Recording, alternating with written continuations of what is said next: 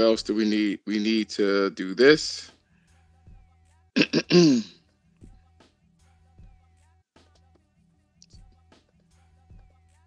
a reminder. Join the space. Okay. So far, so good. Put my pretty little mug up on here. I'm talking lights, camera, action. Now we got a guest today, and I just need to bring him on. What's going on, Canino? Okay, where is it? There we go. Pop that up. Pop that thing like this. Shake your body. Don't stop. Don't quit. Okay, so I guess it ain't gonna show it. That's cool. That's cool, you son of a bitch. So I'm going to invite you to speak. I'm going to invite you to speak. I am going to go here.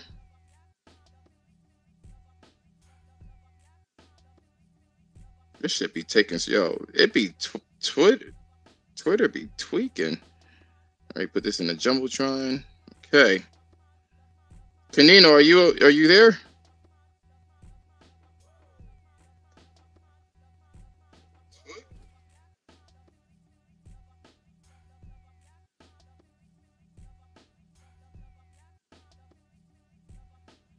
Okay, I'm not one for introductions and intros. I suck at it.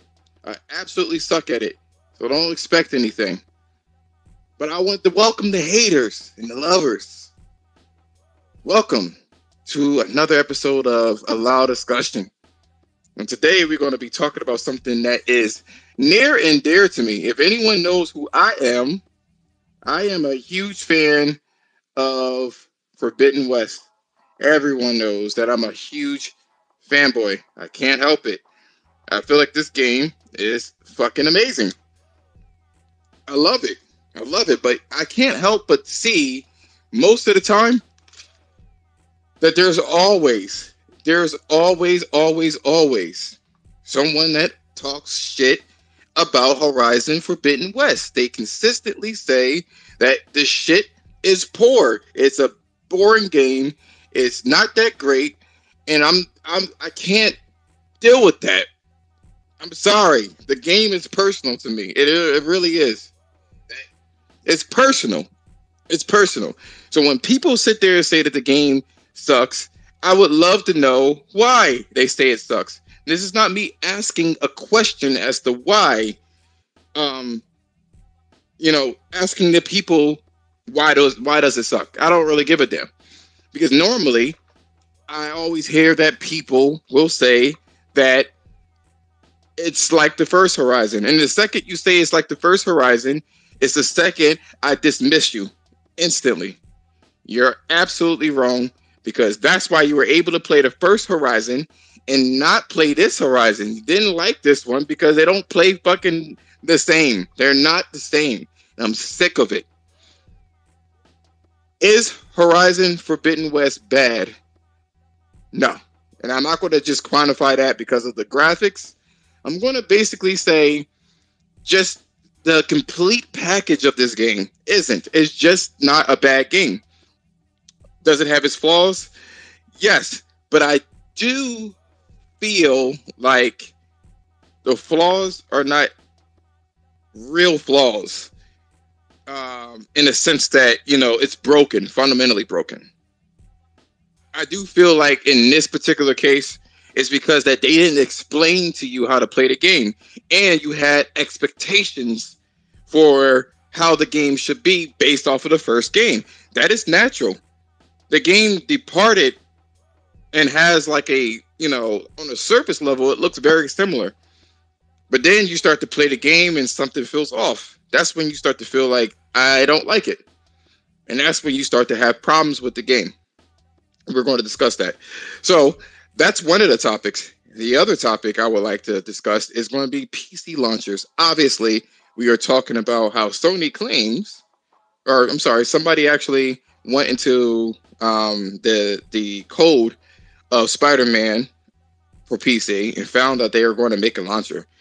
And I wanted to explain to everybody that doesn't necessarily mean that it's going to be day and date. It just fucking means that it's a launcher. There is no launcher for PC that does day and date for every single game. So we're going to discuss exactly what that is. So Ken, what's going on, man? Sorry for the monologue. What's up with you, man? Can you hear me? Yeah, I can hear you well. Okay, cool. Yeah, I was having issues connecting my microphone or my headphones. Is it is Bluetooth? Yeah, that's the Bluetooth. But it's good now. Yeah, it sounds okay. I mean, this whole thing, I don't know what happened the other day. I have no idea what happened the other day. It just didn't work. Like it was. I told you already offline that it was like not working at all, and it's working now. Who the fuck knows? This is the reason why I don't actually play on PC. Everyone that I talk to, maybe you don't have your PC online. No, this shit is auto updates. It auto updates. It auto updates. There is no reason I have it. I have it on all the time. There is no reason why I should have issues. What's going on, man? Nothing much, man. Chilling. You know how it is. Been a long time. What's going on with you, man? Long time. I just got out of work. It's been a long time since we actually did a podcast, man. Let me just. I know, man. A long fucking time. Yeah, it's been a long time since I've even been in a space, to be honest with you, man. I've been kind of doing my own thing, so it is what it is. That I just wanted to test out to see if it was recorded everything. Yo, so if you want to join in, hey, you can. I'll send you another invite.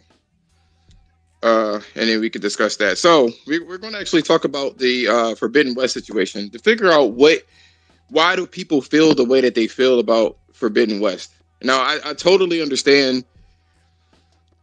We already spoke about this earlier, so I want to kind of like keep everybody, bring everybody up to speed when it comes to our discussion and what we found out in terms of Horizon Forbidden West. Because functionally, the game works very well. It runs at an excellent frame rate. It has low input latency. Very little glitches. I mean, there's some climbing glitches, where she kind of gets stuck on the geometry when you're climbing up. So there's little things like that here and there. It is what it is. It's a game. So you're going to have situations like that. But what I feel like people are actually dealing with is RPG fatigue, Western RPG fatigue. And that's when the game did not get its fair shake. Not only that, but the story for Horizon Forbidden West is not a mainstream story. It's just not a mainstream story. It's one of those stories where it's kind of like Lord of the Rings.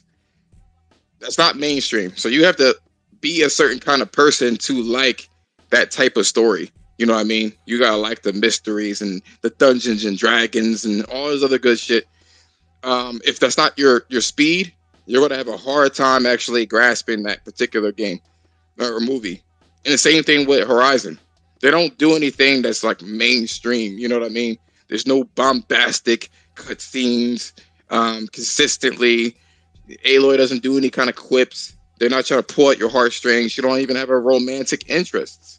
So it's really about the setting and what they crafted, which I feel like it's extremely original.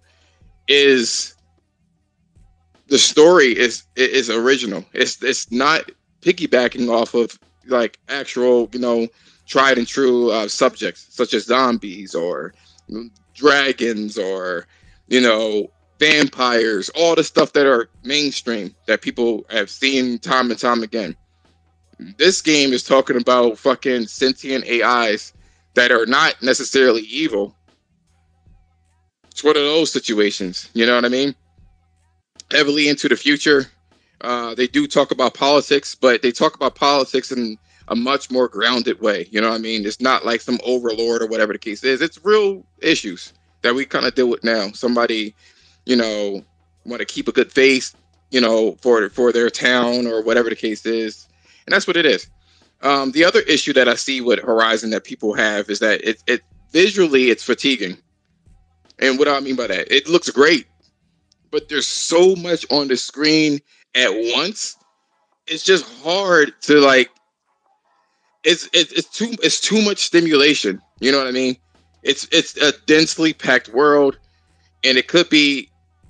It's very easy to lose sight on what you're looking for. I've been recently playing The Witcher, and The Witcher is a much less busy game, whether it be technology or just in general, just how the game is. It's got a few little houses within a town, maybe like 4 to 6 houses, and that's pretty much it. And the rest of it is trees and shit. This one is like you got machines and you got this big ass city and you got people wanting to play that board game and you got what do you call it, a hunting ground and all this other shit. You know what I'm saying? It's like a lot of shit that's not spaced out, and it makes it feel congested and busy and just fatiguing to just look at. Is that a problem with the game? I don't think so, but I think it's just not a normal thing that people are kind of like dealing with. So they will have like visual cues, but the whole game is so busy, you can miss those visual cues. You could totally miss it. There's a lot to look at when it comes to Horizon. It's a beautiful game. So what do you got to say about the environment, man? I mean, I'll say that particular issue, or what you say is an issue, is not something that I've had an issue with, personally. I mean, I definitely think one of the strong points of the game is what they've done with their, environmental detail, and just how the game looks like aesthetically. I mean, I think it's phenomenal in my opinion. Like I was playing it earlier today, and there are parts of the map that just like you'll see like dead machines, like large dead machines, and like the dead titans and stuff, and it just the way that they're kind of like placed throughout the map and stuff. To me, it just looks really cool. It has a really cool and pleasing to the eye kind of aesthetic. But I mean, I've not had an issue with the game, at least to me, feeling like there's too much going on the screen. I think it's a good mix in my opinion. I know people were actually complaining about the first Horizon. They were saying when they were comparing it to Zelda, they were like, "Oh my god, it's so noisy." Horizon, it's so noisy. It's so noisy. And look at that Horizon Zero Dawn now. That shit looks basic as hell. That shit look bald headed. Ain't nothing in that fucking environment. The trees don't blow in the distance. So it's all sorts of weird oddities in that shit. It's pretty funny when you go back to it, because this one is way more busier, But I would say like because the world is set in such a realistic manner, it's very hard to do the whole developer, visual cues. You know what I'm saying? It's very hard to do that shit because it's a lot of stuff that you can look at that you could get distracted from. You know what I'm saying? On the grand scheme of things, like the overall picture looks great. It looks painting-esque, but it's still a video game, and they still need to lead you into a certain direction. And if everything looks great, it's hard to keep focus. You know what I mean? One of the other issues, mission structures, I would say, is they throw everything but the kitchen sink in the beginning of the game. Hunting grounds, machine strikes, fucking side missions that loop and overlap each other. You know what I'm saying? Your own main mission, just basic shit. And the rewards are fucking loot. It's loot. It's not an actual weapon or an actual outfit. They just give you shit to build. And I don't think that's the right choice when it comes to this shit. It doesn't feel rewarding to do these side quests. What do you think about that? You mean in terms of the loot system, or the world? The world and the mission structure. I mean, in context of what you were saying about the like the busy work or whatever, or the way the world looking kind of busy or whatever the case is.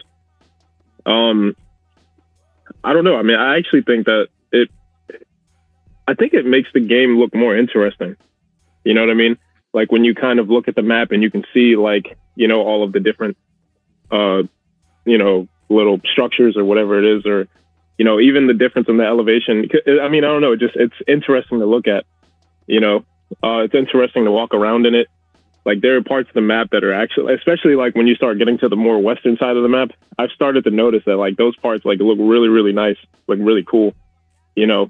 I mean, there's a lot of stuff on the map in terms of like aesthetics, objects and things like that, but I think it makes it look interesting in my opinion. But that's just my opinion. As far as the mission structure, I mean, I didn't have any particular issue with it. I mean, it kind of feels like more of the same from the first game, you know. The first game kind of curated your experience. They didn't give you like a whole bunch of different. Okay, so the first game, I just recently played it. After you do, first of all, they had like a small tutorial level, which actually I'm not going to mention that because this game had a tutorial as well when you were with the brawl. But when you played this game, when they allowed you to go, you know, take the long lift all the way down to like the you know, before you get to Forbidden West, chain scrape and shit like that. When you played the first game, you spoke to Rost, and there was only a few missions that you did. You gathered rabbits. You saved Alana. I guess it was the daughter that ran away, and the father had his his leg chewed up by the fucking scrapper. You had Brahm, which was the black guy that was kind of crazy, and then you had Grata, which she wanted some prayer beads. That was it. There was nothing else. You know what I'm saying? So it allowed you to digest the game in an easier and linear fashion. This one, Machine Strike, right? The fucking boomer chicks, the two black chicks they had their own mission where you had to collect the antlers and shit like that. You had the what do you call it? The Aaron mission where you had to save his ass, right? You had the other missions with the fucking the pig machines where they were overrun. You had the one lady where you had the poor people. You remember? You had to go all the way up to the fucking mountains and save the guy that refused to leave. Yeah. You had the fucking guy that was like the mayor of the town, and he refused to let everybody upgrade or work was stopped.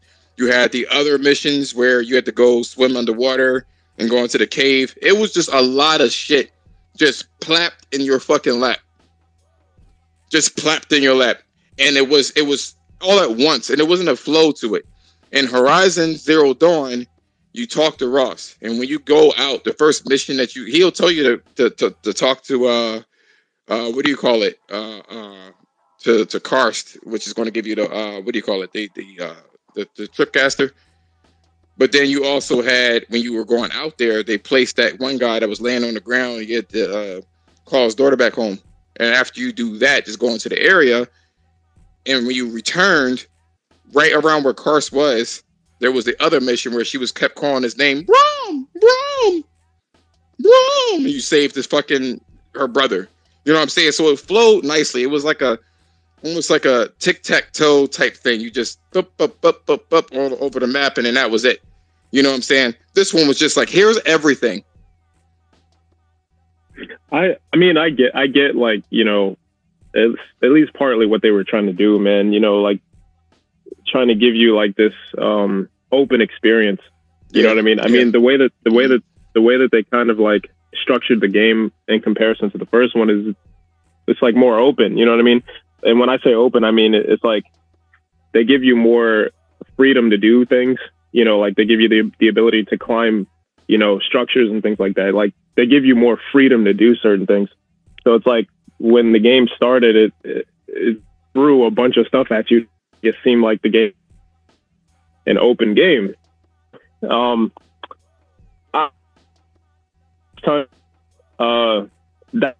I necessarily had a problem with. But now that I'm kind of playing the game after a while, I'm starting to realize, especially because you already know, man, you know, there's a lot of stuff and systems in the game that they don't really tell you too much about.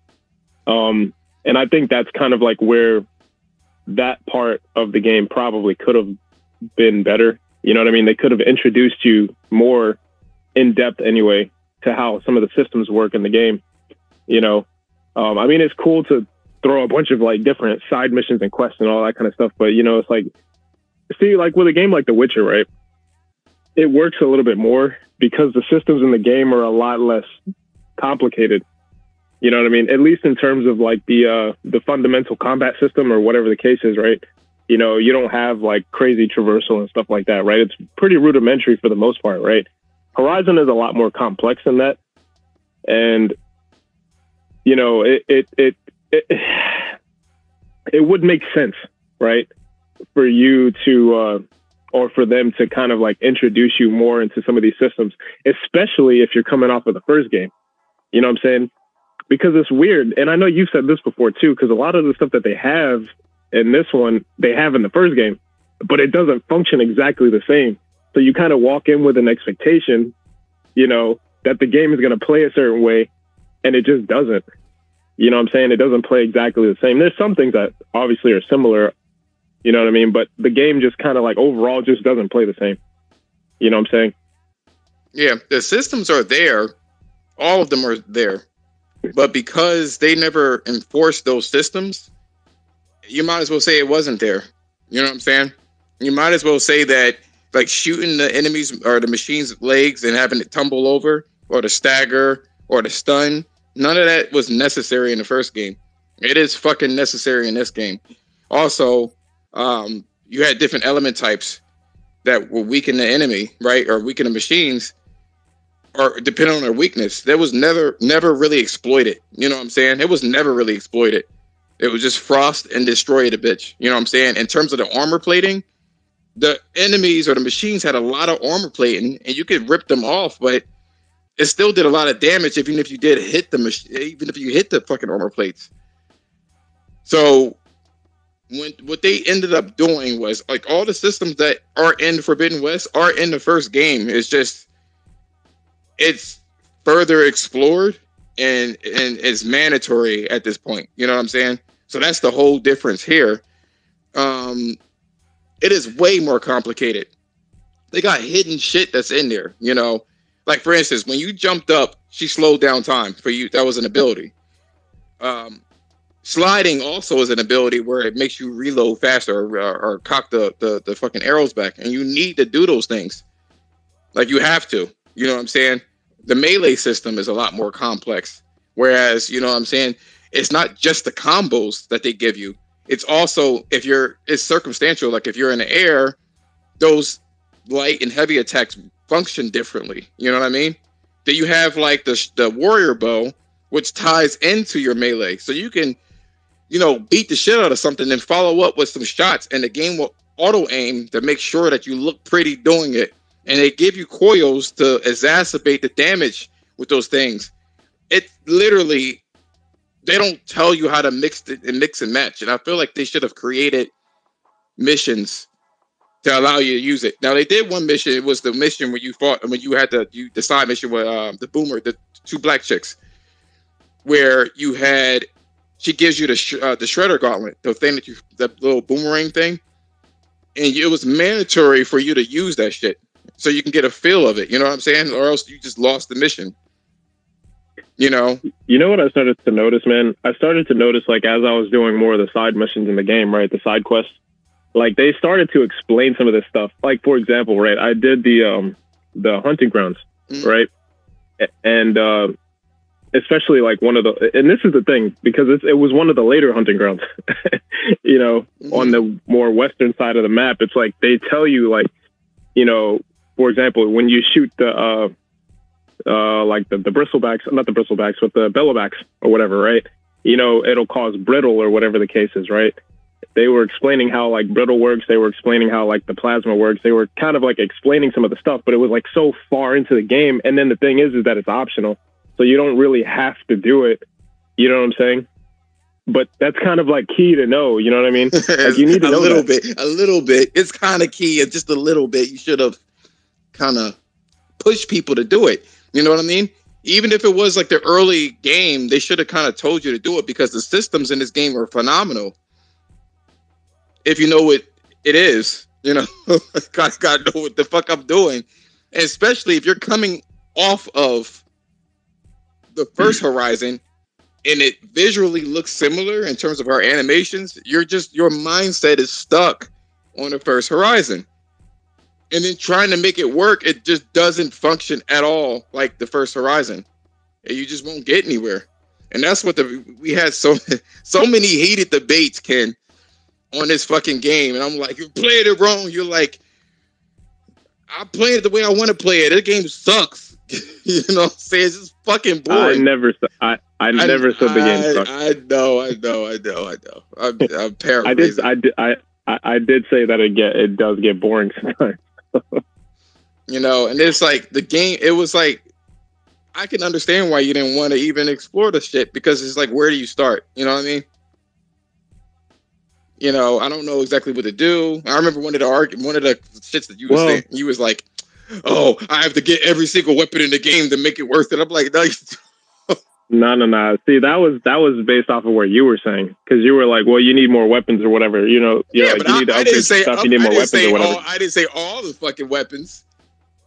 You damn near pretty much. I did. I mean, you're like, bro, you need to get this, you need to get that, you need to get this. I'm like, dude, like, the game should be fun without, you know what I'm saying? Like, you should have fun without it. Jemiah's coming at you, yo. He's a jack. Yo, he said, I thought you didn't want your hand held. He said what? He said, I thought you didn't want your hand held. The what? I thought you didn't want your hand held. Oh, handheld. No, I don't. Look, man, there's a difference. There's a difference between, you know, having your no. There's a difference between having your handheld, right, and then being guided in the right direction. You know what I'm saying? The fact that they told you key stuff that you needed to know about the game later on in the game, and at that optional, that's a problem, man. You know what I'm saying? And yeah, that was one of the problems that I had with the game. Is like, you know, it wasn't even that. It's where, because you said it's like, where do you start? It's not really where you start for me. It's like, I don't feel like dealing with these machines, man, because it just feels like a freaking slog, man, you know, trying to fight these big machines, you know what I'm saying? And it takes like fucking 5-10 minutes at a time to kill, you know, like, to me, that's not really fun. You know what I'm saying? But I will say, man, now that I'm kind of like understanding like how the systems and stuff work, it's making a lot more sense to me. You know what I mean? So, yeah. Well, so, I mean, how did you learn Demon Souls, Dark Souls games? I'm 100% sure that you didn't learn it from the manual or the game's tutorials, and it didn't guide you. If I'm not mistaken, you learned that shit. If I'm not mistaken, you learned that shit from the PlayStation communities and shit online. Let's keep it a set. No, I'll tell you how I learned, man. And I think it's similar for a lot of people. Minus some of the newer players, right, who played Elden Ring and just looked up everything. You know what I'm saying? I think a lot of the players who played the Souls games before, right, the game is structured in a way where, yes, a lot of the stuff is esoteric, right? But the game still does guide you in a direction to like show you how to, like, at the very least, upgrade your weapons. You know, when you kill enemies, you get like certain weapons and stuff like that, right? So you get access to a lot of different weapons, armor, gear, and then they show you how to upgrade it and stuff like that. So for people who are familiar with like more traditional RPG games, you know what I'm saying? Like, it'll kind of like click for them already, right? Now, in terms of like like how they throw the world and stuff at you. Jemiah said, "Nah, son." Yeah, no, I mean, look, man, when you jump into the Dark Souls games, man, right? They throw you into the world, right? And then they throw you into the Firelink Shrine, which has everything there for you. Like, I'll say Dark Souls 3, for example. It has everything there for you to be able to upgrade your gear and do everything you need to do, right? So for somebody who's more used to playing like more traditional RPG games, like, it's going to click for you in terms of like, okay, this is where I have to go to upgrade my gear. This is what you got to do, right? In terms of like the level design, it's linear. You know what I'm saying? It's like a dungeon crawler. So there's not really that many places that you can go. You know what I'm saying? So I think for a lot of people, when they played the game, it was just kind of like they didn't really know what was going on because the story wasn't presented like, you know, other games. It was very like, you know, environmental details, environmental storytelling and stuff like that, right? But it was interesting, right? Because they had all of these interesting cutscenes and all of this interesting environments or whatever, and a lot of people were just kind of, there were cutscenes in the game. Which ones? Like when you were, I'm talking about the ones right before the bosses. Yeah, that's part of it, man. That's how it is. They have cutscenes for the bosses. They have like, you know, cutscenes when you do like certain tasks to open the doors and stuff like that. You know, they had the cutscene at the beginning of the game where they kind of explain like the overall premise of the game or whatever the case is, right? Anyway, I digress.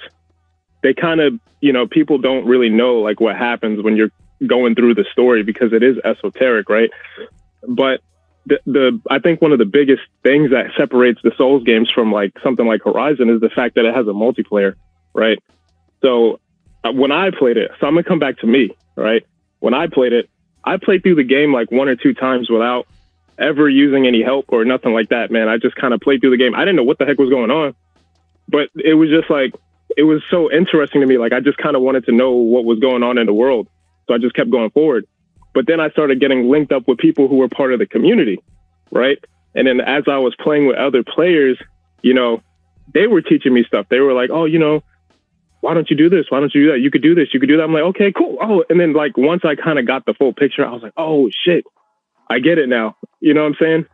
The game Horizon doesn't really benefit that much from that. The game is simpler. And I'll let East go. Horizon, I'll let East and then I'll let Jeremiah go afterwards. So Horizon, they give you the weapons and the weapons function the way you would expect. And Horizon, they just fucking give you parts. You got to build it and you got to learn it. You know what I'm saying? So it's harder to get into. Go on, East. What do you got to say about all this?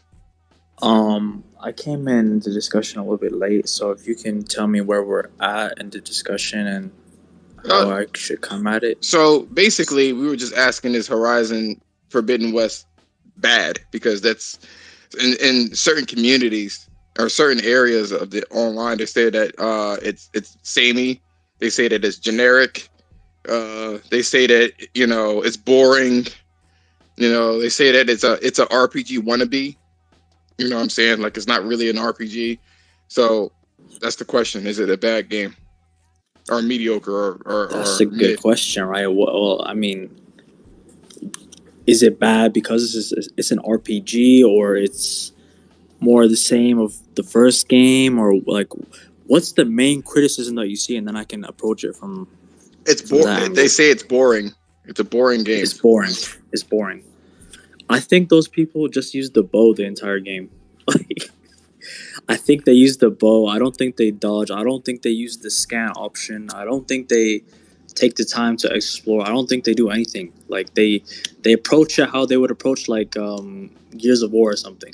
Because Horizon's a game where you have to like be methodical, bro. You have to plan. You can literally scan enemies and look at their routes. You can see what they're weak against and what works. So it's a game where there's 40 different enemies. Like you don't see games like that with that much enemy variety anymore. So when they say it's boring, I just think it's disingenuous. I think it's coming from just a place where they never played the game, or they did play it and they just played Elden Ring and just got caught up in the hype, and that's it. All right, okay, we'll come back to that one. Jemiah and then Kendra. What's going on, Jemiah? Yo, you hear me? Yeah, we can hear you. Yeah, all I want to say is I just find it crazy that if you didn't like the first game, I have no clue why you're playing the second game. You know what I mean? That's my critique is if Horizon was, because in the first one people said that Aloy had no personality, she was boring, all this nonsense. So it's like if you didn't like that game, why did you buy the second game? That's my question. You know what I mean? It's like you just bought the game to talk shit or what? Like people come at this game with all this negativity, but yet they still buy it and they play it just so they can say I didn't like it and drop it in 2 hours. You know what I mean? Like to me, that's crazy. Negativity is what you should say. No, I think that people bought it for graphics and being a fanboy, so they can run around and take pictures, and they realize that this game is more complex than what it looks like. And then they're like, because Sony games are usually easy. They're easy games. And this one starts a trend of making things a lot more complicated. Kendra, welcome. What's going on? Hello. Hello. Hello. I am actually sitting here playing Horizon Forbidden West, so that's actually why I saw and I saw my peoples in here, and I'm a fan of the Horizon, franchise, the story. Played the first one, playing the second one. Actually, I beat them both, but I'm just kind of coming back in here doing some side missions. But I do want to say that I think the people who are criticizing this game, saying it's either bad or boring, excuse me, either bad or boring, they're not, one, they don't know how to play the game. I wanted to piggyback off of what Abdi said. There's two ways to play this game. There's in-depth and there's basic. And there are players who are going to come in this game. They're going to go through the main mission. They're going to play it basic. They're going to use their bow. They're going to update a little here and there, change their outfits, kill some machines, get through the main story, and put it down. And then you have the players who are going to get in depth, who wants to dig into the game, especially if you played the first one. You want to compare and contrast the world, the machines, how they move, the characters, the cinematics. I can go on and on. But when I'm playing this game in depth, I want every nook and cranny, every corner. And it's not even about a platinum. It's just, I want to get the game for what it is. I want to use all the weapons. I want to fight all the machines. Some people play this game and haven't even encountered all the machines. That's basic. They just got through the game and called it what it is. But there's players who dig into this game and say, this is some good shit. And I'm one of them. And I'm not trying to be a fangirl or anything like that. I'm just saying there are two types of players when you're playing a Horizon game. And that goes for the first and the second. I don't know if that makes sense or if people understand what I'm saying, but that's just how. And I've talked to people in person that have said, "Oh yeah, I played Horizon Forbidden West, got through the story. It was okay." And I'm like, "You just got through the story, and it was like, you know what I mean? Like, yeah. If that's the case, you can say that about God of War 2018, which is a fucking masterpiece. You can say that you got through, Kratos and Atreus' story." Put it down. You didn't do anything else. So you mean when the credits rolled and you guys spread those ashes, you didn't go back and you didn't go to none of the other realms. You didn't do shit. Then you're basic. You didn't play the game. You know what I mean? So I don't really want to talk to those people when you're on a basic level. I want the people who are going to dig into this game, and then when you dig into it and critique it that harsh, then you have receipts. So here's the thing. I want to say two things.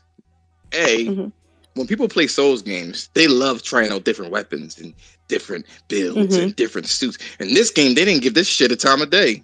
Let me pick up the regular fucking hunter bow, and why they not dying the way I wanted? This is ugly. And then they just dropped the game. You know what I'm saying? But why not dig it? You paid $70 for it. Why not dig into this game and get your money's worth? Yo, why you go that kid so hard? No, that's what I'm saying. They didn't even use any of the Valor surges. They didn't rotate the Valor surges. They didn't get into what they could. Why you mad for, dog? They didn't upgrade any of the skills. They didn't do anything. They played Zero Dawn. They got the story. They played the Frozen Wilds. They got the DLC. They came into Horizon Forbidden West to get the story, and they put it down. Compare the two. They're both basic. That's because you played a fucking movie. You didn't play a game. Did you play the game or did you watch the movie? That's what I'm saying. There's two different types of players that get into this game, and you can play it both ways. I want to say, because you know what, honestly, I think that you could use that as a criticism for the game, to be honest. You know what I'm saying? Because if you could, no, I mean, really, because if you're talking about a game that's supposed to cater to, as many people as possible, obviously within the confines of the game, right? You have to account for people who are probably not gonna, do all of that extra stuff. So if you go through the game, right, and you never touch anything else, and that's kind of contingent upon you, you doing that stuff is gonna maximize your fun for the game, then I think that's a critique, man. You know what I'm saying? Like, Well, I think people who, you know, if they don't want to do all of that stuff should be able to go through the game and have a good time playing it. Like you mentioned God of War, right? Mm-hmm. God of War, if you don't upgrade any of your stuff, right, the game is still hella fun. Like, oh yeah, absolutely. It is. It's so much fun. You know, you don't have to touch any of the extra shit. It's just the way the game is. But I will say the game is a lot more simple than Horizon in that regard. You know, so in my opinion, if somebody is going to not do all of the extra stuff, the game needs to do its paces, right? To tell people how to play the game. You know what I'm saying? I think that's one of the things that. And I think there's players too that find exploration boring. And I talk to, you know, again, people on Spaces and face to face, and I'm just going to take it all the way back to Zelda, Zelda Breath of the Wild. I'm a Zelda. The people who know me knows that's my shit.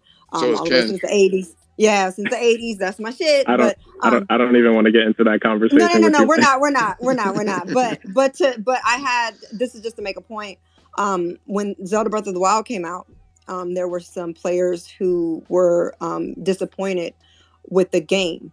And they basically said, we want Zelda for what it is. You know, we don't want to, you know, get at the top of the Great Plateau, see the title screen Breath of the Wild, and then now we get to do whatever the fuck we want to do. We want to be guided. We want direction. We don't want to explore. We don't want to find shit out. We don't want to take, you know, a whole hour exploring and looking for stuff. We want Zelda to be guided. So for that, we do not like Zelda Breath of the Wild. And I'm like, fuck, like you just like, you know, okay, I respect your critique, but I mean, this is not that game. This is a open world. You're supposed to explore. You're supposed to upgrade Link's equipment. You're supposed to change his outfits for certain things that he needs to do and certain weather conditions and so forth and so on.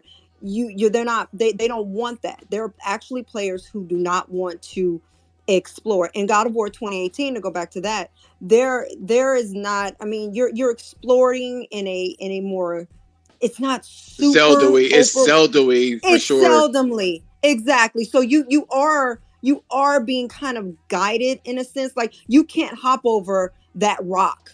You know, you can't climb that wall. You can't explore that way. So you're really you're getting God of War straight and narrow right in your face, where it's going to take a while. You might run for 30 minutes in Horizon Forbidden West and not see not near machine, but a fucking, you know, I don't know, a watcher. You might, you know what I mean?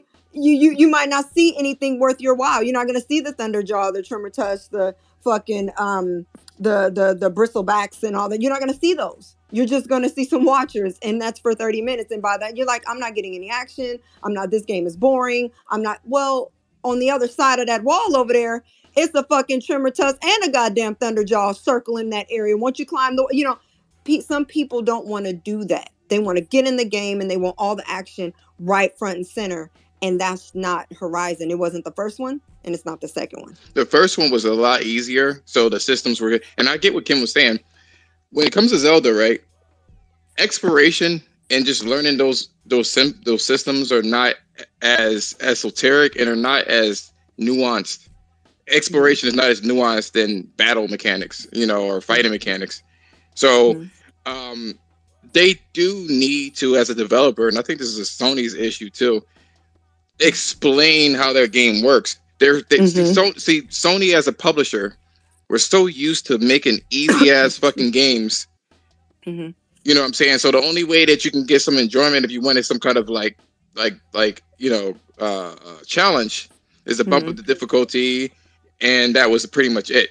You know what I'm saying? They were so used to making these cinematic experiences, and now because of, which we're going to get into in a second, you know, Jim Ryan and what he wants to do with this whole, like, you know, games as a service type shit, it needs to have a lot of depth. You know what I'm saying? And so you can kind of see that type of trajectory. Real quick though, the Ken's point, in the first game, you had to use like the what's those things called? The rope caster to tie things down to fight certain enemies. So you had to use different types of equipment to fight enemies.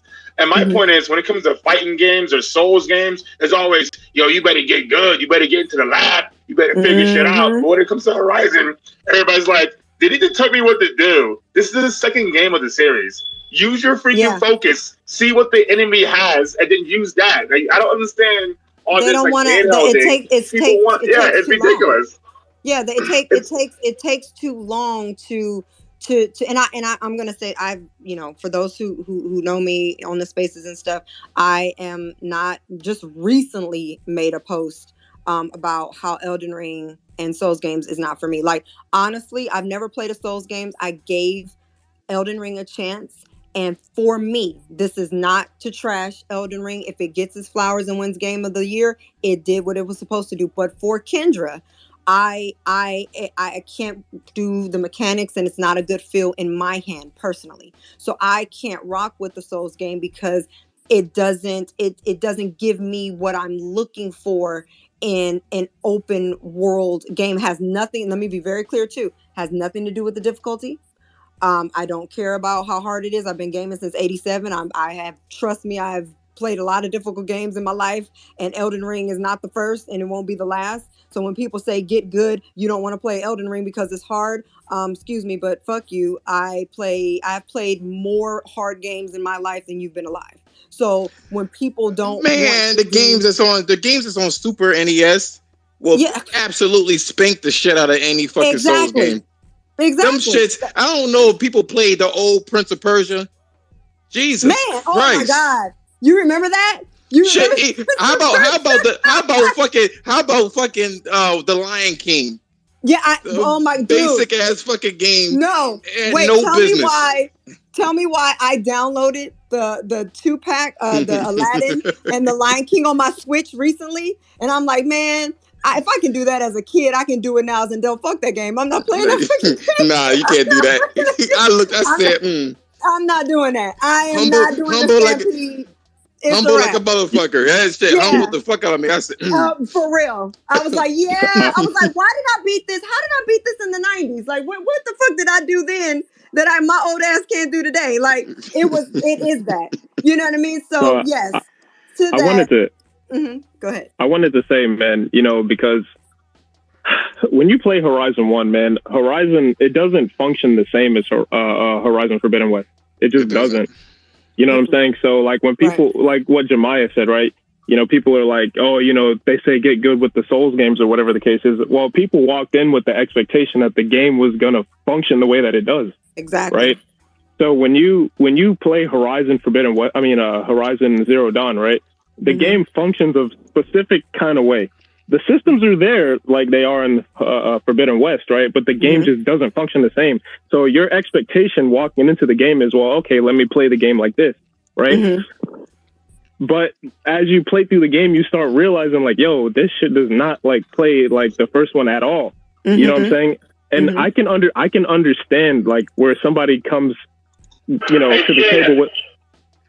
I can understand what like where somebody will come to the table with what the fuck is going on, bro? It's fucking Jemiah, yo. Jemiah, I gotta go on mute. Like I can understand, right? Somebody saying, right, as a critique to the game that the shit is like it might be kind of boring, or it might be like they might have an issue with the game because the game doesn't really do a good job of telling you how to actually play the game. You know what I'm saying? Because it like your expectation is not the same. As the first one. You know what I'm saying? Exactly. Yo, you got mute. Exactly. Right. And it's funny that you say that because like right before Horizon Forbidden West came out, and I think we all do, or at least I do. I even, I'm so excited for Ragnarok that I just was like, oh, I just want to just play 2018 again. I don't want to finish it again. I just want to like go back in and just refresh. So like right before Horizon Forbidden West came out, I'm like, oh, okay, well, let me tap back in just because, that's what I do and just like get ready. It's like get ready. And I was like, oh, that was a waste of my fucking time because this is not exactly the same. I'm like, this is they changed some stuff. Okay. I mean, for the better. I mean, I like it. Obviously, Horizon Forbidden West, came with it versus, it is an upgrade. I'm not going to take it away from it. So, but if the mechanics were definitely a little different. But it's not I can appreciate it.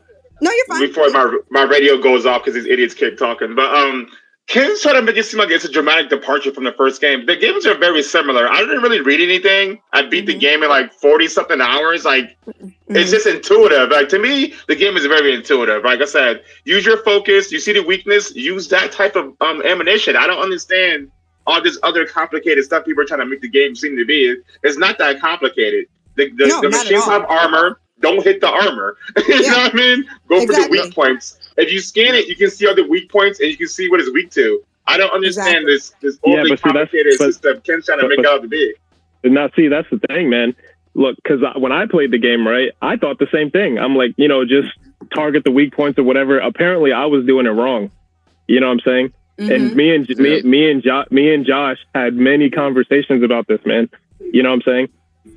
They're not the same. They're not the same. I mean, it's not just a little bit different. It's like I was about layered. to say, it's like layered. Yeah, all of the stuff that was in the first Horizon is there, but there's a lot of like there's a lot of fucking like mixing. For example, there's a battery pack that's covered by something that needs a different element to get to, right? So there's two layers, right? And people aren't even talking about there's a whole melee system in this game. Like people just forget that. Yeah. Well, they say that the melee system is not good in this game. No, give me a second. Here's the thing. I don't think it's necessarily a lock on. I do wish that they had like a parry or block system. Don't get it fucked up. But I agree. I agree with that. Now, here's what I'm discovering, because I didn't really give the melee system that much of a chance too. But the melee system is actually like a rock, paper, scissors situation. So the heavy attack, right? The heavy attack is actually specifically for the machines, and the light attack is for humans. That's the rock, paper, scissors situation. So what I'm noticing is that you have to stun an enemy or stun a machine first, and then you can do the light attack. So stun the machine with the heavy to open them up, and then you can do the light attack. Also, rolling and heavy attack is a different animation. Jumping and then a heavy attack is a different animation. I'm like, shit. And this is not even talking about the combos. This is just like each No, this move. is a basic melee. This is Right. basic. You're just each move, each move is like they have different properties depending on where you're at or what you're doing. Sliding and then doing a melee does something different. Yes, and then you tie in all of that together with the combo system. Ken was talking about, he was like, "There's no way to cancel what she's doing." I'm like, "It is. They put it in there, which is R1. You hold R1 to cancel what you're doing." Yep. And again, they don't really tell you this bullshit. It's unfortunate. And I think it's right. I think Ken is right. You can do both things. You could be right on both ends. And I think what's happening with Horizon is something that has happened with Sony. Wait. It's a situation with Sony. Sony just are known to make easy ass fucking games. So this isn't one of them. This is probably one of the harder games other than Gran Turismo that they've made. I don't think so, because like I said, I played the game and I wasn't like going in depth and all this shit. Like I used a couple of different ballot surges, but I wasn't like going crazy, and I beat the game pretty easily on normal. Like it didn't take me any effort at all. Ken is not playing. Ken is not playing on normal. He's playing on the hardest difficulty. Well, why would he play on the hard? Why would he play on the hardest difficulty if he does not play the game to begin with? Like, should he just learn? He played Horizon. Whoa. Well, hold on. I play all of my games on the hardest difficulty. That's the first thing. Second thing is, no. Second thing is, I played the first one just like everybody else, right? I walked in with the expectation that this game was going to play like the first one, and it does not. It does not play the same. It's not that dramatic of a difference, though. Like, but it is. It's dramatic enough of a difference, yeah. But don't the fight pits and the hunting grounds teach you how to play the game? That was one of the wait. People are skipping over things. Hold on, wait, Jemiah, that's what we were talking about early in this conversation. They definitely do. The problem here is that it's optional and it's all the way in the fucking West. The more pertinent information is in the West. You know what I'm saying? So that was a big problem. What the developers wanted you to do is to find out a lot of things yourself, but they don't have the lineage of a fucking From Software game where you had multiple different games.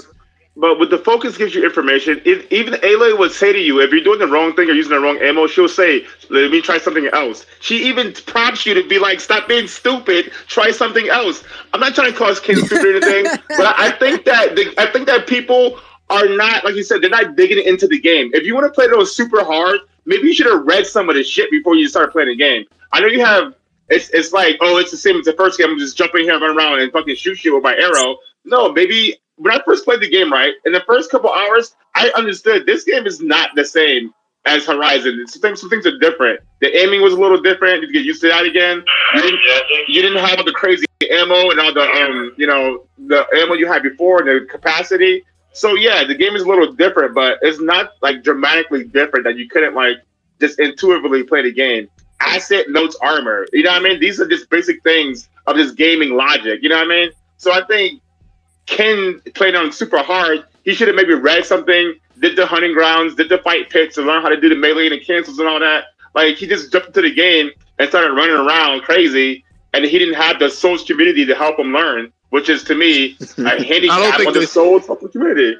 I don't think that's a fair assessment because, again, in a typical fashion of video games, the sequels are usually very similar to each other. And this one was one of those situations where, especially, Guerrilla Games have a knack, right? Guerrilla Games have a knack for making their higher difficulties function just differently. The AI routines are different. It's not, they're not just harder in terms of more health or deal more damage. They don't act the same way. You know what I'm saying? And they add more machines to it. And the game will start to braid in different machine types. Like, I'm playing on Ultra Hard, right? And if you play the difficulty a step down, there'll be like maybe like 2 burrowers and maybe like a fucking what do you call it? The scrappers or whatever. On this one, there was 4 fucking burrowers and 2 fucking scrappers. And the way that they positioned was like a chess game. Somebody was all the way, like it was a scrapper that did this little purple laser all the way down there. I was like, this was smart motherfuckers, yo. I'm trying to tell you, the game doesn't function the same way. And it's unfortunate that he jumped in there, but Sony didn't really craft the game right to make that to make that easy to get into. And that's one of the issues. The expectations were like, I don't think that's Ken's fault. I think that the situation was that the game looks on the surface like the first game and doesn't function like the first game. On Ultra Hard, are there more Apex machines? Oh yeah, no, there's a lot. No, he said Ultra Hard. Ultra Hard. Oh. No. The way that the Apex machines work is that, and this is part of the lore, because Hephaestus creates the machines. The more you kill a machine, the higher the probability of an Apex machine spawning. They all spawn at night, right? So if you're looking for an Apex machine, you can always find them at night. At night is more dangerous. But if you keep killing the same machine over and over again, Hephaestus is going to create a machine that's way stronger. Yo, I gotta leave. I gotta go back to work. But I have a question for Ken before I go. Ken, at what point were you playing this game did you decide that maybe I need to learn something about the game, and instead of just going in there and trying to cowboy it? I mean, I was trying to actively learn as much as I could as I was playing through the game. Josh was kind of helping me along the way. And now I feel like I'm actually to the point where I kind of like understand what's actually going on. Can I add something? Meek, hold on for a minute. Meek, yo, what's going on? What up, y'all? How y'all doing tonight, man? Doing well. Welcome. Also, before we go on, I have a YouTube channel that is actually called Illicit Therapy. This is being recorded currently, so just be aware of that. If you want to go back to the conversation in the beginning, just go into the channel, sub to it, and you can hear all. It looks pretty over there. But go on, man. Absolutely. All right. So about Horizon. So I beat the first one, and I just started Forbidden West, and from what I've gauged, I'm playing. It's the first playthrough, so I don't think you get the hardest difficulty, but I'm playing the highest I can get for the hardest.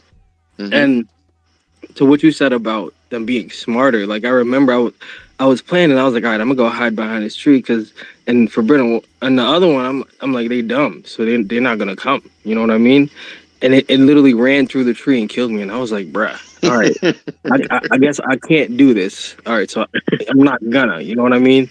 But also, like, like I said, I take my time with it too. You know what I mean? So I can learn everything. And I have noticed that it is, a way better game. But I have also noticed it's weird, like glitches. Like I was doing one like side mission, and you got to shoot the pile of canisters so it blows up. So I'm like, all right, and it just wouldn't blow up. I restarted the game, everything, and I'm like, what's going on? And also, like, when you do your critical hits, if you're like on a slant or on a rock or something, she'll go through the rock and do the animation. Are you playing on PS? Are you playing on PS4 or 5? 5. Okay, I haven't had that particular issue or whatever, but I'm pushing. I'm trying to push the fucking fighting mechanics as far as I can go right now because I'm not even using the arrows. Have you the way updated I want the game? I don't know Yeah, if absolutely. you've done your system. Oh, okay. I update it all the time. It's in ref mode all the time. So you open it up, it's like these things updated. But but I mean, other than that, I mean, those are minor compared to like the scale of the game and the improvements that were made to the previous game. So now, as much I want to say this too. As much as I like the game, I think that the game is my favorite game this year. But you want to know something? I'll still give it an 8. I wouldn't give it a game of the year because there's certain things, like I said, it's the pacing of this game that needs work. You know what I mean? Like the mechanics are fucking top tier. That's S class, right? But the way that they Josh and this pacing shit, I hate. I thought you were going. I thought you were going. I'm about to. Yeah, but I hate when it comes to an open world game. I hate pacing. When it comes to open world game, you create the pacing, so it's on you. So it's your fault if you're not pacing the game right. Like, you know what I mean? Like what do you want to do? When I say pacing, like the beginning is long in the tooth. You know what I'm saying? So like it doesn't matter how far or how fast you go. It's just there's walls in front of there. They're trying to tell you a story, bro. No, I get it. But also, they need to actually tell you. They need to spell out the mechanics. So that's one of the things. Also, the puzzles that's in the game. All right, peace. The puzzle that's in the games, right? Peace out. They're good, but some of the puzzles are like illogical. You know what I mean? Like it doesn't make. Who's have music in the background? Oh, I'm sorry. I'm playing Horizon. Let me. Hey, let's go. I'm actually playing it. No problem. So like the way that the situation is with what do you call it? The puzzle areas, they're illogical according to like the game's world. You know what I'm saying? Like you can't go here. I feel like they just need to curate that whole puzzle and just only make that block pushable in that one linear section just to keep it, you know what I mean? Keep it from being sloppy. Because you can pull the block and push it anywhere you want, but it sometimes it feels like, am I supposed to do this? You know what I'm saying? So sometimes it feels like I beat the shit out of order than what the developer wanted me to. And a lot of that shit is coming from, I would say, COVID and shit like that. A lot of these games are kind of rushed in that regard. So, like, I like what they did with the puzzle systems. I love it, but I feel like they need to like clean up on that one. But you have anything else to say, Meek? No, I'll go back to listening. I just wanted to, say it's a good game. Oh, no. I am enjoying it so far. So I may need to ask you something, so you don't have to like go to listen. I'm not trying to kick you out. I was just asking. East, what you gotta say? I was going to say, speaking on if people think Horizon's bad, I feel like people don't give Guerrilla their dues for making, like, the most detailed enemies in gaming right now, bro. Like, the enemies, like, there's no other game that can match the level of detail for the robots in Forbidden West. Am I right on that? Bro, you're giving Josh a hard on right now, man. Slow down, man. Yo, you don't understand. Though, they actually are detailed. That shit makes no sense, man. And it's like, what the fuck else are they going to do with a system when they really focus on the PS5? You know what I'm saying? Because it still looks really fucking good on the PS4. So it's like, what exactly is the game? What is it going to look like? You know what I'm saying? Mm-hmm. So, all in all, is Horizon Forbidden West a bad game? Not at all. It has like little bagels. Nope. You know what I'm saying? But people didn't give it its just desserts for two reasons.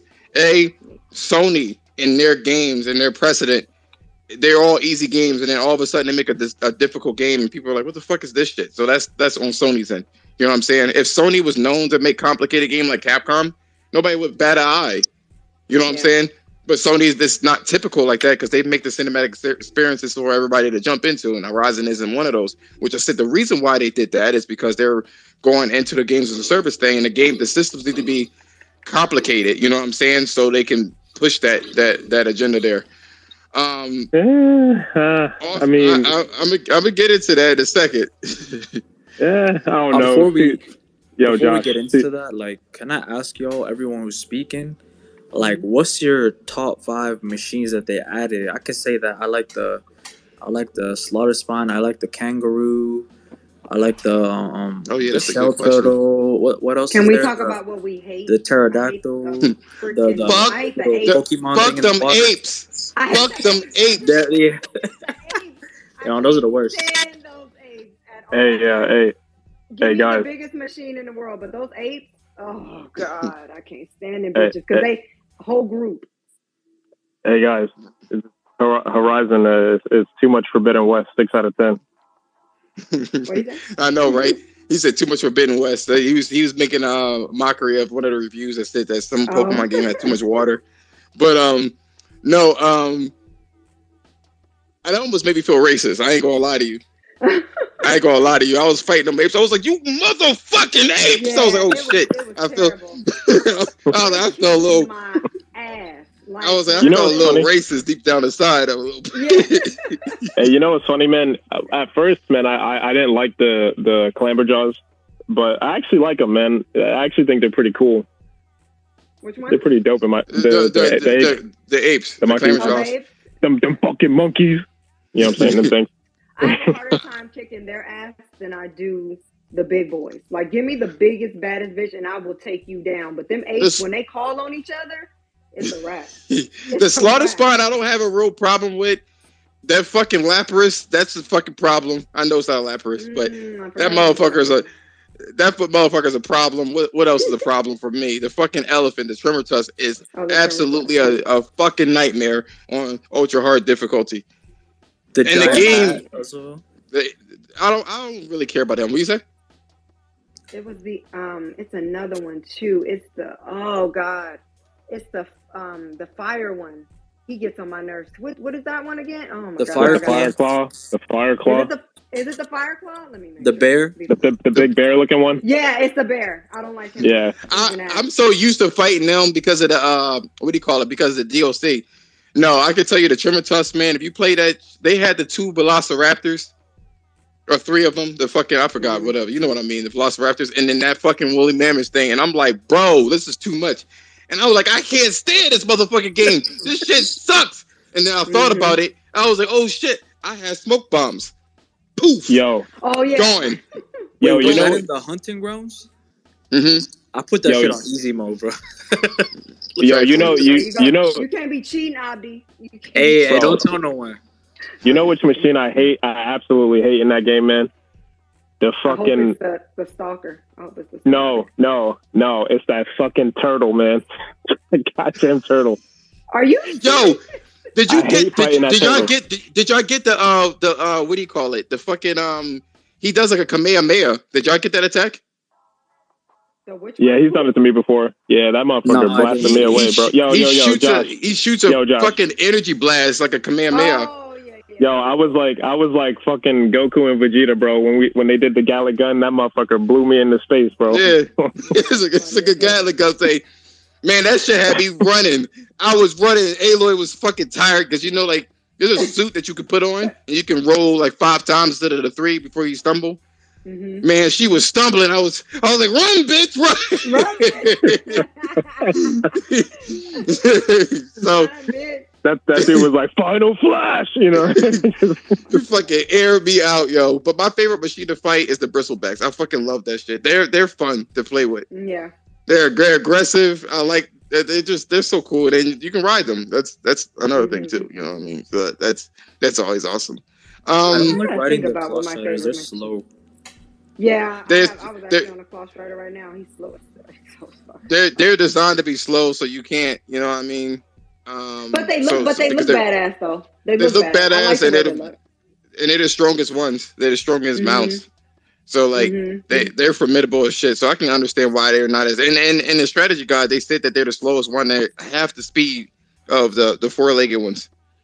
Yeah. So if you're wondering why you weren't moving that fast, it's because it's half the speed. Are you talking about the Claw Strider?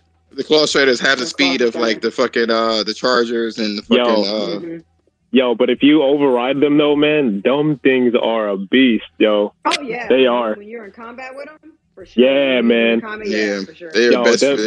Yeah, they're ride or dies, and them things are ride or die, man. Yeah. I'm gonna just simplify it and say that I love the tall necks. No, because you don't have to fight. No. I'm being honest. Honestly, yo, I told Ken this, and I don't know why. And I'm gonna go to the second topic because I want to hear your guys' thoughts. I'm gonna tell you this, right? When something exists and it looks like it doesn't have a purpose, it scares the shit out of me. Like in my brain, I feel uneasy. And when I first saw a tall neck for the first time, I was like, what the fuck is that? It was graceful, but it looks so strange to me. Yeah. It is a weird looking thing, but it's my favorite machine. It's aesthetically. Like it looks it is beautiful. It's beautiful. Well, let's all go back to Zero Dawn. I don't know about you guys, but when I first seen a tall neck for the very first time ever, I knew death. I thought death was approaching real quick. I was like, "Oh, this." No, it didn't look. It looked so. Yeah, it looked so graceful. I mean, well, I saw it from the distance. Like it was big, and it was from a distance. And I'm thinking, once he sees me, in my mind, I'm like, once he sees me, this motherfucker gonna gallop fast. He gonna be a big fast ass beast. But then when you obviously get closer, it doesn't do anything. But in your mind, I'm talking about the very, very first time you played Horizon Zero Dawn and seen it. So I thought he was gonna scan. He don't got no eyes. He don't got no eyes. Have you guys have you guys played Final Fantasy 13 where you have to fight that big ass fucking behemoth thing in the open field? I haven't. No, ain't no game touching giants like Shadow of the Colossus. So let's not even go there. Let's be honest here, because man, I remember every time I talk to Ken, I geek out on this one. That the third Colossi, right? The one that's like he has like a sword for a hand. Have you played that? Have everyone played that? Shadow of the Colossus? My husband did. No. My husband played Shadow. Oh, I've watched. Lord. Man, that's a beaut. Oh man, like I was like, what? I remember playing that shit on PS2, and he was just laying on the ground after I climbed up. It was like this thing in the middle of the lake, this big ass tower, and you could climb on there, and you just see like a whole bunch of rubble. You get close, and he gets up. Like the way he gets up is like how I get up when because I'm old. You know what I'm saying? All right now. Yo, he gets up. He be like, oh. Fuck. He gets up like one of them boomer dads, yo, like yeah, he gets up, man. That motherfucker was scary as shit. I was like, oh shit, that shit made me feel old. But we're gonna go to the last topic here. I want to hear you guys' thought on this, right? So wait. Before we get into that, we didn't even mention the DualSense. For playing Horizon? I just wanted to say that little thing. You know, I like the DualSense, and it's a gimmick, bro. I like honestly. Shut up, Ken. I like the fucking the 3D audio in this game, specifically in this game, is ridiculous. It's so natural. Mm-hmm. I should not be able to pinpoint where a fucking crow is without looking at it. Like the game is such a sensory overload, specifically sound, that I rely on my ears. You know what I'm saying? Yeah. And it's intuitively rely on the ears. So I'm like, oh shit, something's about yay far. Let me turn around real quick, and I'm accurate.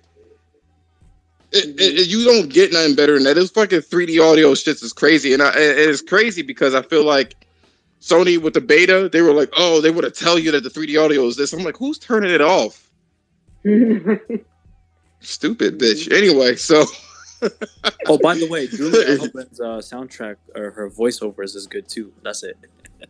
She's fucking. Oh man, I saw her, man. I always communicate with her, and she always like my fucking thing, yo. But I don't know, man. What? Can I say one more thing before you go over to the next topic, man? One thing that I think Horizon does very phenomenal, in my opinion, are the freaking facial expressions, man. Like those facial expressions Absolutely. are amazing. The cinematics are beautiful. Do y'all remember when I went to Vegas for the first time and you spoke to the fucking dude, the fucking guy that he has like a soft expressions, you know what I'm saying? Mhm. He just, you know what guy I'm talking about, right? The guy that was I do. The collector. yeah, he was trying to get those embers, man. He just looks so sincere, and I shouldn't feel emotion like that for polygons on the fucking screen. But Exactly. here we are, though. You know what I'm saying? I even like the little cute expression Aloy did. She was like a kneecap, maybe, and she does that like. And then you I got to was think like- about it too. What we got from Zero Dawn, it was bland, and it was just a back and forth type of. I don't even know if you're supposed to call it cinematic because it wasn't. It was just like no, it wasn't.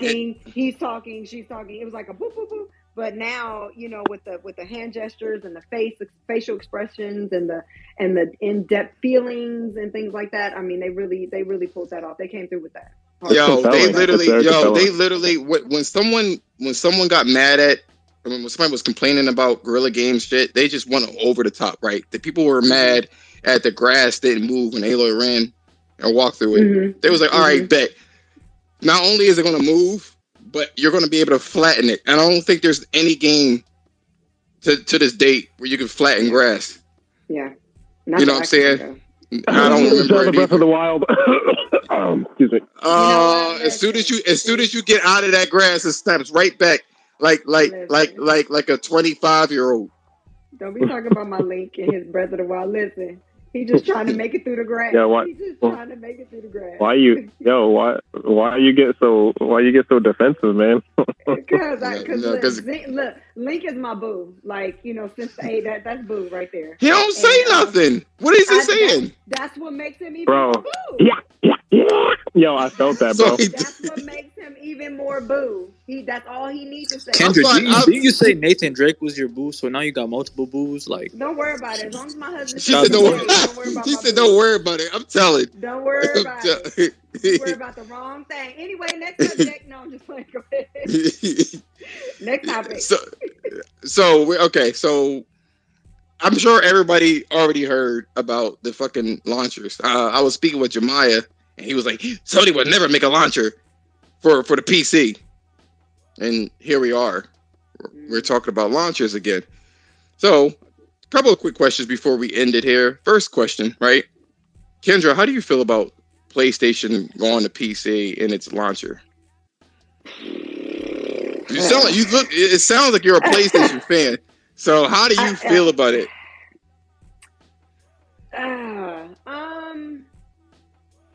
You know, see, okay, I'm a mom too, and I teach my sharing is caring, but they're not in here right now. So, you know what I'm saying? So I feel like, damn, y'all. Okay, I'm okay with it, but then again, I'm kind of like, well, how does that keep us being set apart? Does that make sense? Like, how? Okay, what's the purpose? What's the purpose of the PlayStation? Yeah, that I didn't want to say it like that because I didn't want nobody to be like, "What do you mean?" No, but you're right, it's because I'm not a PC gamer. And I mean, I play The Sims. I play it on my Mac, but you know, it is what it is. But I'm not a PC gamer, and I have no desire to be a PC gamer. Now, if you're taking the PlayStation games and you're putting them on the PC, and a person can, and again, this I do not know. I've never built a PC. But PCs can do its thing, I'm sure.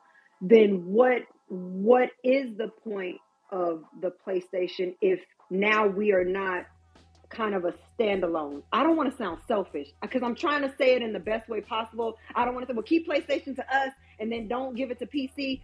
But damn, y'all, I almost kind of feel like that.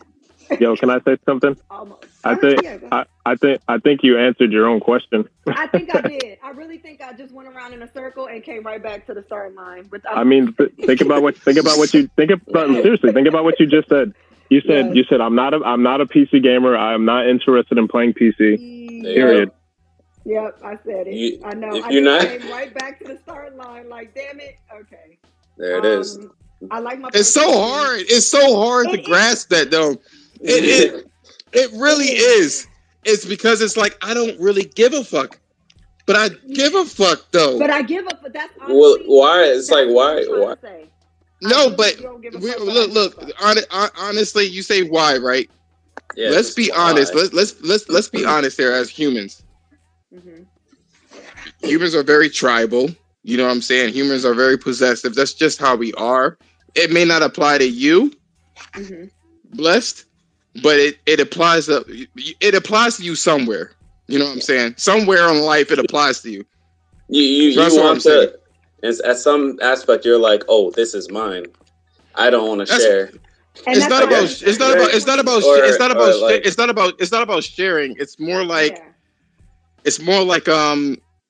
I don't want to buy something that doesn't you know what I mean? It's like it's worthless. Yeah, it's like it's kind of PlayStation. Then that's where it needs to be. You understand? Like I don't want to. Right. It's like okay, so why did I buy a $400 or $500 console in general?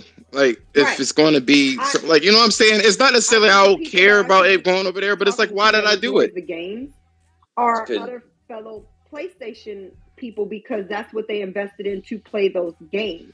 It's an ecosystem. It's a club. It's a club. Let's be honest. People having a conversation, and then here comes this PC nigga jumping in like, me too, and it's like, get out, get out. Yo, bro.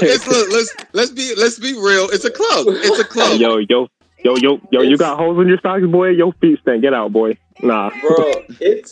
It's literally the thing is it's like I look at it like this: like you bought that product. That product serves you. You enjoy that product. Something on nigga, let us have our moment. Let us have our moment. I'm just saying, I get it. Logistically, it makes no sense. I totally understand. We get it. We're adults here. We get it. Because that's we're all trying to find the best way to say what the fuck we feel, but you know what I mean. We try to be adults here, but you know, it's just it's hard. It's difficult. You know what I mean. Hey, you know what it is, man. It's like you don't want others to have it, kind of. Yeah, you do what we do. You do what we do. Get your console. We did it. Why you don't have to go through extra steps like we did? That's what I was saying. It's like, oh, this is mine, not yours. You don't want to share. That's what I was saying. We know it's okay, but we get it. It's just I'm trying to get a feeling here. So East, what you got? What you got to say? PC dog shit. I knew your fanboy ass was going to say that. Man, I don't got man. Look. So I know Thrash is in here, and I know you have a lot of shit to say. But before you say it, because I know you and I are typically on the same page, right? I truthfully believe that there will be a launcher, but there is no launcher that has day and date for every single in-house game.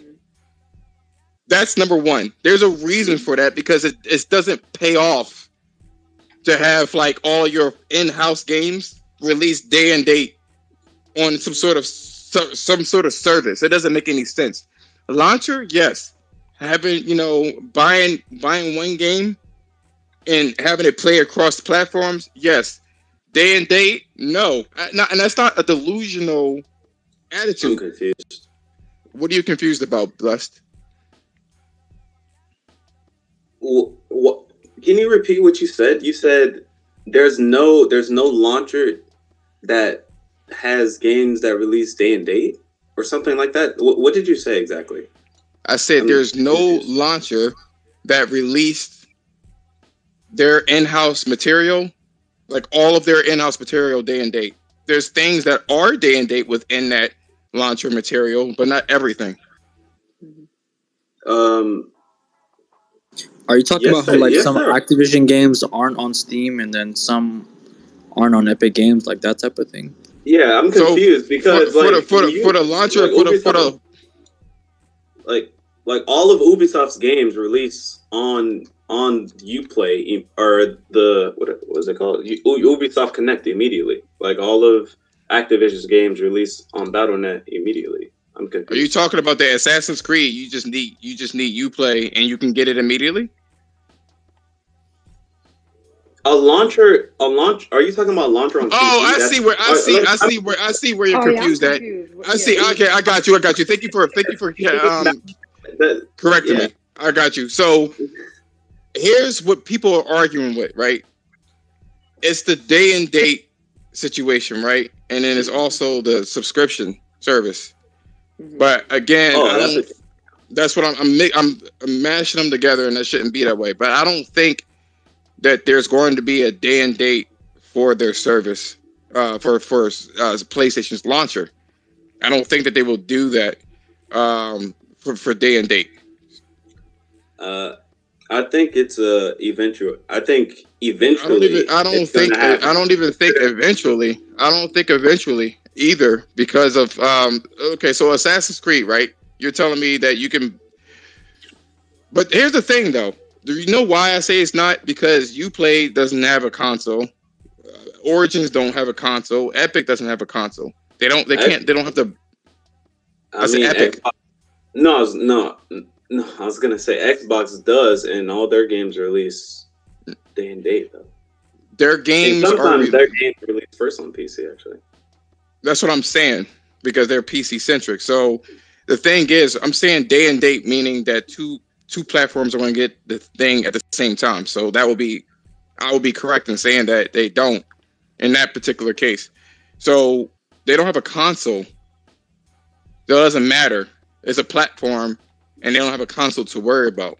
So the argument here, which is getting muddy, but let me clear it up here. The argument here is that Sony doesn't need a PlayStation 5 anymore because PC is going to give them dividends when, as you know, the thing here is that the PlayStation 5 has most of their subscribers there and has most of the people buying shit over there anyway. So for them to release the game day and date wouldn't make sense business-wise. What I do think, because the other ones don't have a console, what I do think is going to happen is that they're creating a platform of games. That's all they're really doing, and having the ability to basically have a cross playing, cross progression, and they're probably going to end up tying it into PlayStation Deluxe, PlayStation. What was the other one? Extra and PlayStation Premium. In order to get that launcher to make sense. I think they're trying to build up enough games so they have like a good platform where it incentivize PC gamers to just buy the subscription, and then they may have the ability to either do if it is going to be day and date, do it that way because they're still paying money for it or whatever the case is. So, Thrash, what do you guys say about this before I move on? What up, man? What's up, y'all? What's going on, man? What information, like, how do you interpret this data mined information about a PC launcher? I mean, I talked about PC launcher back way long ago. You know what I'm saying? I knew they were going to do a PC launcher. Be crazy for them not to do a PC launcher. But y'all got to think about it from both the business term and how the market acts. And then you'll understand everything. Like what's gonna happen is this. It was right? Close. What's gonna happen is this, bro. They close and it says song. Well, let him talk, please. Yeah. Who is that? Like, I haven't even said nothing yet. What is he talking about? Oh shit! No, my bad. No, I thought my mic mutes because I pressed the mute button, but I guess it doesn't work on the emulator. Oh yeah. But like I said, you gotta look at it from business terms and how the market acts. PC market is way different than the console market. One thing we can't say is why is our games coming there? Like why does PlayStation games? I understand that argument, but you gotta understand that every single day, PC exclusive games come to PlayStation. Like we just had some come to today. Like it's always been coming. PC games coming to PlayStation. We just don't give a fuck about PC games because PC games don't really make a difference into what we're used to experiencing as console gamers. They're gonna make a launcher for several reasons. One of the biggest problem with PC right now, and this is the biggest reason why big time games don't launch day and date on PC, is because pirating. Whether you like it or not, whether you do it or don't do it, pirating. Wait, hold on. Pause. They say that Assassin's Creed and that's also releasing day and date on those services. What do they mean? So it's releasing on consoles as well as it's releasing on the PC. Exactly, it is. Okay, so ain't that the same company that's trying to sell themselves? Like they don't, like you said earlier, they don't have. I say this. The information that I got is from Jemiah, which is a PC nigga. He's going to say no, but like I'm listening from based off. That's why I should have did more research on this one. But continue, please. You can't. Most games launch day on PC. Listen, you can't sit there and compare all of these companies like they're the same. All right. Ubisoft doesn't have a console to worry about. Ubisoft doesn't have the biggest console market, right? They don't have the biggest grasp of that percentage of market like Sony does and Nintendo does.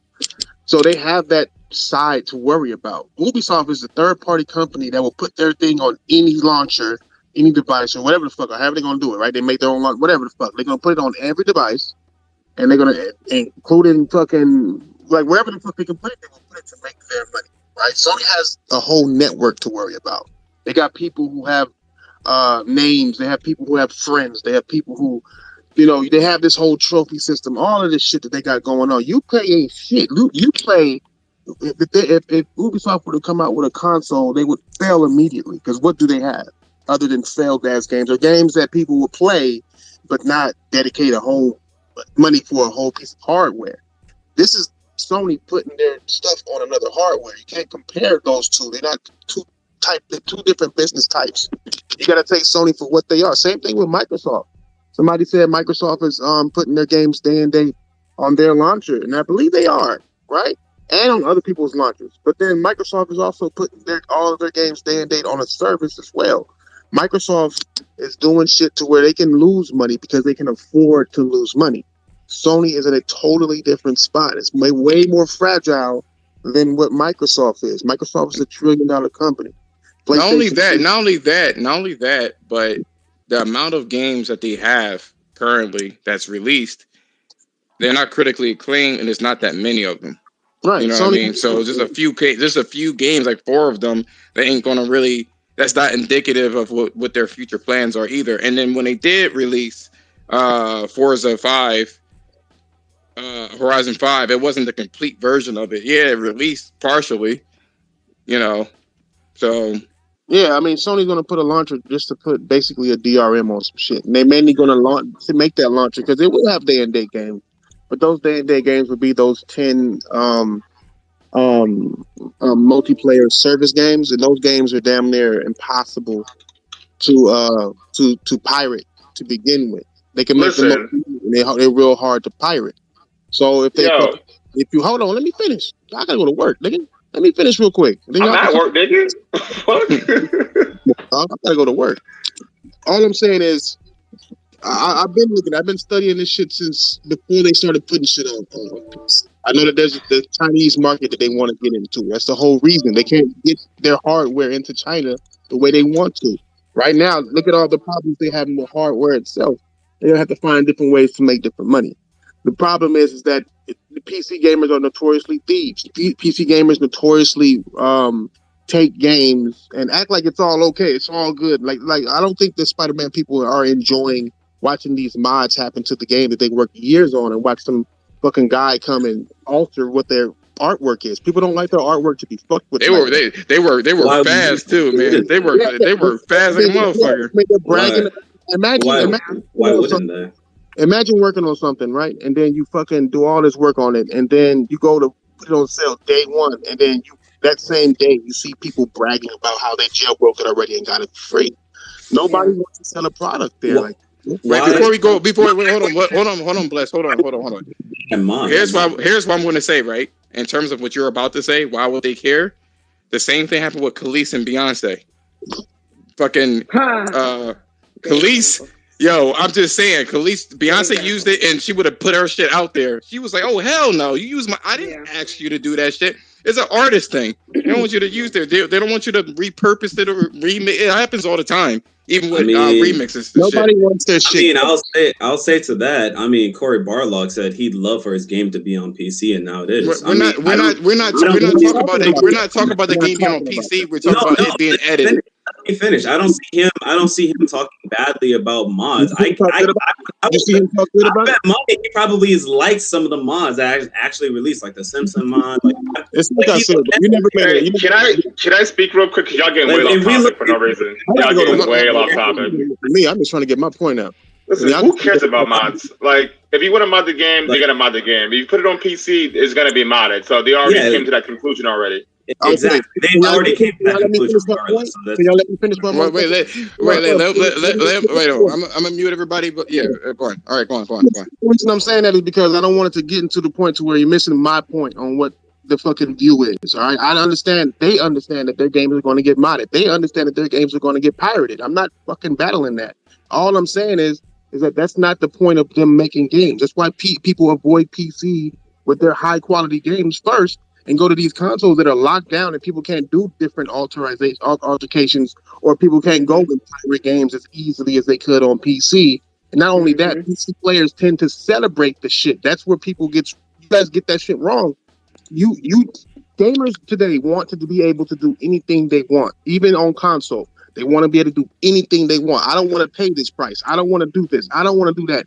You can't tell somebody what to fucking do with the product that they are trying to sell. Period. So what Sony's going to do is, this is what the fuck they're going to do. They're going to fucking put out a launcher. They're going to have day and date for their fucking live service fucking games on that launcher. They're going to have PlayStation Plus available to be used and download shit from that launcher. They're going to try to put some kind of security on their shit.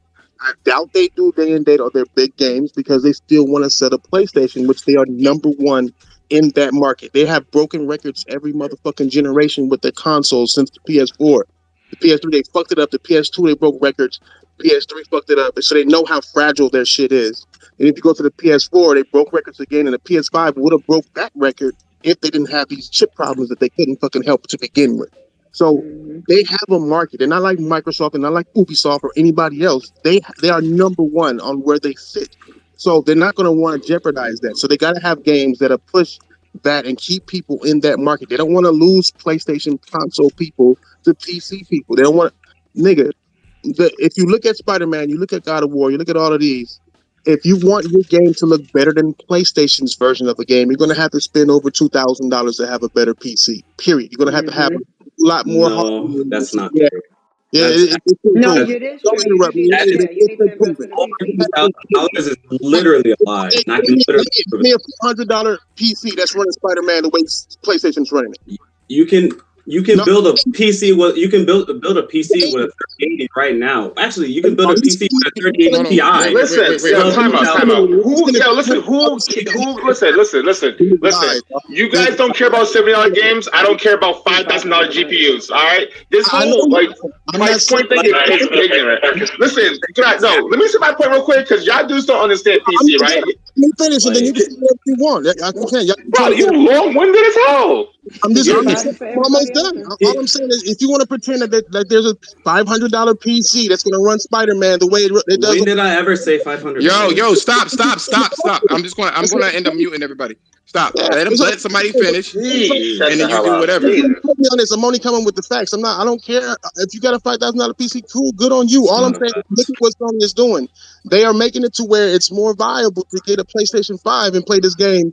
Because most PC players don't have that $5,000 PC. Keep it a fucking buck. They fucking don't. And if they do, then they're gonna play on that PC because they want to use that. They know they're not gonna sell that PS5 to them if they haven't already sold it. So they're gonna play a game that's gonna be slightly better on a fucking PS5 for $4,000 more or whatever the fuck. So it is what the fuck. Attack the market. Sony's going to attack that market the way that they can while trying to maintain their same market. The problem is that Sony might fuck up their own shit because there's a lot of PC players who already own a PS5 for PS5 games, and those are the players that they will lose because they have this hardware that's capable of running those games. Day and date, I doubt it happens because you guys steal too much. You guys mod too much, and someone likes to have their art displayed before you go and fucking paint over it. I would say this. question? I would say this, right? The reason why Sony won't go day and date is because their bread and butter is on consoles. They, like point blank period. Fuck the leaks. I mean, fuck the hacks or whatever the case is. It's guaranteed money on the PlayStation on their PlayStation platform. Can I ask him? Think about it. Think about it, bro, real quick. Hold on, real quick. Hold on. I don't want to argue with nobody. I ain't got time for that shit no more. I just want to ask a question. That's all. I know. That's why I just want to ask the question real quick. Cause like his question, but he had said something. I had a question to him. Like I said, think about it like this though. If you do it day and date, right? You're still trying to market this game, right? Day and date, right? That's the first day it's out. So you want to see people playing it. You want to see people doing it. Now imagine if somebody has a mod the same fucking day that it comes the fuck out, and they're playing the game the way it's not intended, the way it's not gonna look, to where you're gonna see characters you're not gonna see, and then somebody else is gonna see that on the console side and wonder why how come I can't? Where's my? And then it's gonna be that clash of in your market. So that's a good point too. That's a good point too, because that's a good point too, because let's say that people didn't know. This is a really rudimentary, and I'll let Jeremiah speak. This is a rudimentary thing, right? It's the what's the guy's name? I can't think of it. Why can't I think of his name? Stan Lee, right? If no one knew, let's say that Spider-Man just released today, right? It was day and date on PC, and no one knew that Stan Lee was in the game, and then all of a sudden, they're data mining the shit. It was like, oh, I'm gonna make Stan Lee Spider-Man, and they just leaked the shit, basically, the little secret there. So it's situations like that I cannot totally understand. I don't think necessarily piracy is that deep, but they are figuring Sony's plans out by data mining this fucking game. Like we just found about the launcher and everything else that they're doing secretly. So I don't think that at the most, I don't think that they want that to happen. And just the exclusive port. Jeremiah, what you got to say before you go? I thought you said you were going. I'm trying to go, but you mentioned my name. I was on YouTube. Anyways, what I'm trying to say is, I think you guys you guys do not understand the PC culture at all. If you think that Sony's going to force people onto their launcher or whatever because of DRM, that could easily be fucking modded out and pirated. So that shit, that's a dumb reason for them to make their own launcher. If Rockstar has their own launcher, I played GTA 5 pirated, that's their launcher. That doesn't stop you from pirating the game. All right, so if you're gonna try to force people off of Steam onto your launcher, let him finish. GTA 5 is not a free game. But if you're gonna try to force people onto some called PS launcher just so you can get whatever the stats or whatever the hell, it's not gonna work. Sony needs to know that you have to go through Steam. Steam is the end-all, be-all on PC. Dude said fuck the Epic Store just because. Well, you know what I mean? Jeremiah. This whole PC launcher thing, and they're going to force PC players to get on their page and because of piracy and all this shit, that's a no-go. No. Well, listen. So this is what I think. Like I said before, they're trying to create, hold on, and I'll let you speak. They're trying to create a platform that has games, basically. And what they're going to do, and I said this a while ago, I said this shit sometime like last year when this shit started kind of creeping out there, because they want people to they want PC motherfuckers to pay for a subscription. So I think they're going to try to blend this shit in. Be like, here's a whole bunch of games that you could try, but low key, it's a launcher, low key on it. You know what I'm saying? So it's not like they're forcing people necessarily, but they're saying, oh, if you buy this, you can play all these different games. And they could try to have their cake and eat it in that particular regard. We know that you can't force people to do it, especially PC people. They're going to hack the fuck out of your shit, and they don't appreciate it. That's how it is. Now, when I say hack, I don't mean steal. I mean just open your shit all the way up and find shit out. Hearing people talk about PC and that is funny. Go on. What you going to say? It's free to play, bro. Like I keep trying to tell y'all, man, these service games are going to be free to play. There ain't going to be no pirating. It's like Fortnite. You don't see people pirating Fortnite. It's one of the biggest games in the market. They make the most money off of the whales that are in PC and in cell phone games. Console don't really have too many whales in them. But these PC players, these fucking cell phone players have a lot of whales.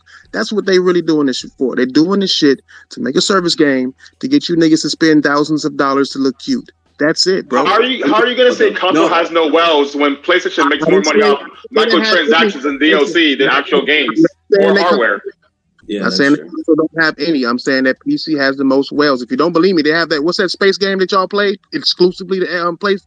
I mean, to PC. Well, I was gonna say Starfield. What is it? What is it against? What is it? Like Star Citizen. Some shit, but it has its own ecosystem where people are selling ships that if that ship It's blows, the No Man's Sky, but realistic graph. What the fuck is it? yeah, I forgot what it's called. But I just said it. Hello, you guys hear me? It's called Star Elite Dangerous. Citizen. Star Citizen. I couldn't hear you. Star Citizen. Oh, Is Star Citizen. I thought it was something else, like Eve or something like that. No, it's Star Citizen. It's Star Citizen. Line. That's another game. There's a lot of whales on PC, and you can see it if you just look. Same thing with cell phones. That's why cell phone games make some of the most money in gaming, because the whales spend thousands. You got people complaining about what's that shit, Diablo on PC, and they'll spend like $50,000 just to show how trash it is. But you just spent $50,000 on it. You know what I'm saying? Like, so let me ask you a question. Bless, what was the question, Bless? Okay, so basically, I was gonna ask Thrash, what companies or how many publishers don't release their games day and date on PC, excluding Sony? I don't know. Why would you ask me a question like that? Because you said, "Oh, this is why they don't put their games day on date on PC," and I'm just no. Bless, hold on, wait. Bless. Hold on. Wait. He corrected himself. But you kept laughing and giggling and shit like that. When I mentioned to him about the Uplay, I ended up telling him, I was like, they actually do it on Uplay. He was like, oh, whatever, and then he moved on to the actual point that he was making. But you kept snickering and giggling in the background, and you couldn't hear what he was saying. That wasn't the point about the games going day and date. Right. It's what the business is, what the business decision necessarily, because we're not looking at it as fanboy shit. We're looking at it as a business. Like, what are they going to do with it? Yeah, I mean, I don't give a fuck about. At the end of the day, they're going to do what they want to do. I will never, like, for me personally, I'm not ever getting a PC to play some fucking games on there because of all the issues that I have. I had a fucking a space/stream earlier, and it just didn't work. There was no reason for it. Today it's working. I don't have time for that fucking shit. That's just mad fucking annoying. Wait, what? I'm sure there's a fucking reason. You're using spaces on what? On a PC? Yes. What are you using? You're emulating it? Or you're using it to? I know, like the actual the website doesn't work for that. I can join in as myself, as a listener, and be inside the space while still being on my phone. So right now on YouTube, my YouTube channel called Illicit Therapy, it's being streamed. Oh, okay. So, because I was gonna say you can't talk on the. I was like, what are you? No, I'm talking. I'm on the phone, and then the phone is basically. I'm sorry. I log in on a space on my phone, right? But then I also have a Twitter app on my phone, which you can't do, like you said. But you can join in a space. So I'm myself on my computer listening to everybody. Yeah. So it's doing it that way. Thrash is always get these PC niggas riled up, man, for no reason. No.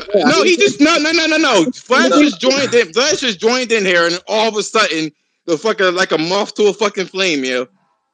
No, it was just like not substantiating some of the claims that he was making, like, oh, you need a $2,000 PC. It's not literal. It's not literal. He just it's not like a $5,000. It's not literal. It's just saying that you can't. That might be average, but I know for a fact you can't get a $500 PC and run Spider-Man like better than it is on PS5. Bro, I don't know why PC players get all out of shape of a price. Yeah, bless, relax. Listen, the reason why PC costs more is because it has better parts. That's the basic reason why. You know what I mean? Like, why get bent out of shape? I don't care if it costs me $10,000 to get to the same quality as a PS5. I'm gonna spend what I want to spend. This is not an argument. I don't understand that shit. No, but no one's. Wait, Jemiah. This is not an argument. And then on top of it, PCs are usually underutilized. That's why you can't. That's why it can't be. It won't blow the fucking consoles completely out the water because they're underutilized. We all know this. What do you mean? What do you mean? What I mean? You know what the fuck I'm talking about, man. If you play PC, you know exactly what I mean. Yeah, like the Spider-Man's only taking like 60. I just want to know specifically what you mean. GPU. Because Yo. Spider-Man's only using 60% of the GPU to run the game on a 3090. There's so much overhead that can be done. The devs just aren't putting the time and the quality into these games. It's as simple as that.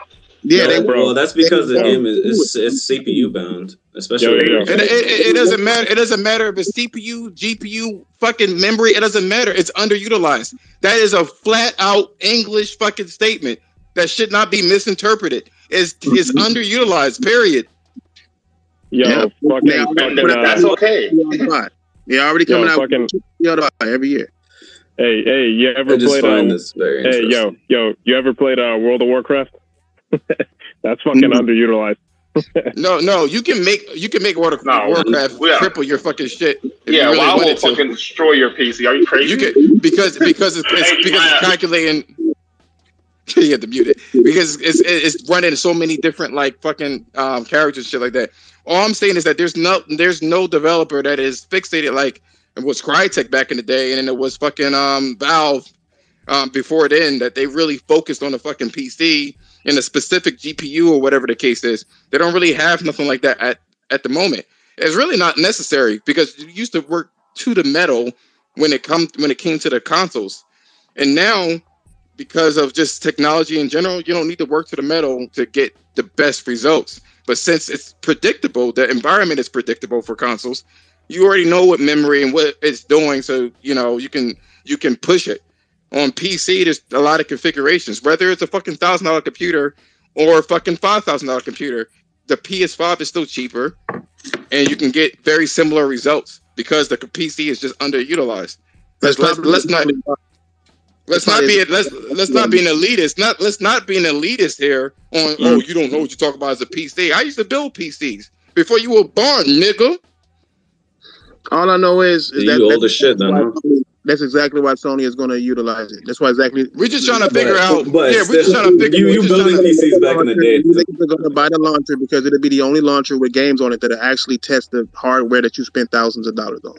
Period. We're just trying to figure out what the plan is as to why. I didn't pay attention to what he said. What did you say, Thrash? I'm sorry. No, apparently Sony's the only devs that make games that can maximize PC. Apparently, in his listen to what I'm saying. Listen to what if you're going to deny the quality of PlayStation games and you're lying to yourself, for as a gamer, I don't know why. Who's denying the quality? But I'm just saying Sony isn't the only company that makes quality games, bro. That's a fact. I'm not having a PlayStation versus PC conversation. I'm just telling the facts of what is delivered through PC and PC that is exclusive to PC and that has PlayStation shit on it, right? PlayStation is bringing out games that are fucking 20 years old and you guys are fucking enjoying it and happy about the shit and buying it and doing all of this good shit. But you're finally seeing your hardware being utilized in the way that you no game has sold barely over 1 million. Calm down, bro. We're not talking about sales. We're just talking about Thrash is just making Thrash is making okay, I'm out though. Y'all carry on. What better looking PC? This nigga say I'm out 8 times, yo. I just want to talk. What better looking PC game that is open world than Spider-Man right now on PC? That's exclusive to PC. Can you name it? What I was going to say is there are. Answer that question. Okay, you're talking over me again, aren't you? No, I asked the question. Now you're saying I'm saying something else. No, I want you to answer this question. You just said that I'm off or whatever. So you name a PC game that's better than that PlayStation Spider-Man quality. That's open world. Okay. What game is that? What I was going to say originally is that you're saying that PlayStation is the only people that have truly utilized the power. Like they're not. I mean. Can you answer? Can you answer just that one question, and then you can continue on what you were going to say? Can you just answer that question? I mean, okay. A better looking game, I guess, like Star Citizen, maybe. I don't know. I said, you don't know. Personally, I think Cyberpunk on PC looks amazing. I don't know if you've ever played Cyberpunk. You're telling me Cyberpunk looks better than Spider-Man? Personally, I think it looks amazing. I haven't played Cyberpunk since in a couple months since the last update, but Cyberpunk on PC looks amazing. And the thing is, it's like, a lot of games on PC look amazing, big dog. I'm just asking a simple ass question, boss. That's it. I'm just asking a normal question. You know what I'm saying? I will say this, Thrash, because like I said before, hold on, wait. I will say this. Cyberpunk. I totally forgot about Cyberpunk because that's an open world game, right?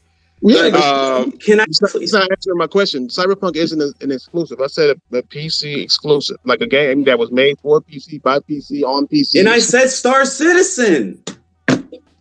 I gave a fucking answer. What the fuck?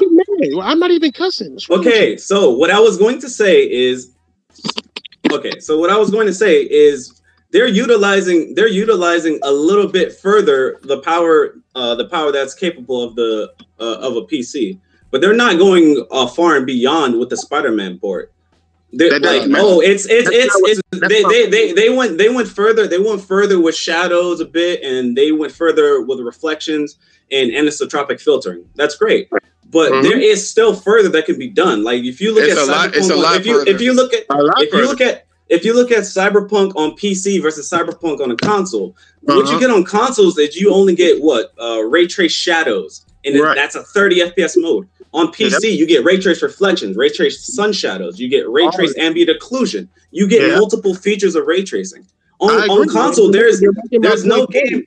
There's no game. Hold on. Can I just say something really quickly? Hold on, let me just say this. Because every time both of y'all get in here, it's arguments for no reason. I don't understand it. I never get the talk. It's you, Bliss. It's you that's just giggling and doing all this extra. It's a regular conversation. You're fighting for the PC. I get it, but that's not the argument that Thrash is saying. Yeah, I'm happy for PC. We're talking about there's not an exclusive developer that's putting in financially. Sometimes it's not even just about graphics. It's about like production values and everything else that's putting that much effort into it. You're looking at it as a shared graphics perspective. You know what I'm saying? That's who's putting a lot of money, like $200 million in that bitch. There's Rockstar. My dude, the reason I was talking about this, I was trying to talk and give my perspective, is because he made a claim and I was challenging that claim. That is literally it. That is the reason I'm talking about it. That's it. Right. What was the claim that you're trying to? You were saying that you were saying like Sony is the main people that can pull out the power of a PC. You're saying that they're basically using it to its full capability. And I was saying, no, there's games that actually go further, push further than what they're actually doing with, like, at least Spider-Man for sure. Well, actually God of War, Horizon, like there's games that push further. That's what I was saying. Okay, now, but he's saying Sony as a whole, though. That's what I think he's not understanding what I'm saying, bro. So let me say it slowly for you. You know what I'm saying? And like I said, I'm not arguing. I don't give a fuck about this PC shit. I don't care.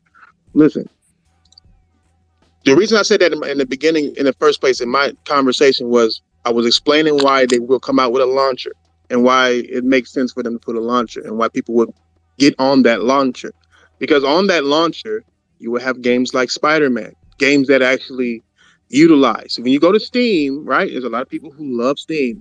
Rightfully so. Rightfully fucking so. But when you go into that store, you're going to find a whole lot of games that don't utilize shit. You're going to make it 60 frames per second Pac-Man or some shit. You're going to have a lot of pixelated games, a lot of indie games, because that's what PC is full of. A lot of indie developers, because it's an open platform, right? It just is what it is. Steam rarely puts out games made by Steam for Steam. You know what I'm saying? So, and then all the other ones, all the other launchers, the Epics, the GOGs, they all have games that are also on also on consoles. Sony, the thing is, Sony has some of the most talented developers in gaming, unquestioned. So people are going to want to buy PlayStation games. Sony is going to want to sell their games based on the quality that they deliver. That's what every person who sells something should be doing in the first place. You need to sell your shit based on the quality delivered. I can't help. Let me put it like this. There, Thrash. Shit, they're just going to be having better higher rate.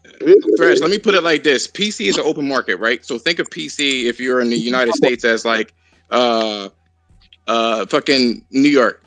what do you call it? Grand Central, whatever the fucking place is, right?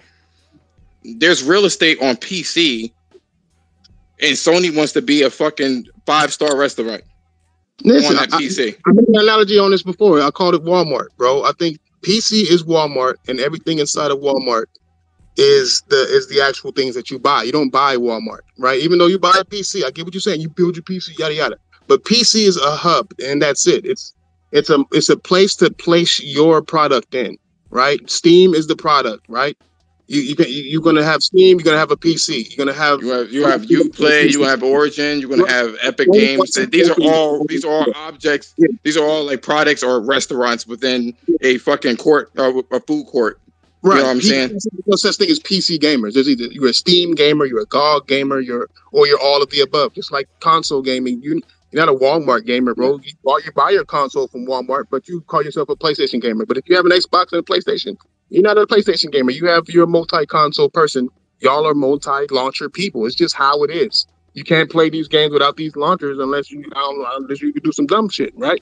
But Sony just wants to open their own store, and they're tired. You think they like paying Steam fucking 30%? 30%, yeah, 30 to even 40. I heard they charge a little bit more.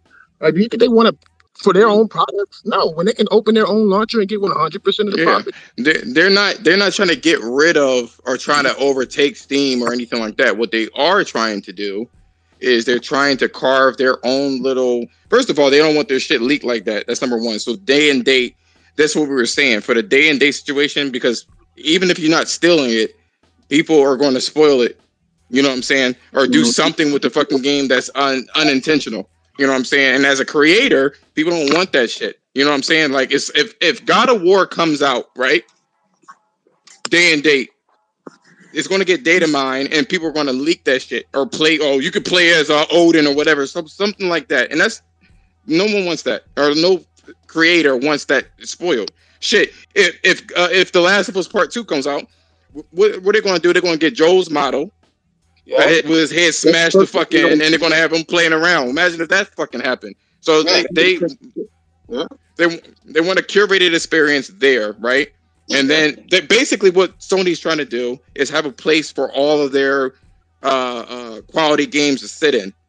And then what they're going to do is they're not trying to take it away from Steam necessarily, but what they're trying to do is create a place, A, so they don't have to pay Steam 30-40%, and B, so you can pay a subscription service for those games and have them fucking rotate on a PC for places like China that don't fucking, you can't put their console on there, or for the gamers that don't have PS5s because they can't get one, you can just do that shit. You can just get a PC and do it anyway.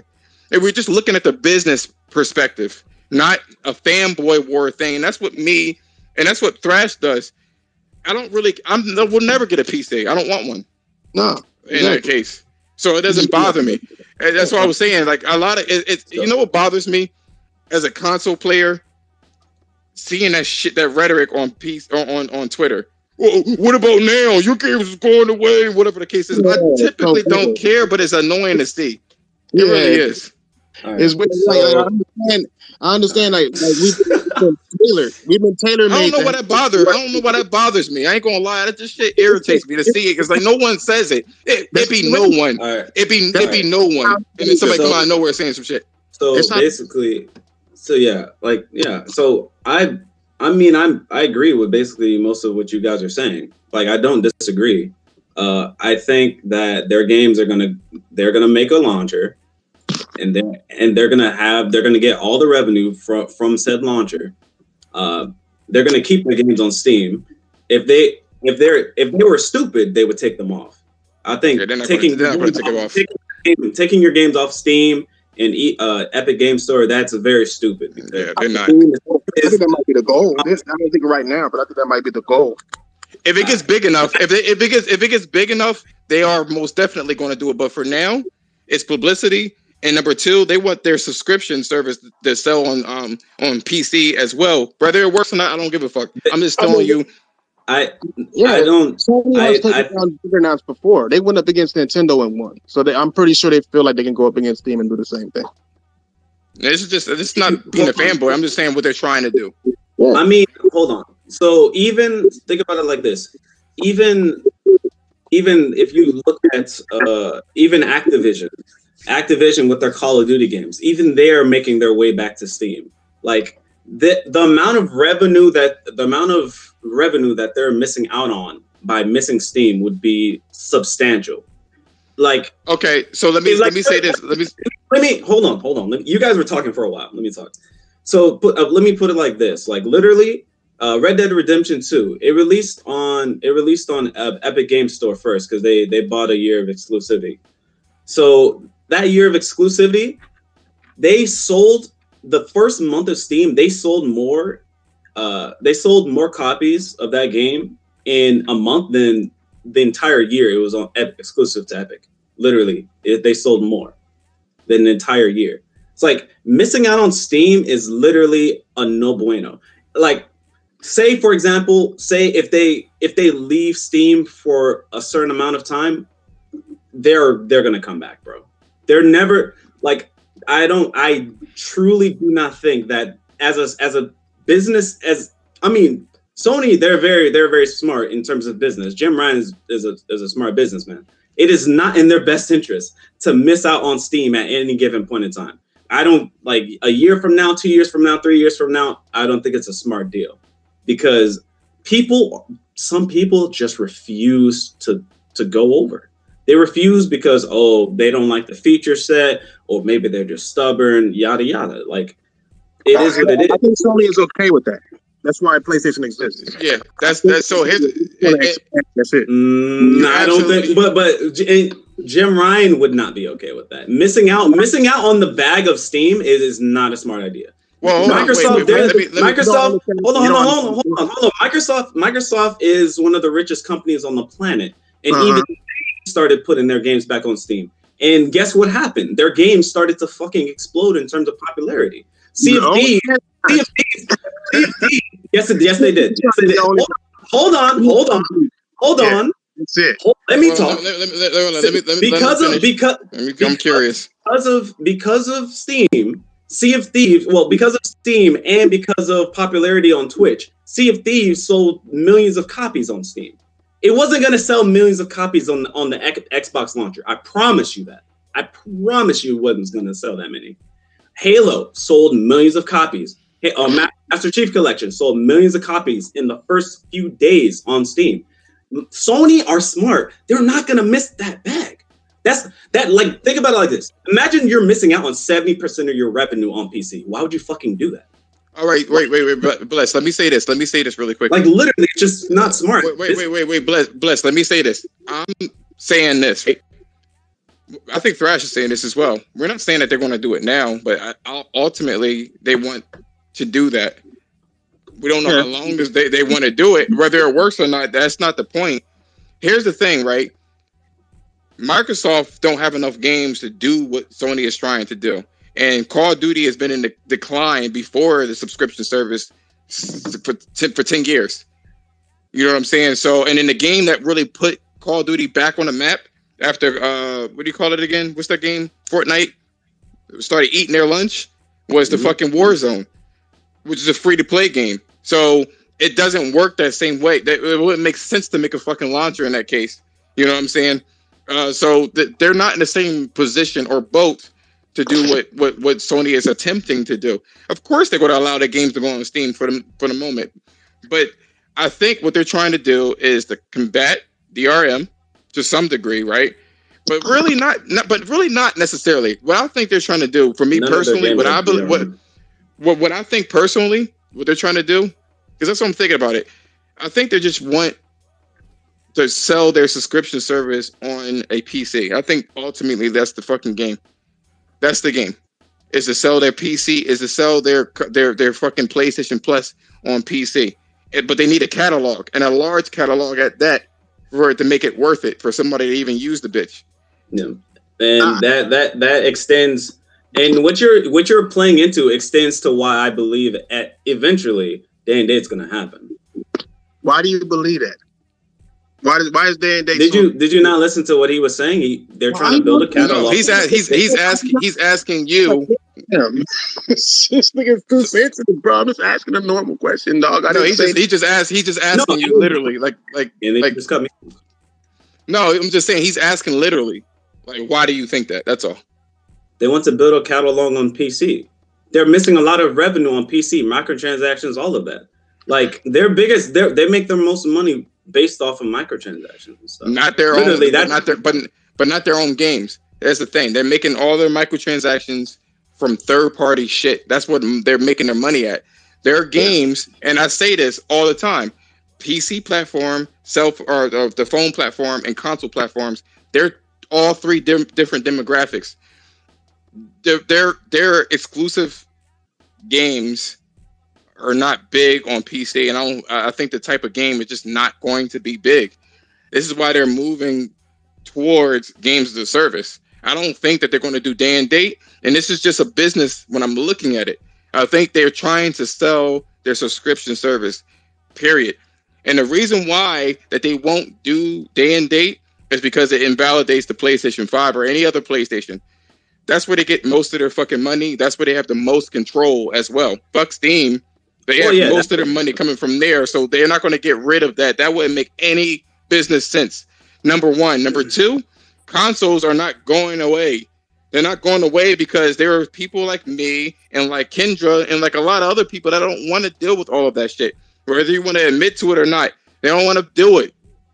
Plug it the fuck up and turn it on. And if I need an update, do that shit while I'm sleeping. You know what I'm saying?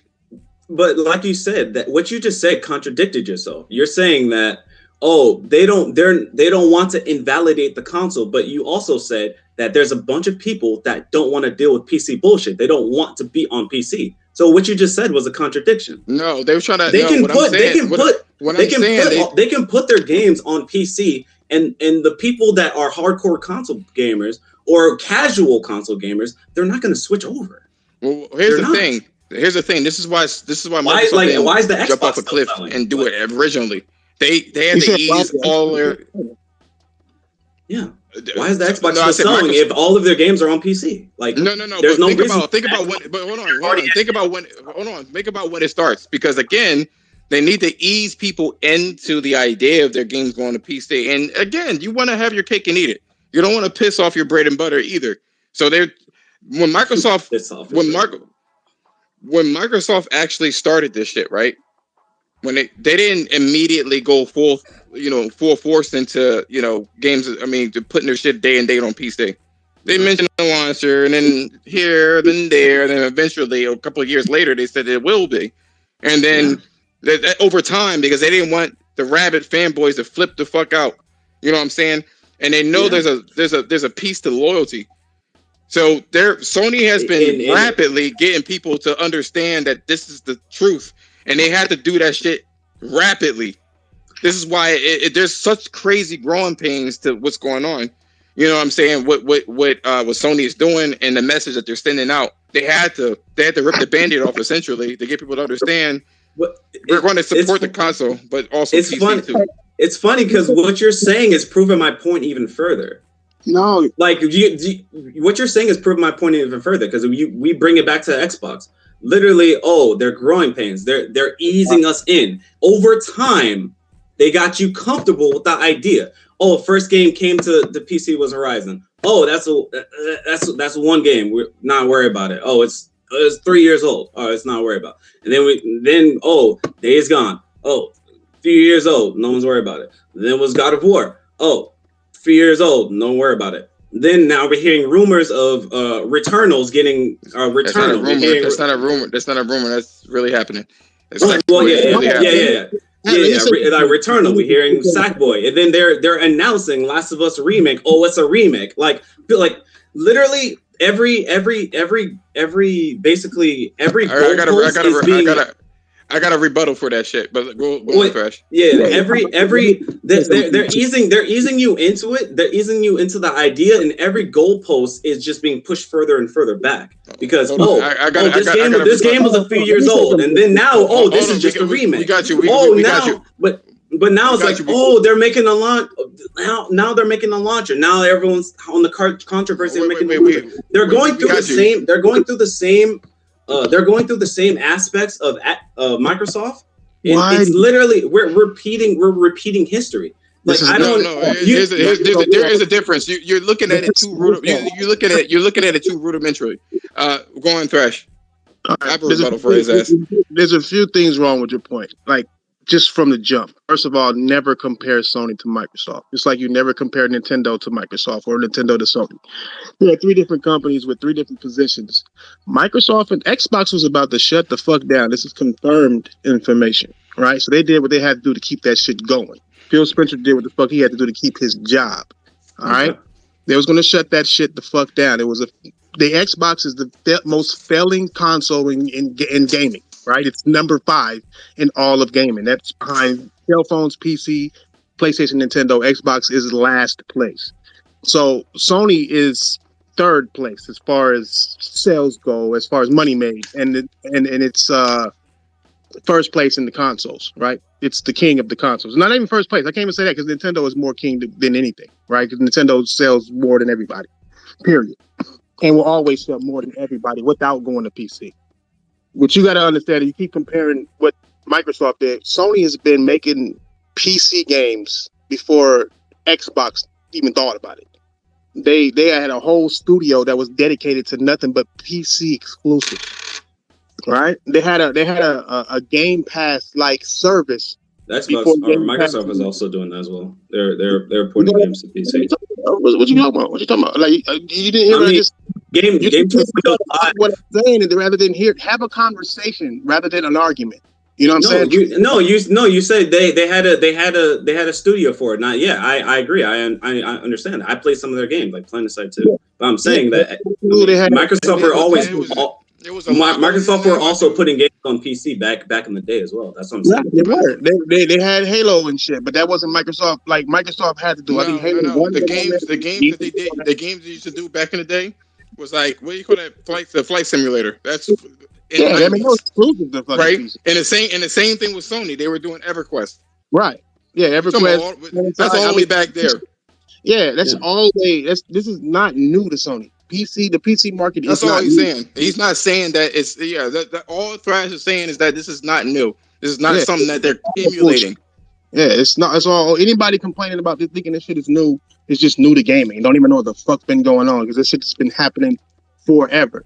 Sony wants to do. If this launcher thing is even true, right? Let's just say it is true. Like I said earlier, they just doing it because they're trying to find new ways to attack that market. The PC market is different than the console market, which is different than the cell phone market.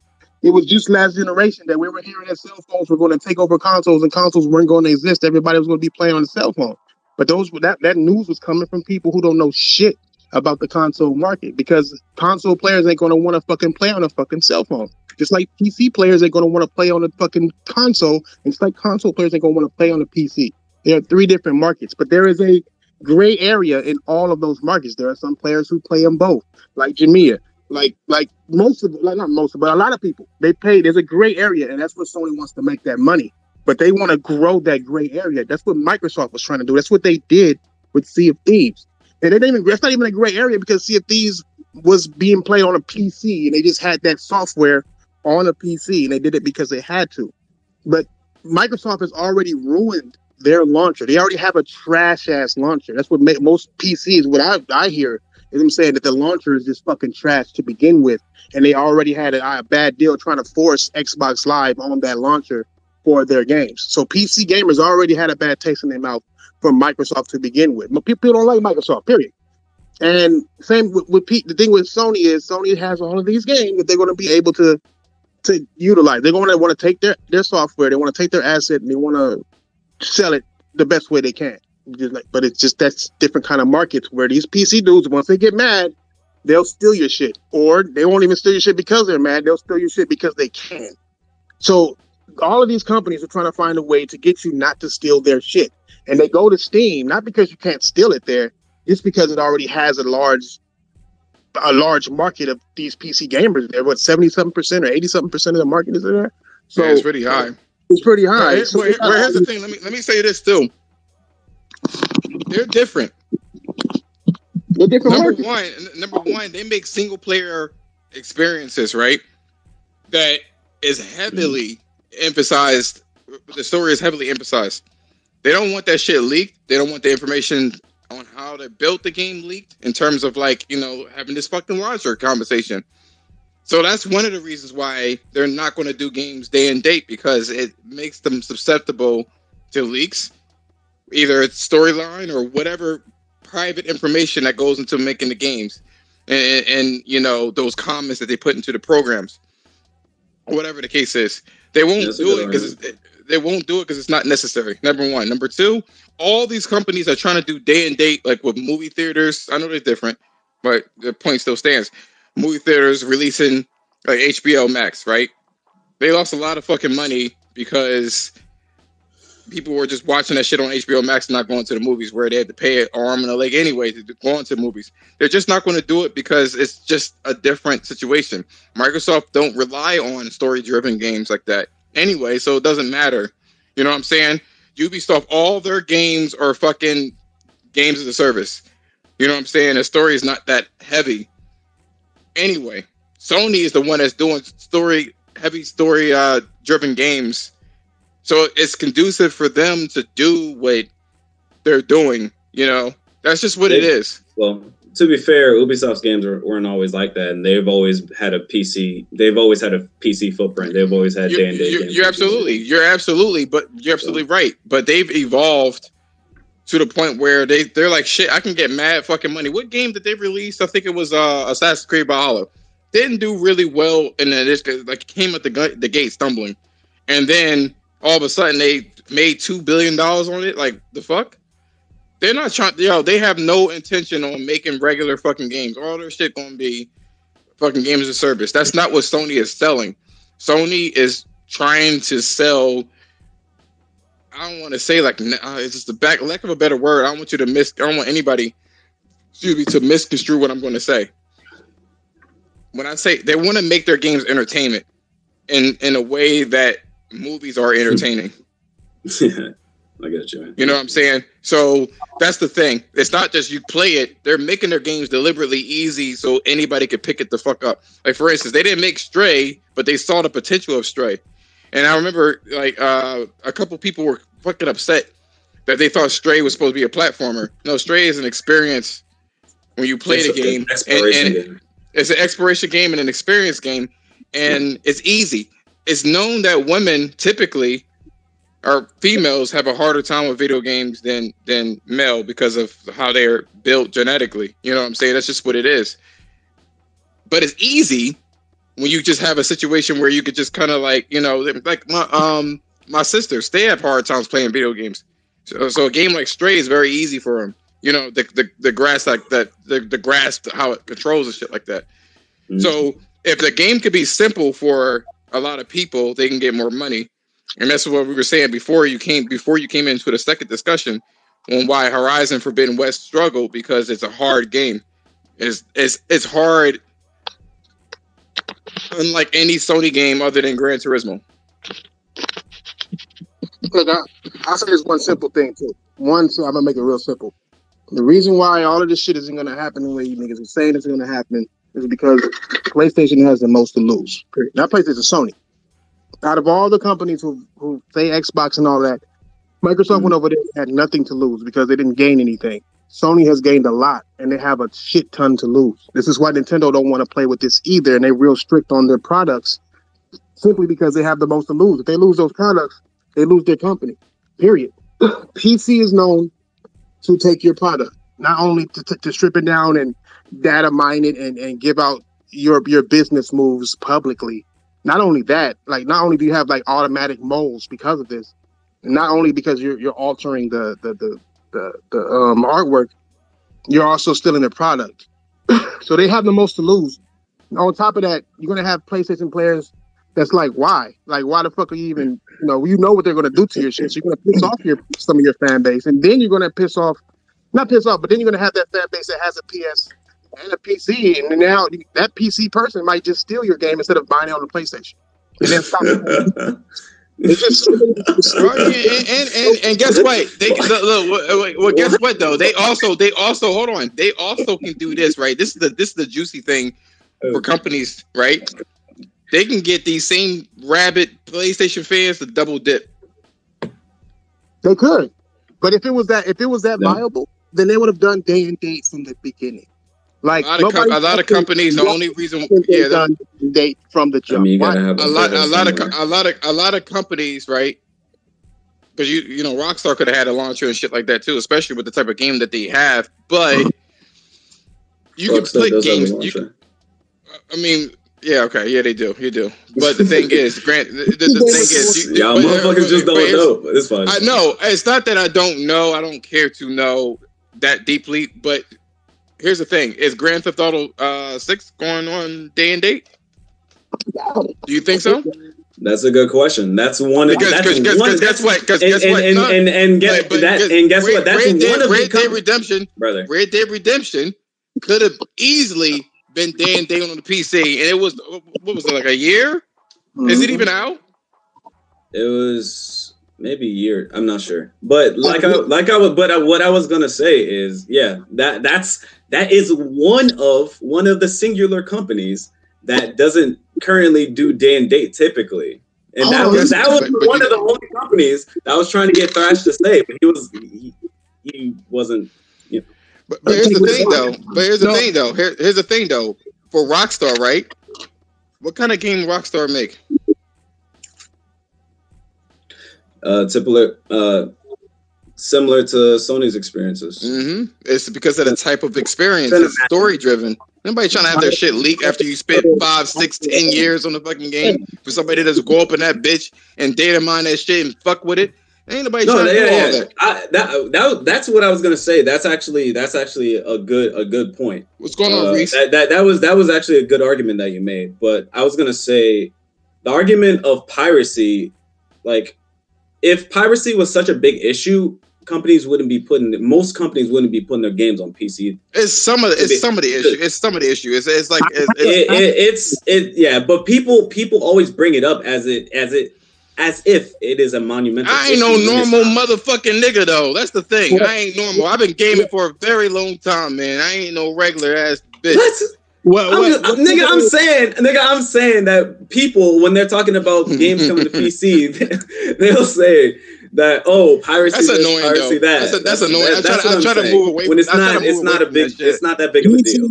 PC ain't attractive to gaming. Period. In the first place, it's not even attractive to gaming, and I say that because every time what do you mean by that? I'm answering it. If you let me answer it, I don't say shit on purpose, dog. I say shit on with a point, my nigga. Look, okay. If you at E3, how many PC shows do people watch? PC shows.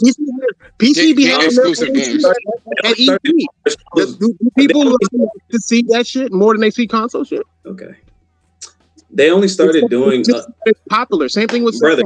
Can I talk? Well, I was saying something, dog. You was just talking for like 30 minutes. You know what I'm saying? Go ahead. The main point is this, though. Not only is it not as popular, right? I know a lot of people buy these games. I'm not saying like that. I'm saying as far as when motherfuckers have a show or something like that, people just don't show up to the PC segment. You know how many times Phil Spencer has been on one of these PC conferences at E3? People don't even know. You know what I'm saying? But Phil Spencer's been there plenty of times, right? Shuhei ain't never been there. But it's always getting like 100K, 700K. You can go look it up on YouTube right now, and you can compare the numbers between the multiple millions for PlayStation, and the million and up for Xbox, and you'll see way less for PC. But that's one point. But the other point is, how many AAA games launch day and date on PC that do not have a launcher on PC? Do you know that? Let's look at. Most large publishers have launchers. AAA games. If we can look at like some of the smaller ones, like I guess like Deep Silver, or look at 505 Games. Those type of publishers. We can look at the variety of games that they publish. I'm just saying, this is why some games. There's a lot of publishers that publish. The people who have a launcher will have day and date games, or would have day and date games because they have a reason. That's why you see Cyberpunk there day and date, because they have a launcher there. There's a lot of shit with launchers and a lot of shit that don't. You got to understand, these companies are out here to make money, man. And Sony will make a launcher because they're going to have their fucking multiplayer games that they're working on, their service games to work on to be day and date. And they've already said day and date. This is not new. Jim Ryan already said day and date PC for their multiplayer games. already said that first. He said that long ago, 2 years ago. And that's exactly if they're going to do this launcher, and that's what they're going to do. If you got a launcher, then it makes sense for you to have your games there day and date. Microsoft has a launcher, so their games come to PC day and date as well. GOG launcher, Epic launcher. So when you look at Red Dead Redemption, and they don't have a launcher, so they do. They do. Rockstar does have a launcher, brother. What are you saying? Do they? I didn't know either. Are you dude? What is it? Hold on, wait. Rockstar Ben had a launch. Like I know what is it called though? But you don't have to get like twist yourself up. Just what is it called? I know that them motherfuckers. If they got a launcher, then I ain't never heard of it. I've heard of GOG, I've heard of Epic, and I heard of Steam. What is it called? It's called, what is that shit called? I don't even fucking know. That shit obscure like a motherfucker. If you don't know what it is, it's a PC nigga. Does it have third-party games on it? I never use it, bro. Does it have third-party content on it? Sorry, some shit. I don't know. Wait, hold on.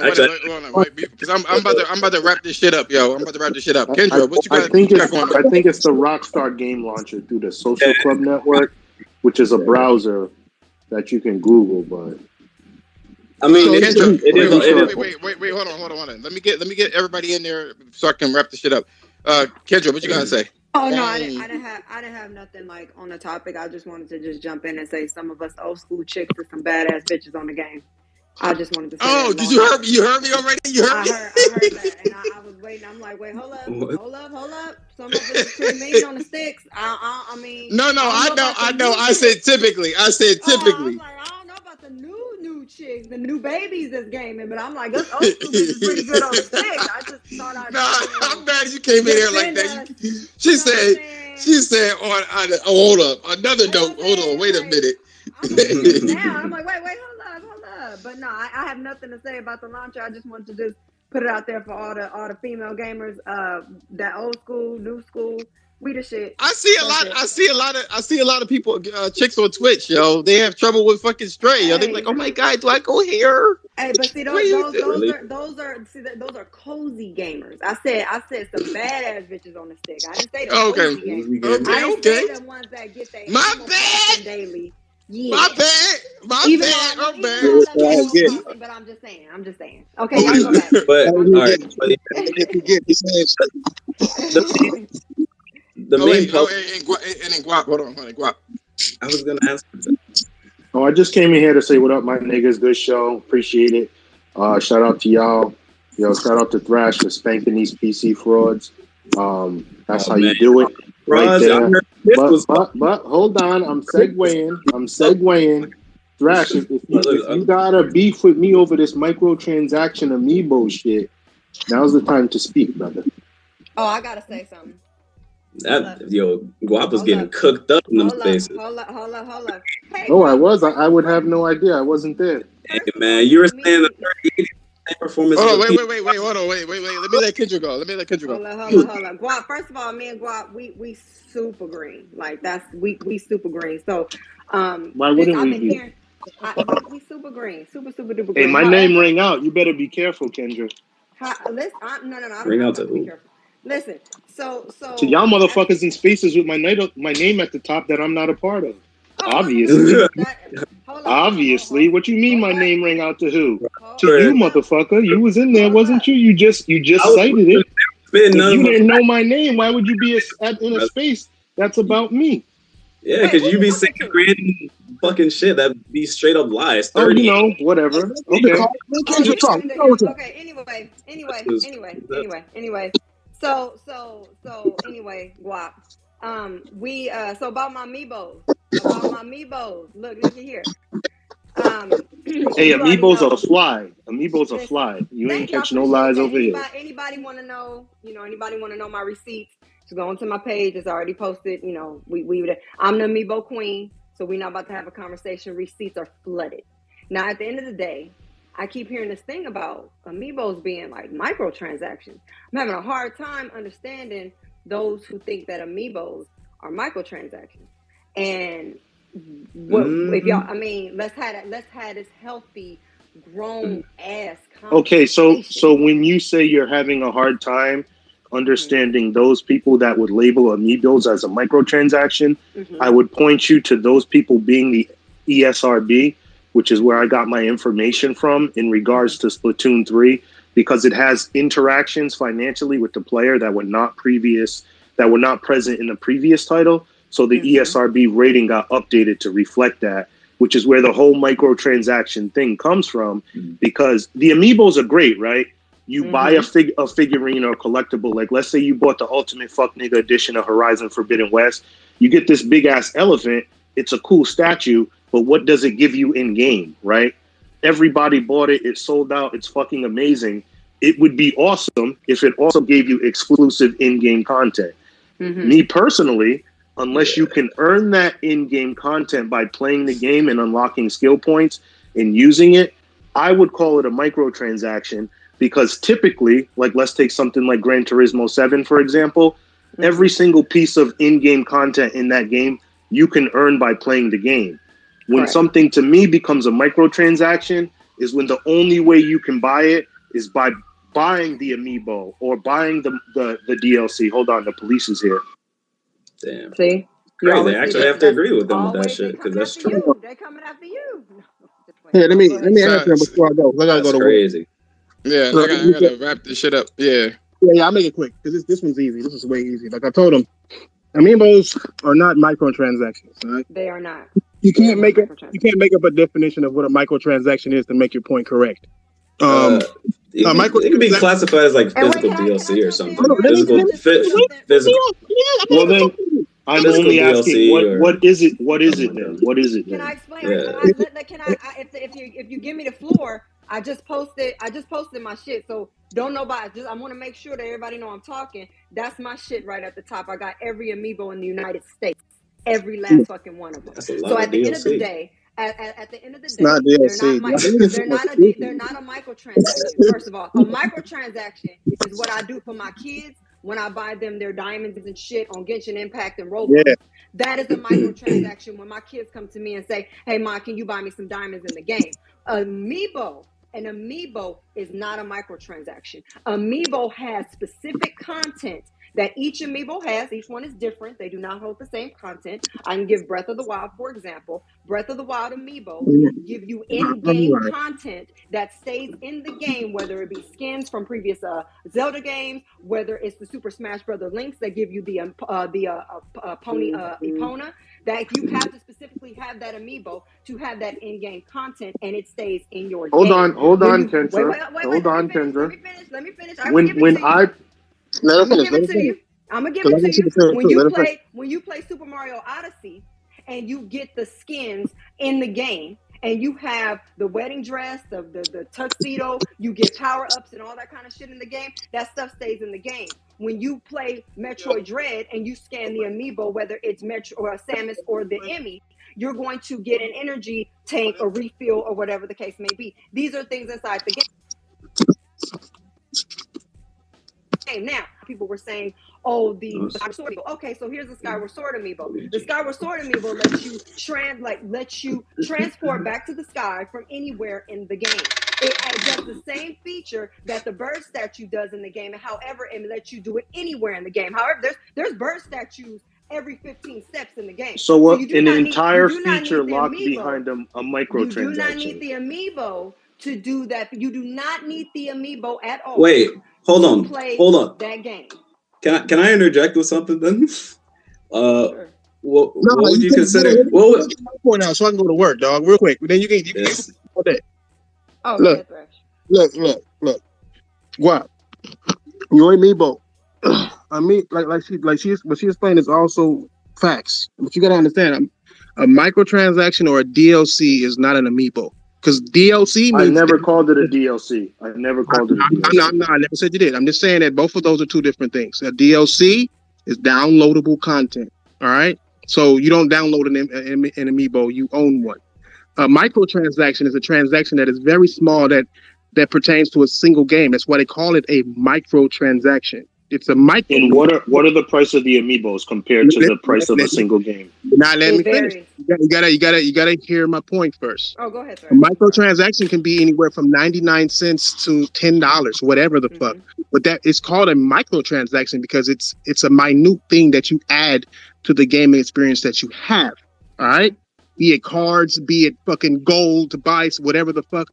An Amiibo is very specific, and an Amiibo is physical, and an Amiibo is a collectible, and an Amiibo is something that goes across not only multiple games. One Amiibo that you bought once can work across multiple games and give you items across multiple games. Not only that, but they go across multiple platforms. Yes. Like you can have one for the 3DS, and then you'll work on the Wii U, the Switch. So it's one purchase that works. Name me one microtransaction. So it's an NFT. Let me finish. NFT. Let me finish. Name me one microtransaction that you can use across multiple games and across multiple consoles. Not one. V-Bucks. Next question. V-Bucks. Yes, V-Bucks? when you get V-Bucks on your Epic account, no matter what platform you go on that's linked to your account, those V-Bucks transfer across all the platforms. Yeah, but those are linked accounts though. Hold on. So what game does V-Bucks work for? Fortnite only? Yes, sir. So that's not answering my question. I said across multiple games and multiple platforms. So you can buy a Mario Amiibo and then you can swipe it into a Zelda and it'll give you some. And I'm aware of how those Amiibos work. My so tweet was was about the Splatoon 3 Amiibo because it has specific cosmetic gear locked behind the Amiibo itself, right? So my tweet was about critiquing that because I do not believe that there should be any content in a game I pay full price for that I can't earn in game. Yes, I can pay. Yes, I can pay. Yes, hold on. Yes, I can pay to get it quicker. But a person that bought the game and someone that owns the Amiibo, there should not be paywalled content in that game. That's my stance. Why not? Because I don't support that in any game that I play. Well, okay, but that's not something I support. When I make a tweet and I say something, a microtransaction, anybody should because a regular transaction would be $60. This is a microtransaction because it's in the $10 to $12 range and it's earning you in-game cosmetics. Okay, so that's my equivalency. What's the difference between? I did not, but here's the problem. I did not say whether it was good or bad. I merely said it exists. All I said was in Splatoon 3, there's content in the game that you have to spend additional money to obtain, which I'm calling a microtransaction because it's not equivalent to a full. Okay, because it's not equivalent to a full transaction, right? It's a full transaction in this case would be a $60 purchase. That's what happens when you buy the game. This is a microtransaction because it's $12 to unlock this in-game content. No, you're not unlocking in-game. Hold on. I got it. You're not unlocking in-game content. You keep mistaking that. You can't make your own definitions. I just told you that these emojis are physical and are collectible. Some people don't even own these. Oh, I'm only speaking about what. So the Amiibo gives you gear in Splatoon 3 that you can't earn in the game. So it gives you cosmetics and it gives you weapons and loadouts. You can just buy yourself an Amiibo. I just gave you with no, I'm not saying whether or not. I'm not saying whether it's not as or good. It's bad. I'm simply saying this is the reality of the situation. In Splatoon 3, there is some content that you have to participate in a microtransaction to access. That microtransaction is the $12 purchase of the Amiibo. I think it's a great evolution of this system because the player gets a collectible, but that does not change the fact that unless you spend more money, you can't have this content. That's all I'm saying, bro. A microtransaction is a purchase within the game. Well, Amiibo is not a purchase within the game. Amiibo is an actual... I didn't know that was a differentiating factor, and I'm not sure why the ESRB themselves did not take that into consideration when they passed down this new classification. ESRB never called it a microtransaction. They were wrong. Okay, What was their what was their wrong exact wording? terminology to say that. It was a wrong terminology to say that. That is not a microtransaction. I gave a perfect example. A microtransaction is when my kid comes in here and say, "Mom, can you Kendra, buy me I'm only diamonds calling it a for Roblox?" microtransaction because it's not a full $60. It's $12. So it's much smaller than the original transaction, which got you the game. You're sticking to a specific. You're sticking to a specific transaction. Well, no, you can change the terminology. No, to if say Kana you're had buying- you're buying a $3 clothes or some No, but shit, it costs $30 Hold and on, it costs 50, so that makes it You're buying microtransaction. an amiibo. An amiibo is a $30 complimentary games can't have figure that microtransactions. goes I with the can, game. but you just called Splitgate, right? $30. Splitgate has microtransactions and it's a free to play game. Okay, does it come with a figurine that you can collect? No, it don't come It's with a- shit. it's a- And it's again, a I did figurine. not give an opinion here. I just It's a stated a complimentary fact. figurine. In That's what it Splatoon is. 3, there is content you can't earn through playing the game. You have to pay to get it. Like, to me, that's a microtransaction. Yeah, It's but not it's a full too- $60. It's too- the same thing as a free to play game that has cosmetics that you have to pay $12 for. Yes, you're getting a figurine out of it. Whoop-de-doo. Like, that's an awesome perk. You can't You say whoop-de-doo. Right. Because it's a What do you different. mean? It's different. The collectibles are fucking awesome. I have a question. I know, but it makes it a different beast altogether. Exactly. Like I have a question. That's like saying I'm sorry. Hold on 1 second. That's like that cabinet that you see that Amiibo. That's not a whoop-de-doo. That's my shit. Like, that's a big whoop-de-doo. What do you mean? No, it's not a big whoop-de-doo. Those are my figurines. They're not microtransactions. They sit in that cabinet. They are a physical item. It's No. complementary to I'm the not. game. I'm not saying that the amiibos themselves are microtransactions. I'm saying in order to access the content that they unlock in game, that's when it becomes a microtransaction. It's a different beast. You're not making hold on. Like I said with Horizon Forbidden West, you can spend $250 and get the elephant, right? It doesn't unlock in-game content. It doesn't unlock in-game content. Okay, but if it did unlock some in-game content. That whole package. Yeah, it did. My Regala edition. Oh well, then that's the same fucking thing. No, it's not the okay. same thing. It only works with fucking Horizon, bro. You're not hearing. Okay, put it this way. Okay, you got one Amiibo, right? And you got 6 games that Amiibo work with.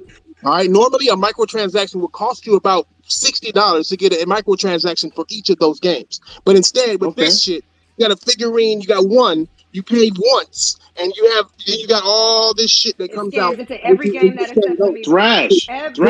Let me fucking finish, please. The only transaction that was not in game. It was at the store when you bought the fucking Amiibo, bro. It's not a microtransaction because it's not even in the game. You bought the goddamn Amiibo, and it interacts with games. That's not a microtransaction. You don't go to the store and buy a microtransaction. Go to the store and try to buy a goddamn scope for fucking Call of Duty, and they'll look at you like, what the fuck are you talking about, bro? Like, you go to the store, you buy this Amiibo, it's a collectible, but you can also interact with the games. It's not you're not making any transactions in any of these games. You have already bought it at Walmart or where the fuck you bought it at. And that's where your transaction is. You swipe that shit across, and then you interact with your fucking game. And that single Amiibo. At no point have I disputed the customer versus the retail transaction situation, and there is not an argument. Just so I'm clear, I am not arguing for anything or against anything. We're not. I've yet to give an opinion.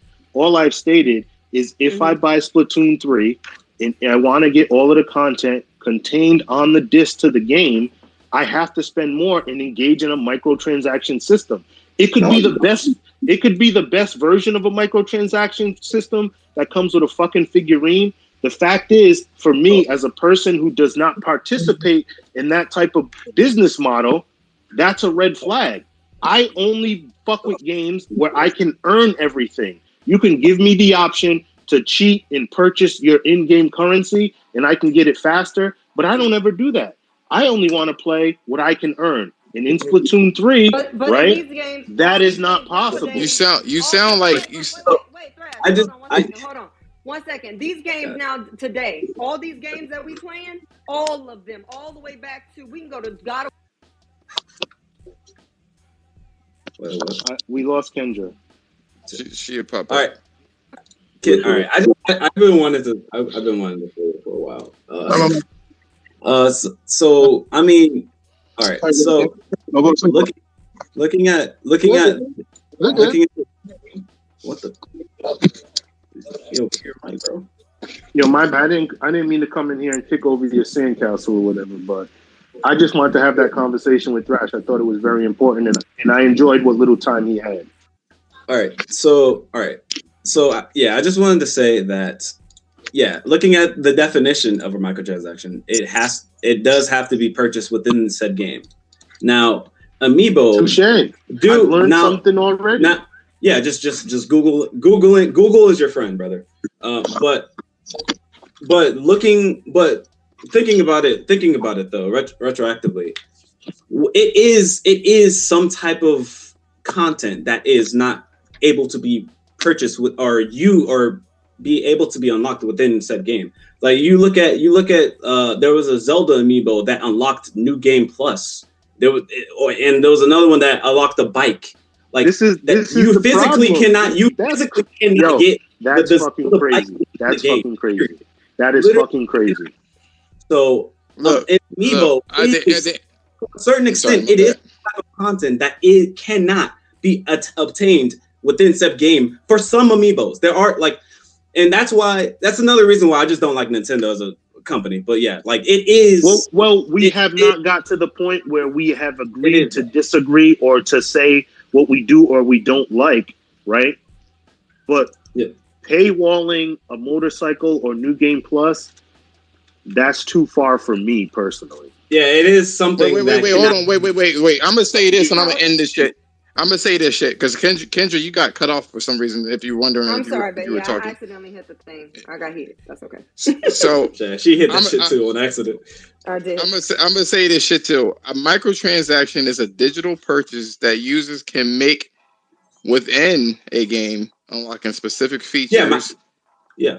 Or provide a unique cosmetic or sometimes game changes. I'm not here to dispute this definitions, and I appreciate the update on that. It sounds like you don't. It sounds like you're not like a fan of it. You know what I mean? I know you're not saying that. You're not explicitly saying that. I don't pay for microtransactions when I like a game enough to care about the cosmetic upgrade. But the definition, the definition wouldn't be a microtransaction. You're not buying. Yeah, it's all right. It's not a microtransaction by definition. It is something, but it is content that cannot be earned within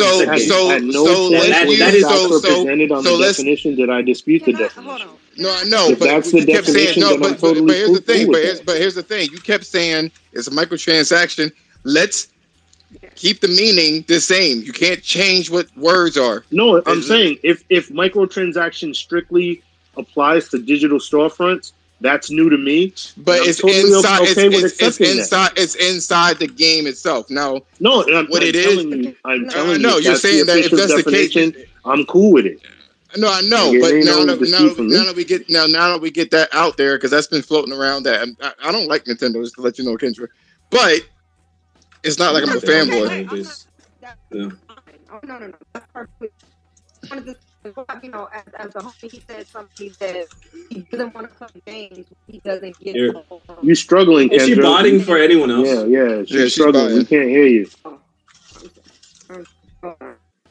Your body love. How about you guys get it? Look, all I know. Yo, she wait. You started to sound like Lil Wayne. She's like, wait. She said, I can touch your ass out. I really keep running your mouth. Oh, dude. Yeah, I'm not sure what's going on, but no, I hate when people try to change the definition of shit, yo. That shit happens too damn much. I just looked up the definition real quick, but yeah. Here's what I will say. I'm not supporting this shit with my money either way.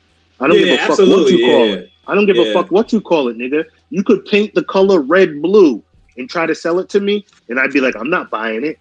Who the fuck do I look like? If I say something is unacceptable, and I'm gonna stand on that and not purchase it, regardless if you call a fucking cow an eagle, my nigga. I ain't stupid, and I know what's up.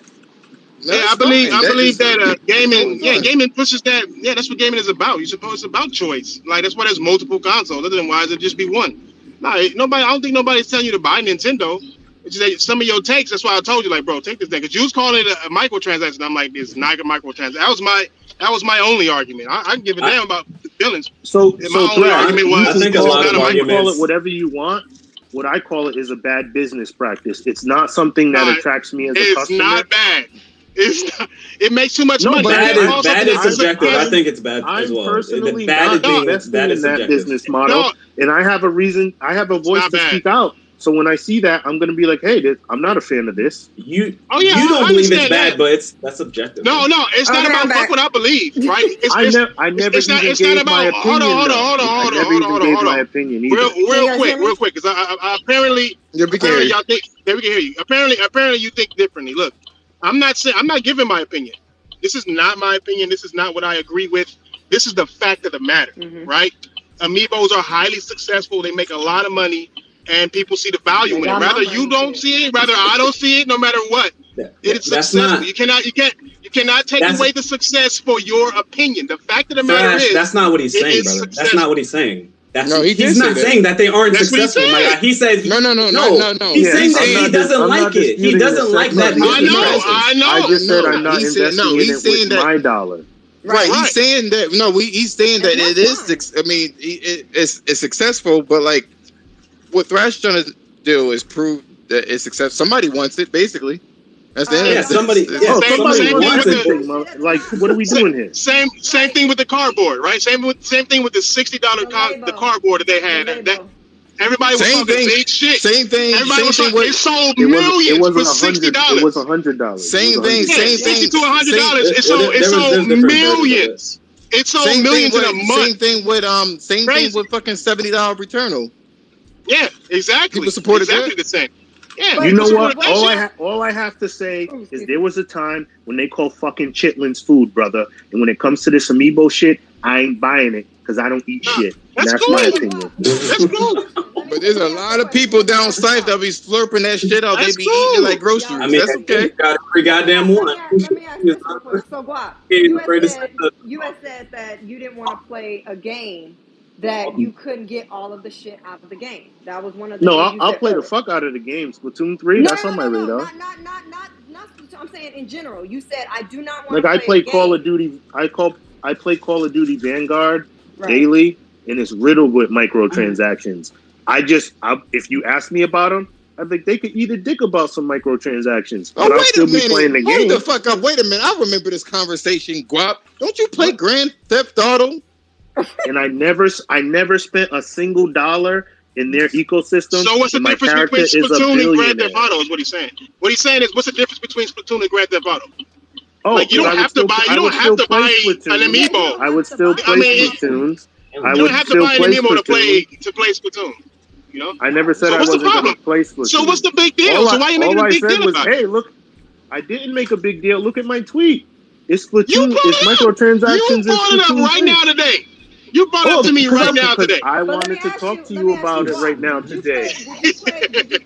Like what the fuck, man? Wow, did you play Zelda Breath of the Wild? No, I never got around to it. Okay, well then I can't ask you then.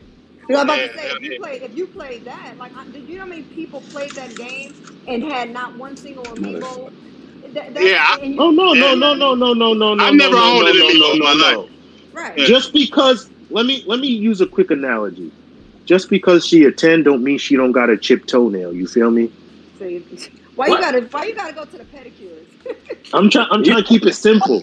Kendra, some people need that tender love and care with them feet. Oh no, don't worry about me. My nails and feet is done. I'm just saying he went to the pedicures. It ain't like a dime a dozen. That's all I'm saying. It ain't a dime a dozen. And y'all can hate me for saying that her toenail was chipped. And I'm going to still love her. But if she asks me, hey, how can I be better? I'm be like, oh, you need to goddamn work on that a little bit.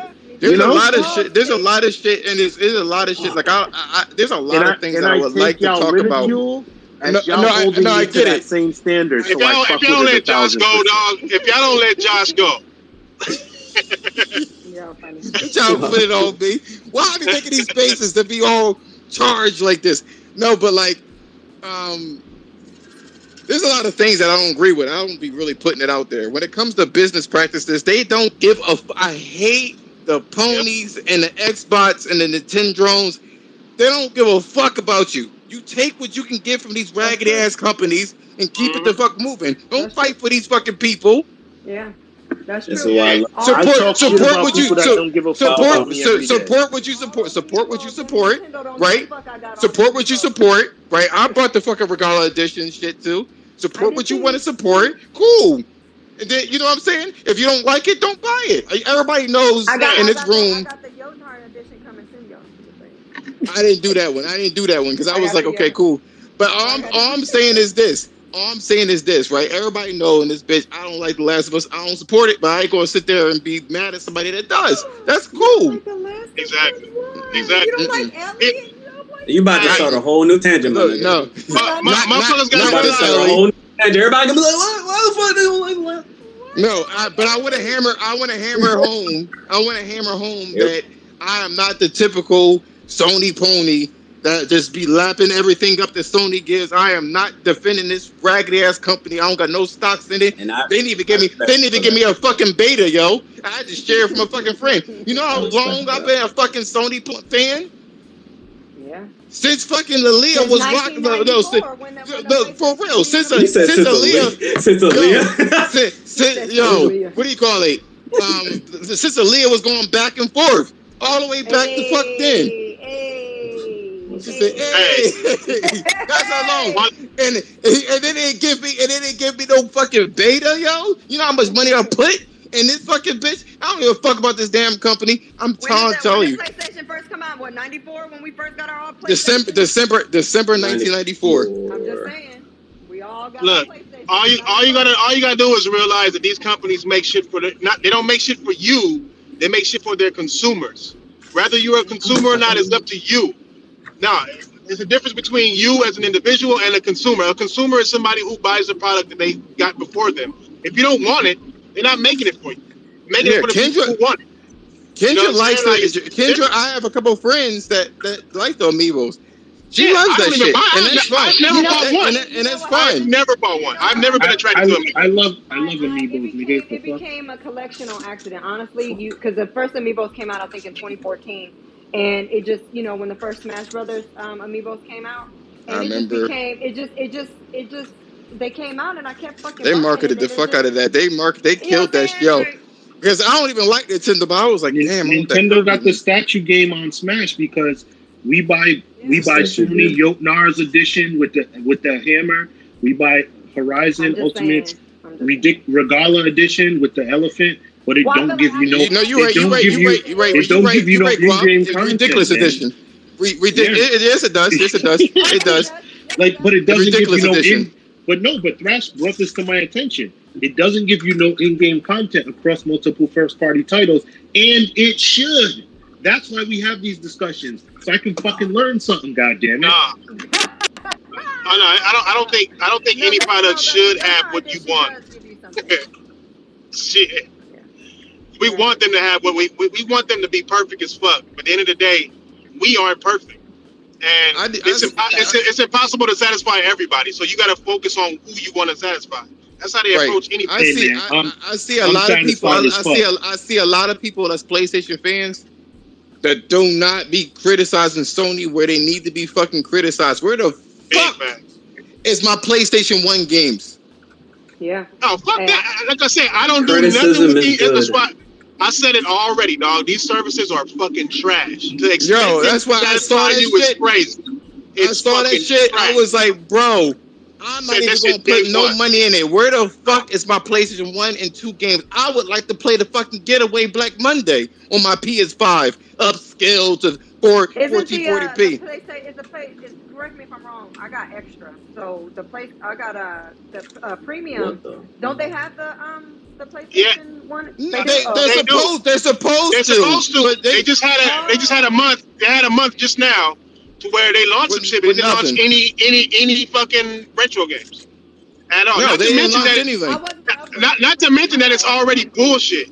Yeah. It's already bullshit because there's games exclusive to premium that you can't even buy yourself. Mm-hmm. I've already called that I'm bullshit trying to out tell too. you, Fucking bullshit. I That's don't like it at all. Asian, hold That's these garbage. Asian people to the fire, yo. I'm trying to tell you. I'm not upgrading that shit to Look, premium. I'm staying with extra. Fuck that. Nah, I'm not paying no extra. That's why I said this. It Yo, shouldn't the even middle, been. the middle It shouldn't have tier is the been. best. It shouldn't have been behind a pay fucking wall.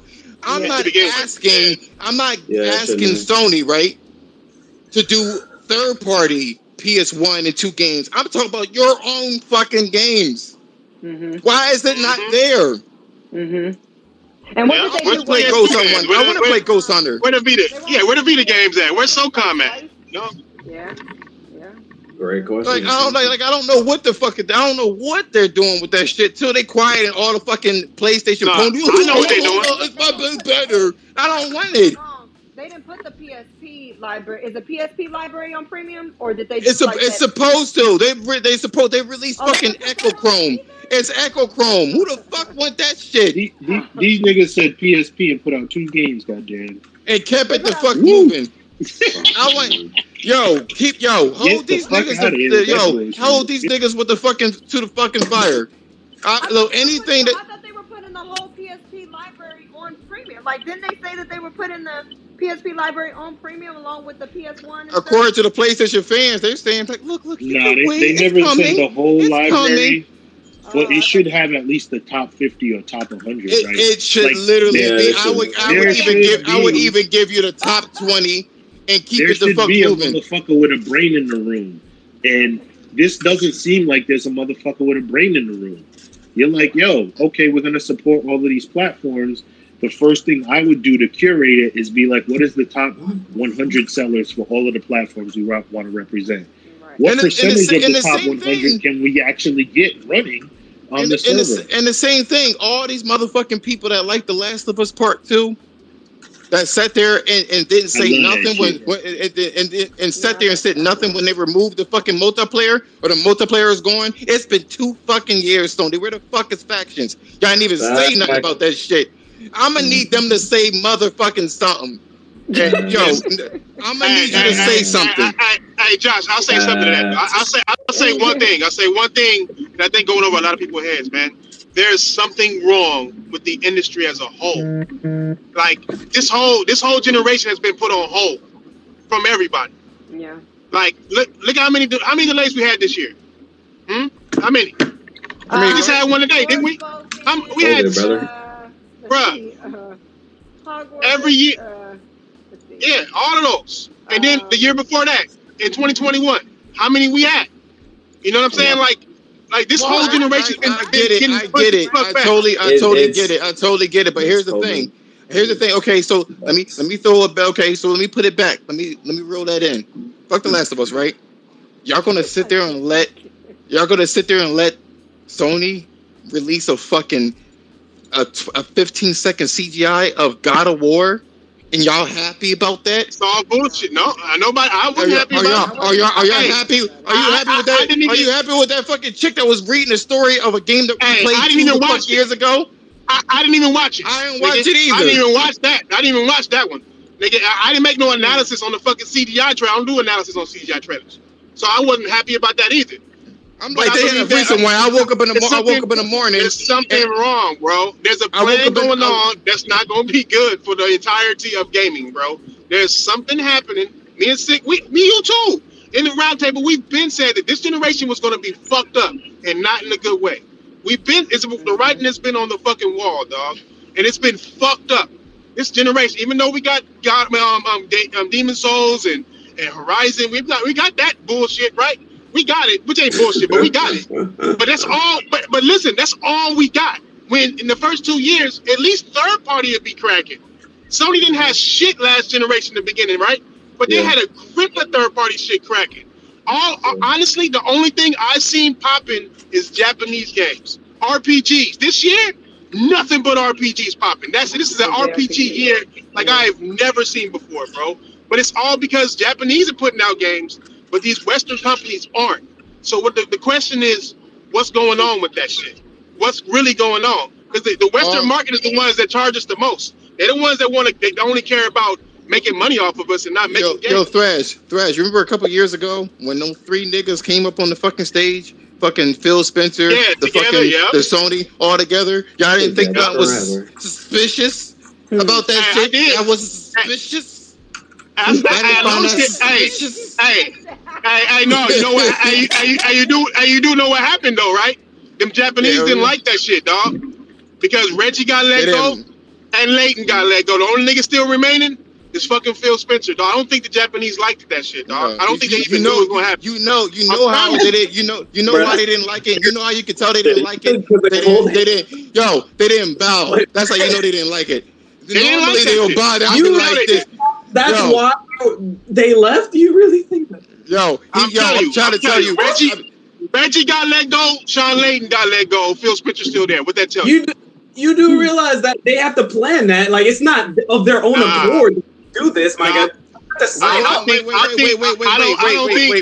they did, dog. Hold on, wait a minute. Hold on. The same thing. Wait. Hold up. The same thing happened. Hold on. The same thing happened with Nintendo and Sony. Just because they said okay, don't mean it's okay. I mean they're okay. Yeah, real shit. I'm telling you, they went out. They went out on the stage. It was like, Sony was like, y'all about right. Hey, you think Sony? You think Sony? Young buck. You a young you think buck, Sony? You on some conspiracy theory shit, bro. You're saying. Hey, hold on. Do you think Sony agreed? Don't say nothing. What? Do you think Sony? Do you guys listen? Are you listening to yourselves? No, listen. How about you listen? No. Just listen to what I'm saying. How many people do you? How many do you think Sony or Nintendo was okay with Xbox being in the middle of gaming? They had Phil Spencer in the middle. What company don't want to be the center? Like, these are y'all niggas don't understand. That is literally conspiracy. I've been in business. Listen. I've been in business. I've been in business. Listen, bro. I've been in business for over 10 years, dog. All right. I know how these companies look, bro. They argue about everything. Everybody wants to have that brand in front of everything. No matter what the fuck you think, bro. I don't give a fuck. I worked for Coke, one of the biggest names in the world, period. Number 2 under Apple. They wanted Coke in front of everything. Coke right now has a thing with recyclable bottles. They combined with Pepsi and 7-Up. Do you know how many arguments was had? Do you want to know how many arguments was had about who was going to be shown first and who was going to be shown last? You know how many arguments? You know what they ended up doing? They ended up putting all 3 of them in there. Hey, guess who fought for the middle, dog? Coca-Cola. Nigga, you gotta understand, nigga, it's all about selling that brand. Them niggas do not like that shit, bro. Okay. I promise you. What you're saying is that they were fired because they were standing in incorrect position. That's what you're fucking saying. God damn, man. This is what I'm saying, bro. Don't put words in my mouth and then make an argument out of it, dog. I said who still Sean Layden wanted to move up in the company. He didn't, and so he retired. Reggie, I don't know what he was doing, but he is going as well. He supposedly retired. Hold on. Here's how you know that he was forcefully let go because he's working somewhere else. He didn't retire. He ain't on a fucking yacht. So he's working somewhere the fuck else. And my question is, do you think he was forcibly? You think he was forcibly retired because of where his position? Because he held hands? Because he was told to do that. That's what I'm asking. There's a lot of business. There's a lot of business. There's a lot of shit going on, dog. Wait. Listen. Bro. There's a lot of things that go on. There's a lot of things that could happen. You could be a fall guy on some shit. You know, you can basically, you know, I'm gonna put it to you like this, right? There was a lot of turmoil that was going on internally when the PS3 was released, and nobody really knew that shit was going on. You know what I'm saying? Just because it looked nice on the outside don't mean it's really going on. The same thing with Game Pass. They don't even mention no fucking numbers nowhere. They're fucking, all that shit is redacted. Why would, if they were so successful, why you didn't show your fucking numbers? Their whole fucking fiscal shit, they refuse to say things. Just because somebody's saying something don't mean it is. Bruh, you want to know how meticulous Japanese are? Look at Kojima's situation. That's all you got to do. They made it to where that motherfucker couldn't even accept awards. They removed his names from the games he made, and they haven't made a fucking game since. These motherfuckers had stopped making games because they got rid of the main name of their game due to their own pride, bro. Why do you think? Hold on, wait, listen. Hold on, wait. Listen. Hold on. Listen. Why do you think Konami or Kojima? Hold on, wait. Listen. Go ahead, brother. I was just disputing what he just said, but go ahead. But why do you think? Why do you think Kojima? He wasn't. He actually said that after what do you call that shit, where you block your shit? What is it called again? NDAs. He couldn't, after that expired, then he said that I couldn't accept shit or whatever the case is. But here's the thing. Why do you think he stamped his name everywhere? Because of what they were doing. You turn on the game, a fucking Kojima. Every time it was the credits was Kojima everywhere. It was some other power play. It wasn't just because they were doing some stuff. Konami was doing some shiesty shit, and that was his way of combating it because NDAs and all sorts of shit. All I'm telling you is this: what I believe is going on. Okay. This is why Sony is making it, because there was an internal struggle between Sean Layton, because he was the next one up, and this fucking Jim Ryan. Jim Ryan had the credentials to say that I'm a better fucking businessman. Period. And Sony chose him. You know what I'm saying? It is what it is, and he wasn't going to step back on that bullshit either.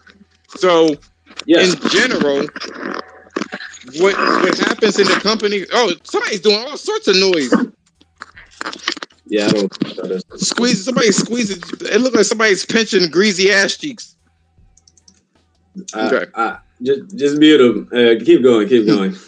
All I'm saying is this, right? When the same thing happened with the father of PlayStation, and Sean Layton did not want that shit to happen to himself, so he excused himself out of the whole company. They moved him into a chair. They moved what's his name, Kutaragi, into a chairman position. Like he had no fucking control over it. Nobody want that shit. It's not honorable. But what I think is going on in the industry, right? What we're going to get is going to be a fucking crazy ass gauntlet of fucking games as a service. It's going to be every fucking where, and NFTs.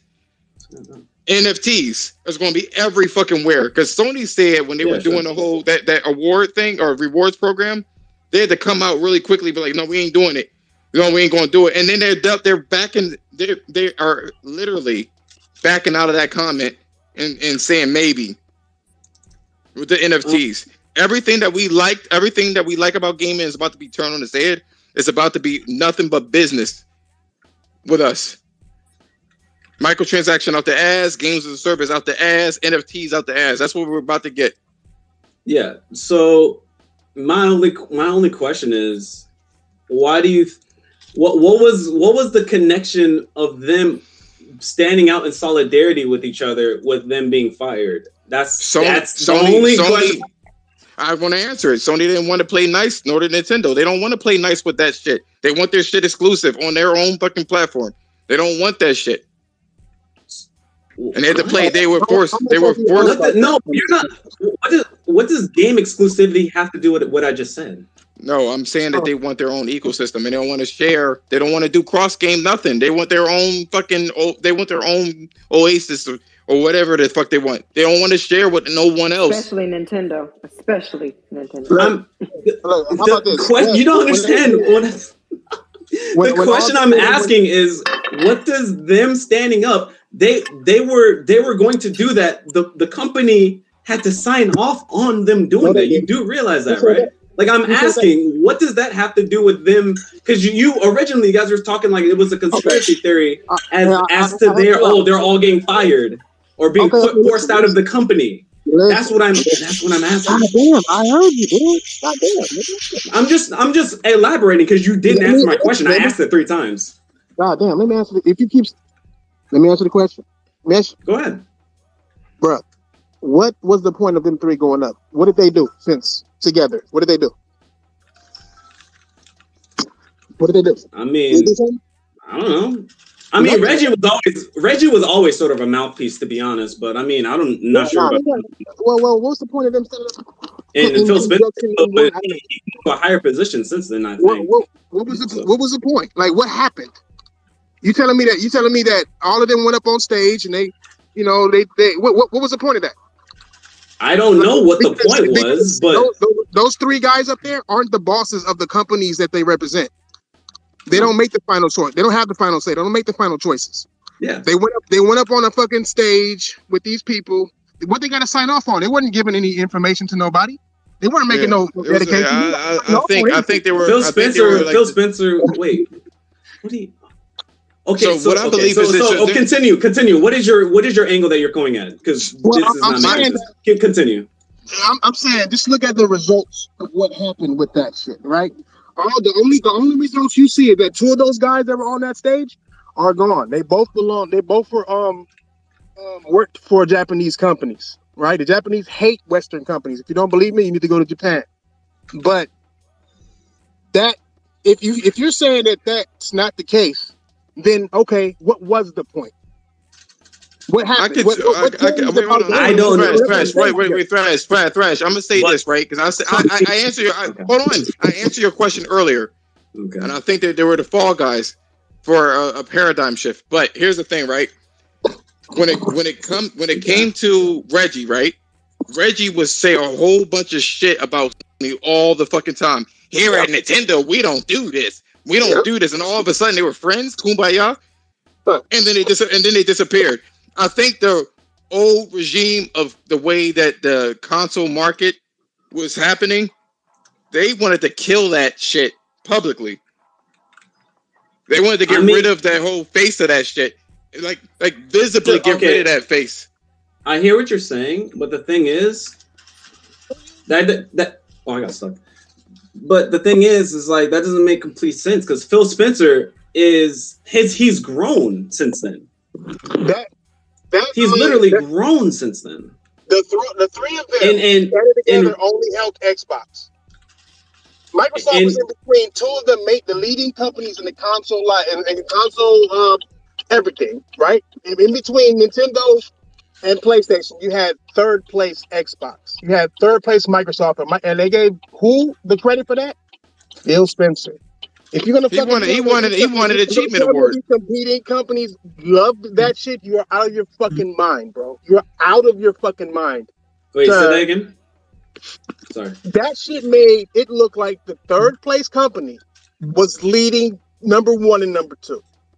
Because he was in the middle. Only Phil Spencer. Nobody talked about Sean Layton going up there and saying, "Oh, Sean Layton brought them together." Nobody said Reggie brought them together. They said Phil Spencer brought them together. And you're telling me that their competing companies enjoyed that shit. That's what you're saying. I think I'm that the market. I'm saying been in business for far longer than you are. I think that this is the problem with this world in general, right? And I'm gonna say this shit, and I need to wrap this shit up. I'm a gamer, nigga. I play games. I don't do spaces for hours on hours. For real. No, because he was asking. Y'all play games. Y'all play games. I'm on my way to work. Hey, I'm playing. I was playing games. I was playing games. Look. I always say this. I never wanted to be the guy to have like a 10-hour space, and then everybody look at me like I'm not a fucking gamer. But what I'll say this, right? You know what I'm saying? Because I game hardcore. But what I'll say is this, right? I think the shareholders completely dictated because the shareholders are idiots, but they also fund the money. I mean, they fund the companies. I think the shareholders got together with the gaming, like the big heads of fucking gaming was like, yo, y'all need to combine so we can make the money. And I don't think that Nintendo or Sony wanted to be lumped into that shit because the Microsoft was the one that was failing. And they already leaked that shit with this Brazilian bullshit. They were the one that's failing. Don't lump us into that shit. We are successful. Why do we got to play by Microsoft rules? Well, because Microsoft is an investor themselves, and they are a $2 trillion company.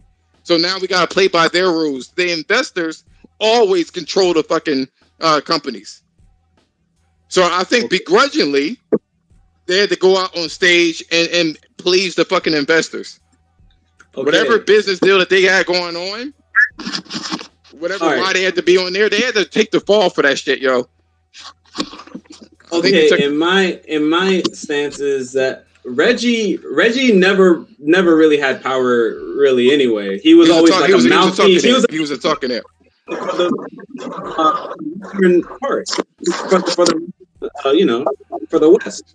He was always a mouthpiece. He did, and he was damn good. He was damn good. He was the best. He was the best that Nintendo had to offer. Okay. Right. Okay. In terms of being a talking piece for the American face of Nintendo. Hold on. And now we look at Sean Layden. Sean Layden did have power, though there was. We all know that there was an internal struggle within Sony, regardless. Mm-hmm. So him being pushed out is him being pushed out, and I don't see how the conspiracy theory makes any sense upon that. Well, we don't have all the fucking the pieces because we don't work for these fucking companies. But you riddle me this, nigga. Hold on, wait. Riddle me this, nigga. How you gonna be a manager or at least a talking head for a successful company, right? From Wii U, and you just everybody know your face to working at GameStop. How'd that happen? Why would you leave a successful company and we're like Jack Tritton? This nigga wanted Panasonic. They were getting rid of these fucking people anyway, and I think that, like I said before, the shareholders are the one that dictate how these companies operate. Jack Tritton left years earlier. I think your problem is you don't know how to have a conversation. You're too busy trying to fight it instead of actually taking it. Nobody. What do you mean fight it? I was sitting here. I told you to continue. I wanted to hear your points. I wanted to hear where you were coming from. Combat it. Listen to what I'm saying, bro. I'm trying to make sense as to what you're saying, because what you're saying, we don't completely hold on, wait. We don't. You guys are both talking. What it sounds like, you guys are making conjecture of a situation. That's what I'm trying to understand. It literally just sounds like conjecture. You're just making up. You're making up a conspiracy theory, and that's why I wanted you to elaborate on it. Wait. I've been trying to hold my anger and shit, dog. Like, look, you gonna have to stop. Anger. Yeah, nigga, I have anger issues. Yes, nigga, I will go the fuck off, nigga. Yes, but I'm trying not to. So relax. Okay. All I'm telling you is, like, you don't know how to have a conversation, and this is why niggas get mad, bro.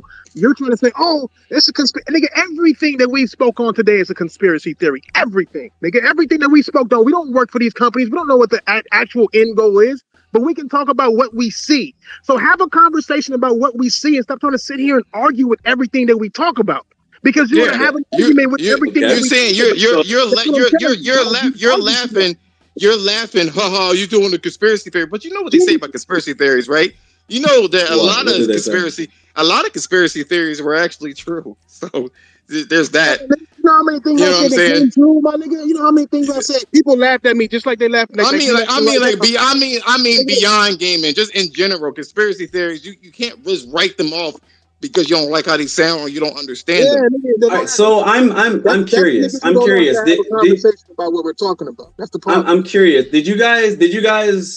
Curious. Are there other people that believed it? Like, were there articles written, or like people like in Reddit, or? Or you guys just thought about it this right here? Wait. Let me ask you. No. What makes an article true? It's a genuine question. Okay. What makes an article true? No, I'm asking. You're saying, is this the first time that you guys have thought about this? No. We've been I'm also asking, are there more people that also have thought about that? I mean, like Reddit. Look. I ain't no typical nigga anyway, so a lot of people don't think about this shit anyway. But I don't know, because here's the thing. One of the first people that kind of put this out there to think about this shit, I like me, Thrash, and a round table, and anyone else that's associated with that shit has been saying that this generation is going to be fucked up in general, and it looks fucked up right now. We're starting to see a whole bunch of shit that we never thought was going to happen. Yeah, the very thing that you were posting on your Twitter shouldn't have happened, and no one would have fathomed that shit happening. Right, no one would have fathomed that happening. Even what you call it? Insomniac said it ain't coming out. Nobody fucking knew. Companies change their idea. I get that. People. That's why I always say never say never. Like saying never. Game Pass, or not Game Pass. I'm sorry. saying that Sony will never do game day and day. It's like how many nevers have I heard in the last couple years? I didn't say never. I said I don't think, and it doesn't make business sense. Whether they do I'm it not or saying. I never said never. That's what I'm not saying specifically you. I'm talking about most people. I know, but this is an A and B conversation. This is me and you. I never said fucking never. I said I don't think it is. It doesn't make sense business-wise for them to do that, and I gave my reason as to why. It doesn't make any sense. My whole point is you need to broaden your perspectives. Stop trying to argue with everything people are saying and try to actually look at what they're saying and see what you can say on it. Add something to it. Take something away from it, but don't walk into a conversation ready to argue about something when everything that we talk about in gaming, including articles, are all conjecture, all theories or whatever the fuck, because these companies don't sit there and tell us their business plans. The very reason why that you posted the shit that you posted, and anybody on Twitter that posted, like what do you call it? IGN was like, there's going to be a launcher. It may be a launcher. That's conjecture too. They don't know what the fuck Sony doing. But I'm just saying that they have some type of information because they found it within the PC files themselves. Yeah, but IGN, hold on. IGN did not find that shit. It was somebody else that they picked up the story. So there's conjecture on their end. And on top of that, like you just said, plans change all the time. Conjecture on their end. Everything like they see what hold on. You see what you're doing? This is why you can't have a really good conversation, because you're making these little quips and little shit in the background. That's why people are getting upset. I said that. Why would you? IGN. Jesus Christ. IGN did not find these fucking files at all. They didn't look for this shit. They look for a story, and they don't fully understand what is happening either. Like anything else, you can't spell ignorant without IGN. They're not a be-all, end-all, nor not even fucking Digital Foundry knows a lot of this shit either. When it comes to shit, they make conjectures all the time. You listen to them. I'm just saying, Digital Foundry will sit there and say we believe and all this other stuff. People take that shit as gospel. They didn't develop the fucking games. They don't know why it's doing what it's doing. They're just reporting on what they say, and that's all I'm doing. I see it look fishy as a motherfucker for 3 competitors to be on stage at once, and then 2 of the motherfuckers disappear. All I'm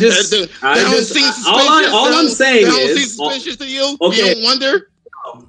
All I am saying is, I just felt as though that was some conspiracy theory hat type shit. That's literally it. Like, I don't know why, but I'm just combating it because it's just like that's because your mind is closed on that shit.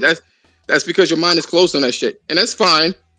A lot of the times, these weird ass comments and conspiracy theories are one of those situations where it seems wild. I would have never guessed in a million years that I'll be locked up in my fucking house for 2 fucking years because of a fucking pandemic.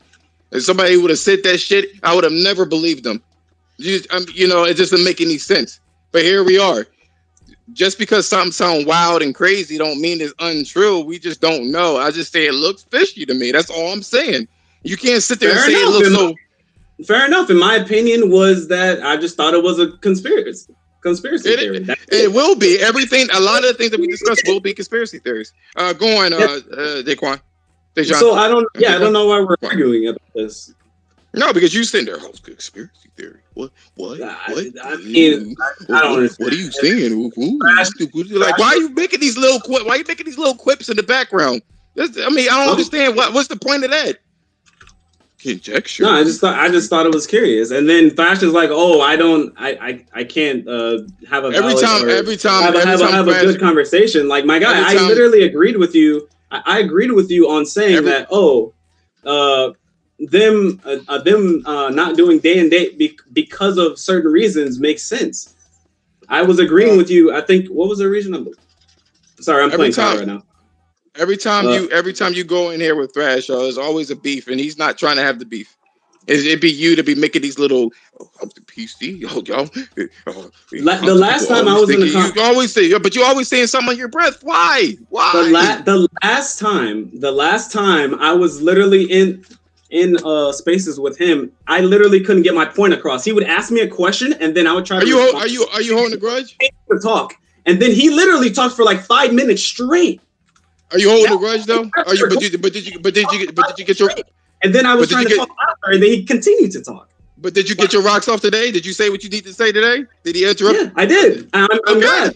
But why you holding a grudge? That was like fucking 4 months ago. It wasn't 4 months ago. It was like maybe a month ago. But yeah. Anyway, Kendra, what you gotta say about this shit before we close out, man? I'm trying to play games. That's worse than anything. Like, I'm listening. I'm listening to understand your argument. Like we don't know. The bottom line is this. Okay, but before Kendra, what you say? No, I'm just over here eating my my tacos. Honestly, I can't. That's too much. I don't know. Blessed. You sound like a cool dude. You got a lot of energy and passion. And don't. I'm gonna just give you some mama advice. Don't. If you believe in what you believe in, that's your shit. Don't worry about what nobody else believes in. Don't ever lose your energy or raise your blood pressure for somebody else may not agreeing with you. Just take it from me. No, I'm good. I'm not mad. I'm chill. You're a young man. We're not about to go through. We're not about to go through age on this stuff. But just blood pressure is a real thing. It really, really is.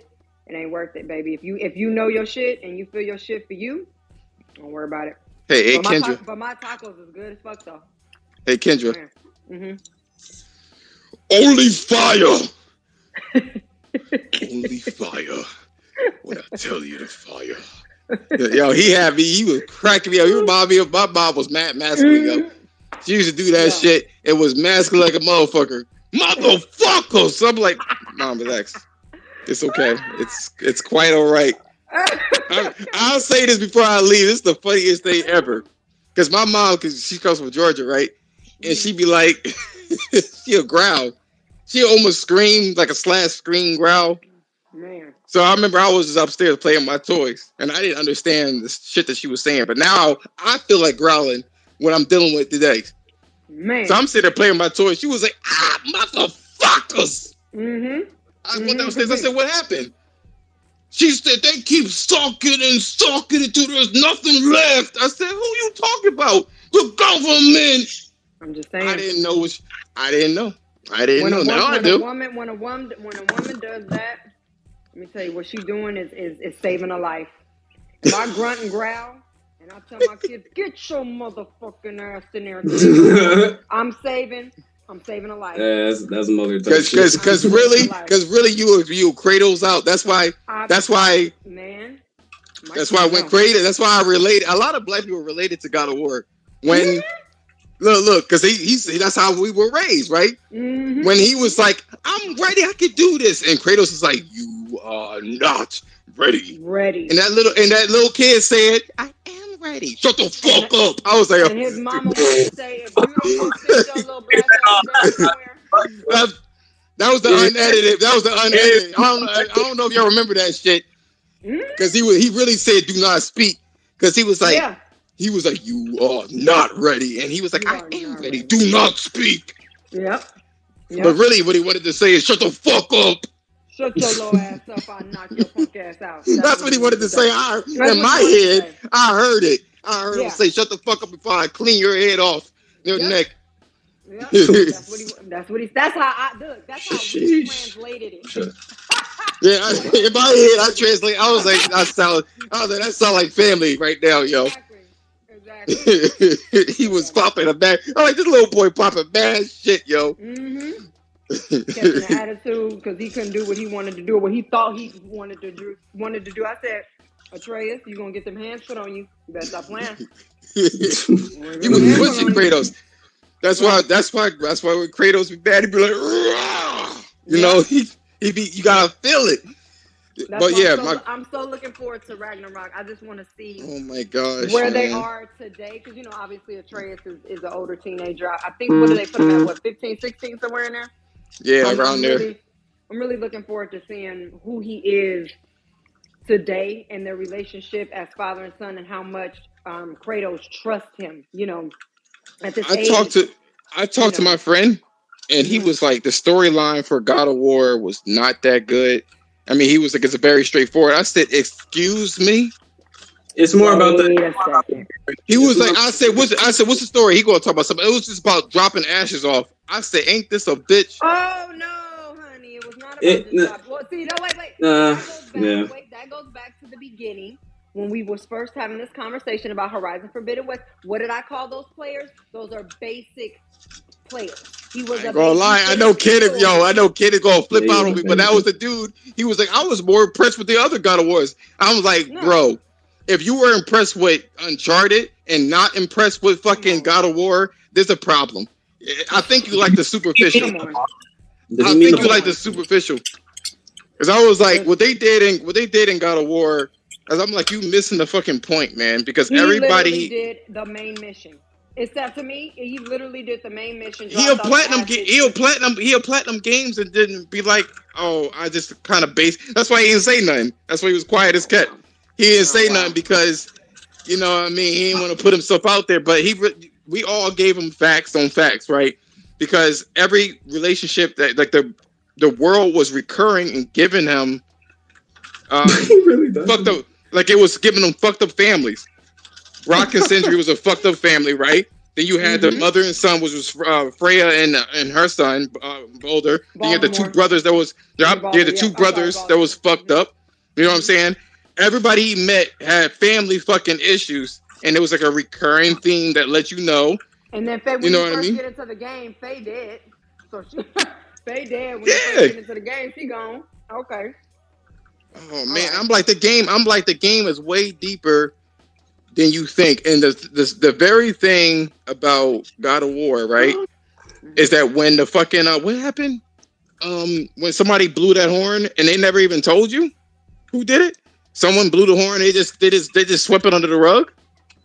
When who? You talking about when Mimir? And God of War and the first God of War, the God of War 2018. You remember when Atreus was sick and the horn was blown, and then what's his name? Mimir was like, someone blew the horn, and they never said who. Oh, I didn't even think about that.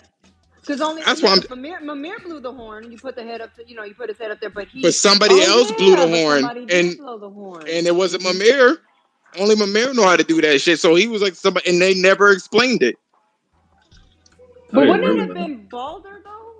No, I don't know. No one knows. We don't know. The fact is that they didn't explain it. They just left that shit to rock and was like, "Oh well." I didn't even think about it till you said. I don't even remember that situation. Ross, when you play it again, you're gonna see it too. And the fact that fucking Atreus' child is in the fucking lake, his child is older than him. Makes no fucking sense. Hey man, hey fucking, hey, it's fine, bro. Don't worry about it. You didn't beat the game? I beat it twice. We over here. I beat it on. Yarmagander is fucking Atreus' son. Yeah, the snake. I know that. Yeah, I know. You act like I'm spoiling shit. No, wait, what? No, that's not the that my mannerism. No, that's not. No, I already knew. Oh, I was gonna say that's not the mannerism I was going for. No, I know. Oh, I was like, that shit's played and beat God of War 2018. No hope. They no hope. They no hope. That's your folly. That's your folly. You fucked up. Oh well. But the same thing with Horizon, yo. Everybody, oh my god, you know that fucking Dreamcast guy. See, I don't know, Kendra. I'm very vulgar, but I have a good heart, right? Yeah. Yes. I'll say that. Just like my mom, she's vulgar as shit, man, and that's why I take that shit after. Like that one time when I was looking at Bill Nye the Science Guy, and he took like a 9-volt battery and connected it to a light bulb, and it worked. And I took my mom's Christmas tree wires and took the light bulb out. And I showed my mom, I ran to act like I was smart. You know what she said? I was like, look, man, I discovered electricity. She said, motherfucker, you fucked up my Christmas light. I said I already invented the light bulb. Make something the fuck else. I said. Oh man! I said, yo, she lost her shit. But anyway, that oatmeal face bitch, that fucking Dreamcast guy, I don't like that dude because of what he said. That oatmeal, bro. Oatmeal, bro. That dude, man, look, I'm gonna tell you right now about that dude. He said Horizon Forbidden West had fucking aliens in it. What? Aliens?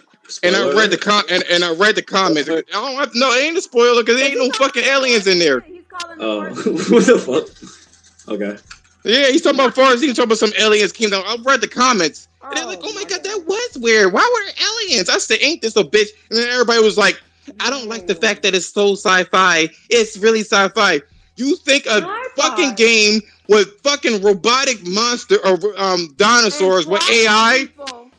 What do you mean that is too far going? What do you mean it's too far going with science fiction? That shouldn't even have happened. What are you talking? Man, I was so fucking pissed. First of all, the Far Zenith is like a small entity of Horizon Forbidden West. I mean, it's not even. You're not even dealing with them. You battle old dude, that piece of shit. I forgot his name. When he kicks your ass, the first Far Zenith, when he was excited. I don't remember his name. The white guy. Eric.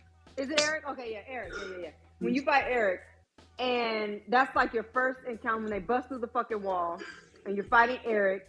They come through floating, and I'm trying to think when's the next time. Then I don't like after that you don't see him for a minute, and then after that. Spoiler alert. Oh, I'm sorry. Oh, well, look, you wasn't playing it either. I mean, I was going to. Am I spoiling it? I'm sorry. Not spoiling. I'm gonna go get water. I'm trying to think of all the Far Zenith encounters. Plus, when you spend most of your time with why is her name escaping me with the short hair, the blonde hair? What's her name? The one that had her. You spend most of your time with her anyway. But how's that sci-fi? Man, Kendra, I just sent you a picture of some of the Far Zeniths and the planet that they claimed that they were on. I think there's some fugazi about the Far Zenith battle at the end. No, I'm talking about no. He said aliens because he didn't play the story. That's just the bottom line. He didn't play the story. We see a basic fucking player. That's exactly what it was. Yeah, the basic player. So what I'm sending you is.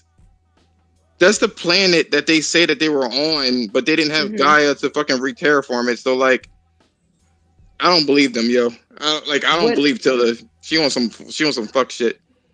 I mean, I don't recall, and I've played it twice. I don't recall them saying the planet that they were on. Damn, I don't remember. Did they? I just sent it. I just sent it to you in your DM. No, they show you the.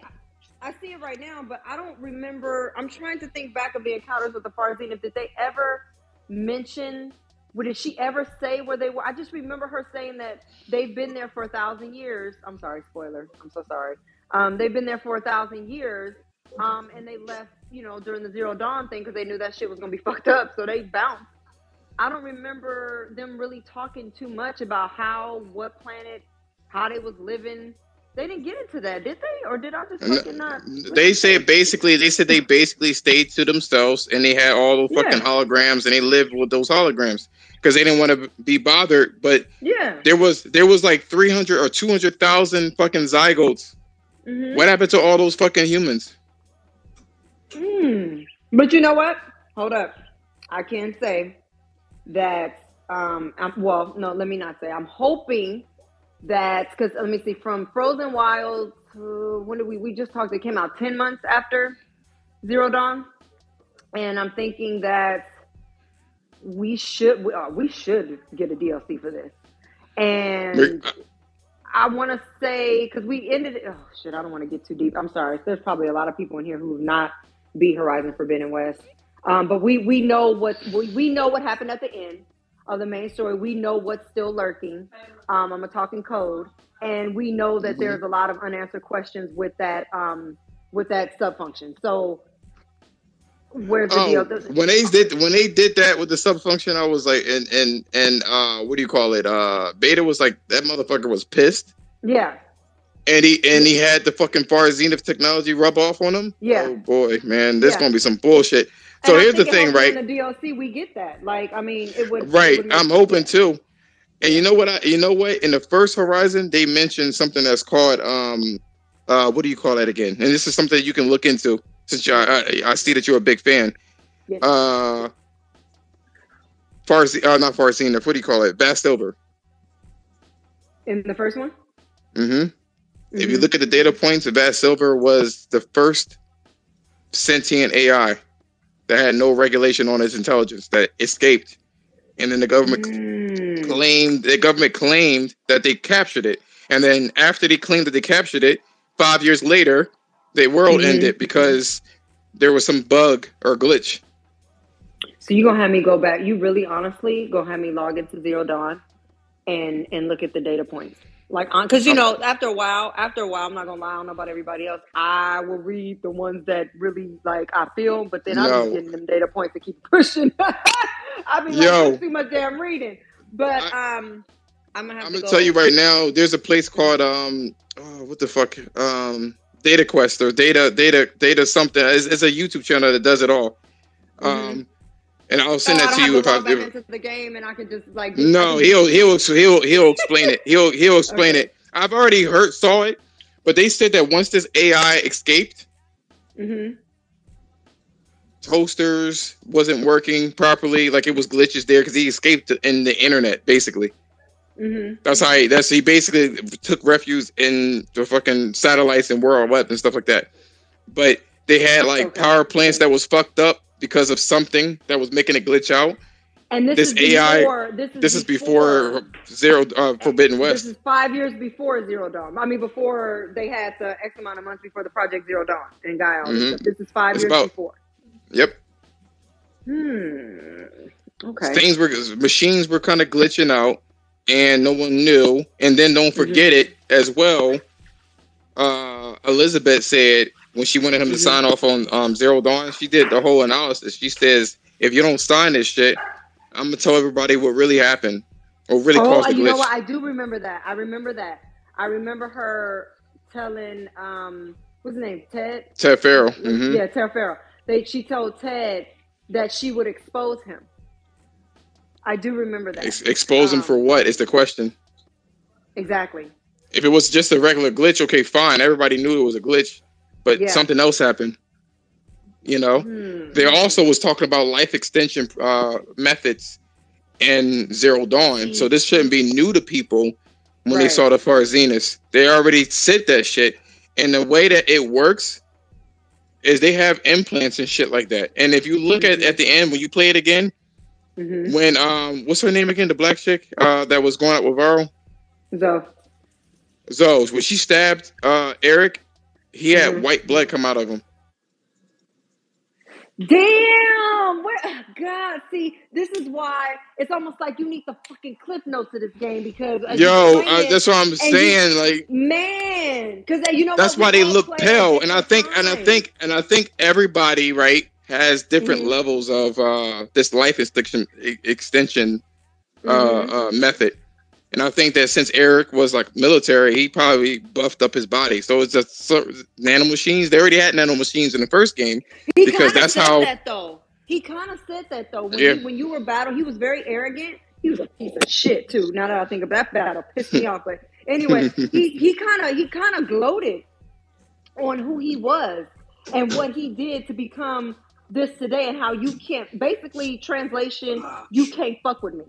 That was basically what he said to her before the battle. Like you can't. You don't even know how bad of a motherfucker I am. You can't see me because of this, that, and the third. And that's the thing. Like, he's not. Without saying a lot. And I'm gonna tell you right now, that's why they look pale, because the blood that they have in them is not red. It's the only person that looked like they had like actual flesh was Verbena. And Beta is not. She don't have that at all. No, Beta doesn't have any kind of life extension. She's regular.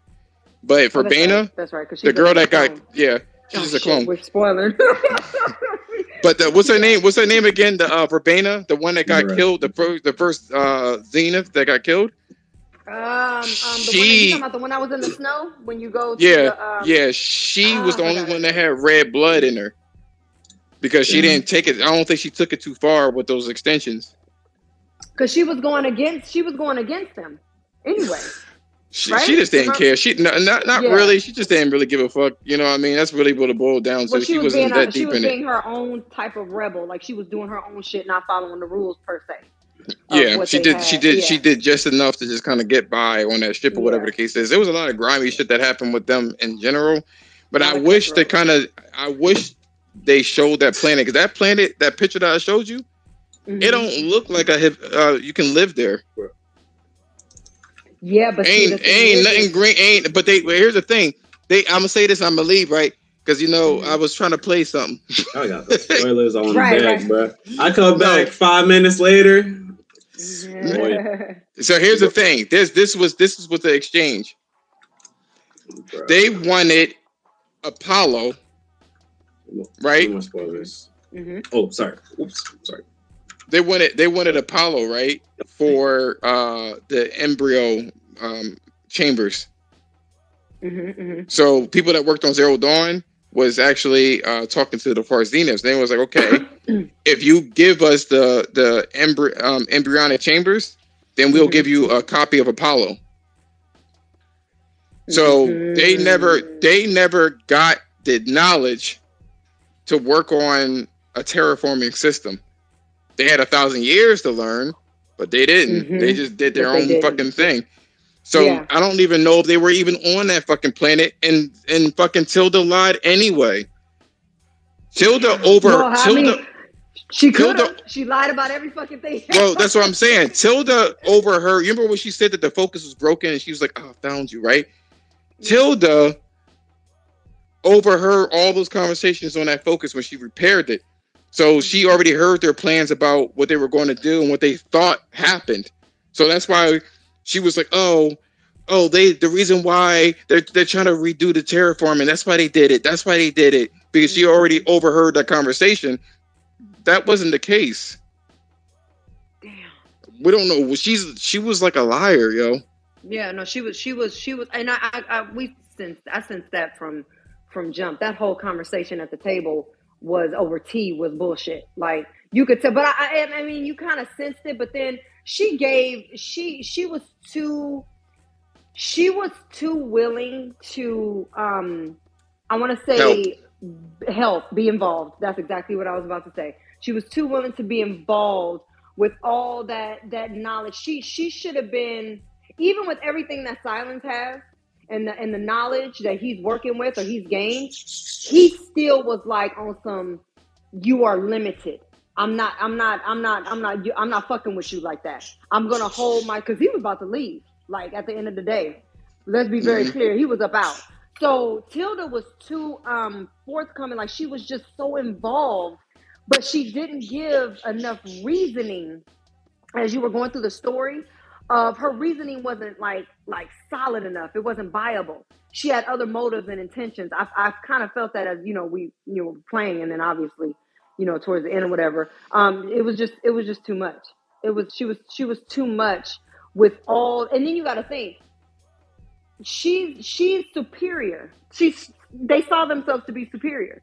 So I mean, I don't give a fuck who Aloy was and how badass she was. So far as Zenith, you're almost like a peasant, Aloy. Like you're a fucking tribal chick who fucking kills machines with a bow and arrow, and these motherfuckers live for 1,000 years.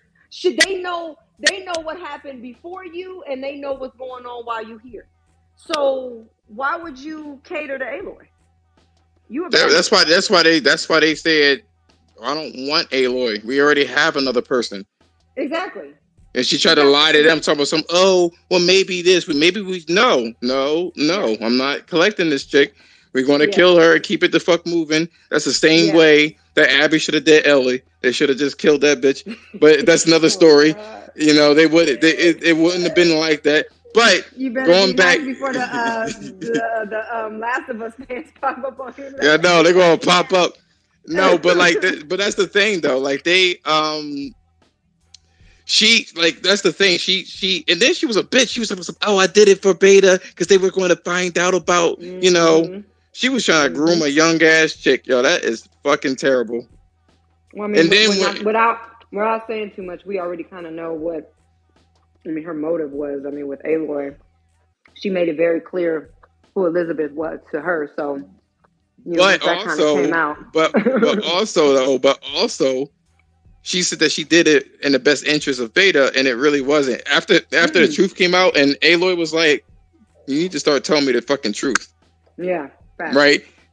And then she was like, "Well, not some inferior copy." I was like, "Oh, damn!" She really didn't give a fuck. Not some inferior copy. That was the real fucking thing. I was like, "Damn, that's fucked up." Like, she wasn't no joke. She wasn't no joke. She had her own shit the whole time. She was ruthless. Undercover. Yeah, she was like she was one of the worst fucking people there, y'all. At least they were kind of in your face. You know what I'm saying, with their ruthless shit. And Matt, you know what's crazy too is that the way the game had it set up. I don't know about you. When I first went into it, I mean, whole talk was Regala. I mean, I even bought the Regala edition. I'm like, shit, Regala, it's about to be some shit with Angela Bassett up in here. We about to go to war, and then you find out that that's not like your biggest problem at all. Like not even the highest percentage of your problem. But I will say this. I swear to God, but close. I just gotta play a little bit. Look, I gotta play a little bit of The Witcher. Look. Here's the thing, right? When it comes to Regala, right? You remember that scene where she finally goes to the base? Yep. That was fucking S tier acting. S tier facial expression. Flawless? Wasn't it? All of it. It was all of it. Fucking but not every wait, hold up. But see, not everybody gets that because you have to make a choice, and not everybody gets that cinematic. Let's be clear, because everybody don't get that cinematic. You make a choice, and that choice. Matter of fact, not only do you not get that, but you don't even get the second part to that, depending on what you choose. So not everybody lived that. That was flawless. Fire. And there's a lot of people who was like, "Oh, she's corny, just kill her." But let me ask you the desert people, right? The two leaders. Who did you kill? Let die. Damn, who did I let die? Who the fuck did I let die? Oh shit. Who the fuck did I let die? I don't remember. I played twice. I just couldn't let the chick live. She was just the one that with the whole the water the plumbing system or whatever. I'm like, man, she was just too hard body. Like, oh, they did it. He did. I was like, man, she going to go. I do not like. I'm sitting here drawing a fucking blank. It was the Draka and the other chick. The one chick with they were the Tanakh people. And the guy was he was real diplomatic, and he was trying to explain to her like relax, and she just wouldn't relax. She wouldn't relax. Okay, no. Okay, wait. No, she died. Yeah, she had to go. Both times I was like, no, you gotta go. I had to, yeah. When you said diplomatic, I was, yes. He was trying to, the peace and everything. I had to let her go. That bitch. I sure did. She was causing too much fucking trouble. Back in, like, who the fuck did I let die? Yep, it was her. I just finished playing it, so like that's why I'm like that. Plus, I have a abnormal memory in general. Yeah. So. No, I had to. Yeah, she was getting on my nerves. He was a little bit more peaceful, and she was annoying as shit. Yeah, she had to go. I'm done with you. Yeah, she had to go. Yeah, we made the same choice. I was like, pack it up. You got to go. Yeah. Get your stuff for sure. Man. Oh shit, man. I'm ready for the DLC. Has it been 10 months yet? No, it ain't been 10 months yet. Not yet. No. I'm thinking the same time frame. I mean, that's what they did with Zero Dawn. I'm going to tell you right now, the next DLC that they're going to, they're going to make that game into a multiplayer game for sure. I mean, that'll be. I mean, I'm not saying that they need, like. I'm telling you that they're going to do it. I'll put money on it. I promise you, they're going to do it. I'll lay down some money on that shit. I wouldn't be floored if they did. I mean, it would have to be. It is possible. It would have to be hell of a. They would have to. I mean, I trust Gorilla. I'm not gonna say I don't. But you better trust the process. Yeah, that's what I'm saying. Like I trust. I trust the process. I trust the process. Yeah, I see it. I do. But let me get out of here, guys. All right. Oh my gosh. I sat there. Man, that's just annoying. I sat there this whole fucking time, man. Ain't this? I'm sorry, man. This space is old. This shit is long ass space, and I didn't want this shit at all, man. I was like, I'm just gonna get in there for an hour. And it's been 4. So that's all right. You spend a lot